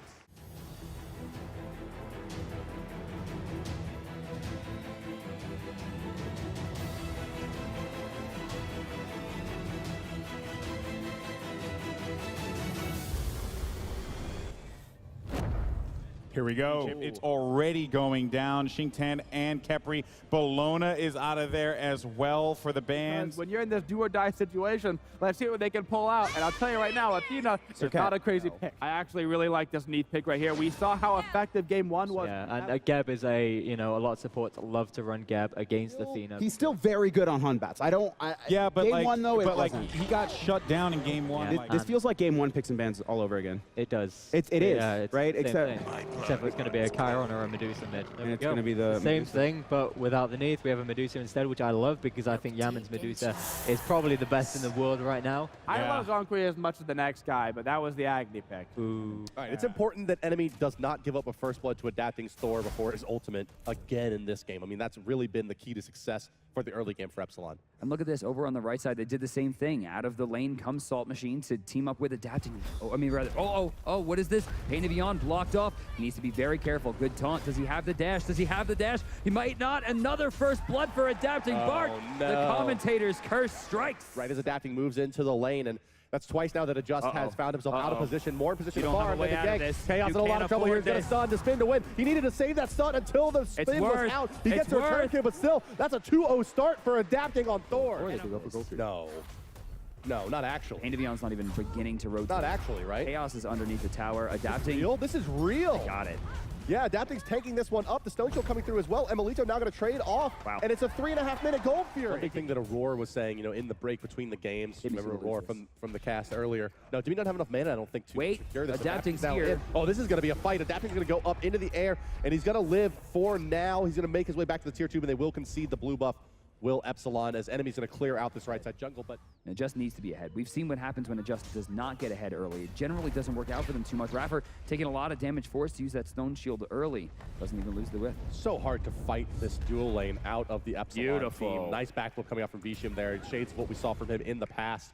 But with Emilito going to the Disapparate and Raffer using the Stone Shield, it's very, very hard for them to do much about it. There's going to be the Fear No Evil, and it looks like it's going to be a return kill. Nicely done. No, it's the Soul Ultimate saving Raffer and dealing the damage in return. Yaman getting credit for the kill on the Pain to Beyond. Good play by enemy here going for the gold free. They didn't get the buffs on the right side, but what they did is they poked out Epsilon a lot. CC immunity, good damage, but no follow from Adapting. However, Emilito forcing Adjust away immediately. There's no way he can go back in. Adapting, trying for it, could be in some trouble here. Needs another crit.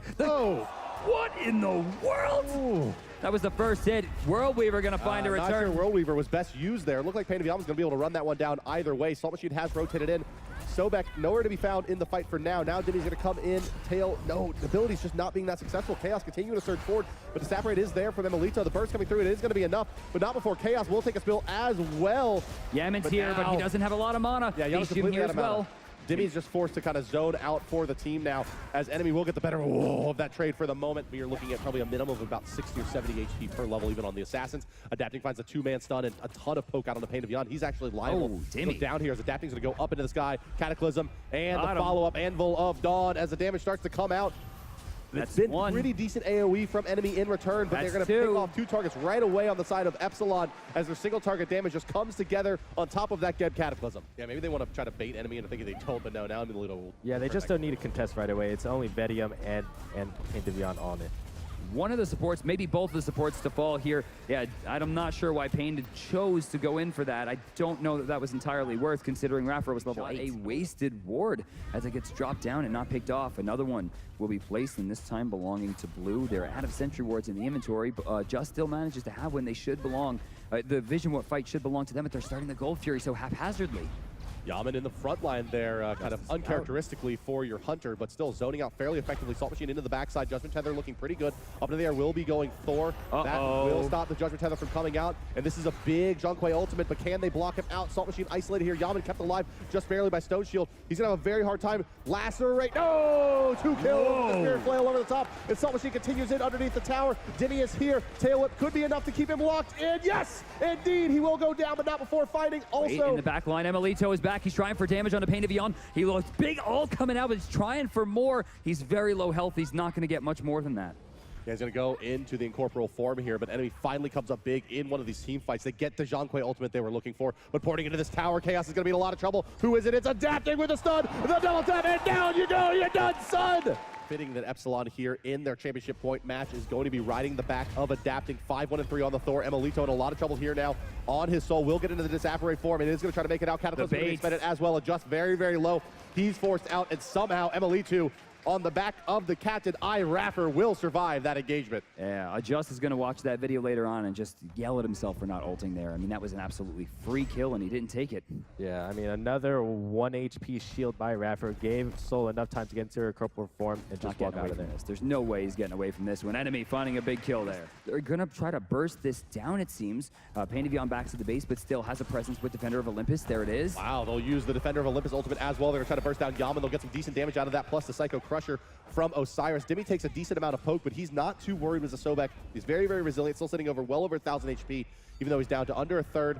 The stun comes out from adapting to try to slow them down. It will only isolate Pain Devion, which I do not think is going to be enough. No, Blinking Black in with 2 now. His enemies, they want to re-engage here. Can they burst out Demi in time? Indeed they can, but here comes the return. No! It's a huge ultimate coming out of Yaman. Can they find the kill onto Adjust? Yes, of course they can. Raffer now going to try to make his way out, slowed down by the sickle. He'll have a rollout momentarily, but it will not be in time. Enemy does get the better of that trade. They're going to try to transition this into a Gold Fury as well. Let's see. I mean, in theory, Mjolnir's Attunement is the highest burst damage ability on the map right now that's still up, with the exception of maybe both hits of the shield wall, but they don't happen fast enough. Mjolnir's Attunement off the mark, and Adapting is going to be forced to ult out of this one. Osiris slightly below Sobek. Wow, yeah. It's only like 140, but I mean, I still would not have it's you know, some of those multi-target sickening strikes in these fights. Oh, we're going to have a fight breaking out here on the left side. There's going to be a port in as well from Demi. He's going to be a little bit too late, but here comes Adapting, going to be able to chase this one down. The Soul Ultimate is on the mark. Pain Devion in a bit of trouble here as Yaman is right hot on his tail. The dot should be enough to take him down. Indeed it is. In will come Salt Machine. Yeah, Zhang Kui, you know, he's gone. His build-up is a little bit more conservative than what you might normally expect here. That ward going to be cleaned up, in fact, by the 2 members of Enemy before they come in. Demi's going to come in too late now on the Sobek and is liable to fall here. Although in will come Adapting as well into the back line onto Vicium. Seems to be the target of choice. The wall is going to be there as well to stall them out, but no more rallying in from Epsilon. It will be a clean Gold Fury by Enemy. Exactly. That could have been a call. Oh, my port was interrupted. My port was interrupted. Let's back off. Let's back off. Speaking of ports in, Salt Machine going to bring Pain Devion on the back line. It looks like the speed buff was stolen away successfully as Salt Machine begins to swing into Demi. You'll notice that Midgardian Mail trying to slow him down for a bit.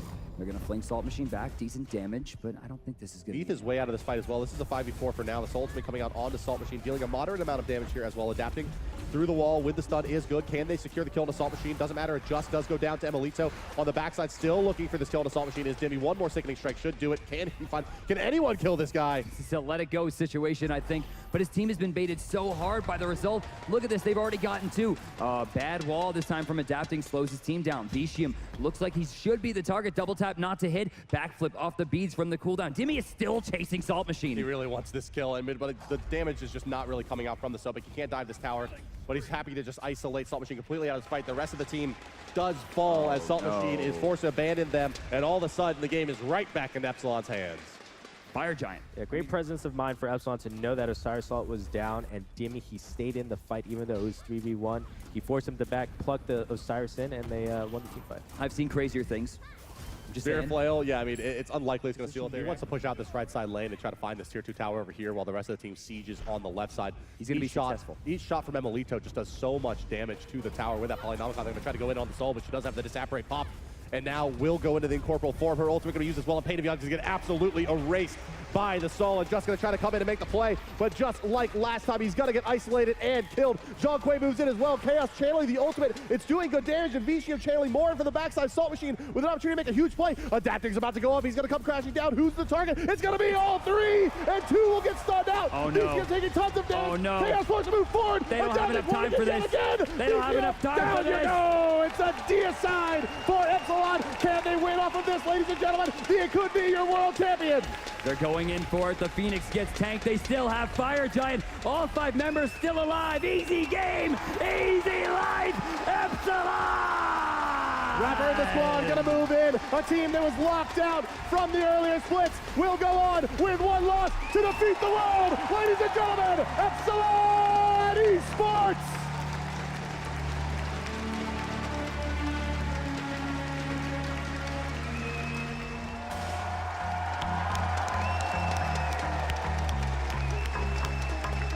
Epsilon, we're the best team here. That is completely undisputed. And they deserve all the praise. Actually, you know what? I think we're going to take this time to award the MVP. Huh? So, Adonis? Everyone on Epsilon played phenomenally. There was Adapt King, but there was one player who was there every single game playing the best he could. And it was honestly Yaman. Congratulations. The Azubu most valuable player for the SWC 2016. Congratulations. Grab the mic. Grab the mic. How do you feel, man? It's fucking amazing. It's okay. Congratulations once again, fellas. You guys are incredible. Let's actually bring everyone up here as well, just like we did last year. I mean, seriously, this was not only the best way to kick off 2016, but it was last year my favorite event of the year, and this year it is no different. What? Yeah, you want to say something? Go ahead, champ. So long as it's nice. Yeah, it's going to be nice, man. Okay. I just want to say a big thank you to the crowd that turned up. They were roaring, dude. They were roaring off the plays. I just wanted to make one last roar for us. Epsilon, boys. That's going to do it for us here at the Alienware Analyst Desk. That's going to do it for us here at the Smite World Championships. But before I go, I just want to say that if there's one thing I learned this weekend, it's that the Smite community is one of the most passionate communities that I've ever seen in any game. And I've commentated games all across the world, and I've never seen anything to the degree that Smite has presented itself. And on top of which, I just want to say, if you're out there watching from home, now is your opportunity. This game will blow up. Smite is here to stay. It is one of the premier esports in the world, and I want to see it continue to skyrocket. Ladies and gentlemen, this has been, take your money, that was all me. This has been the Smite World Championships 2016. It has been an absolute pleasure. Good night, good luck, good game.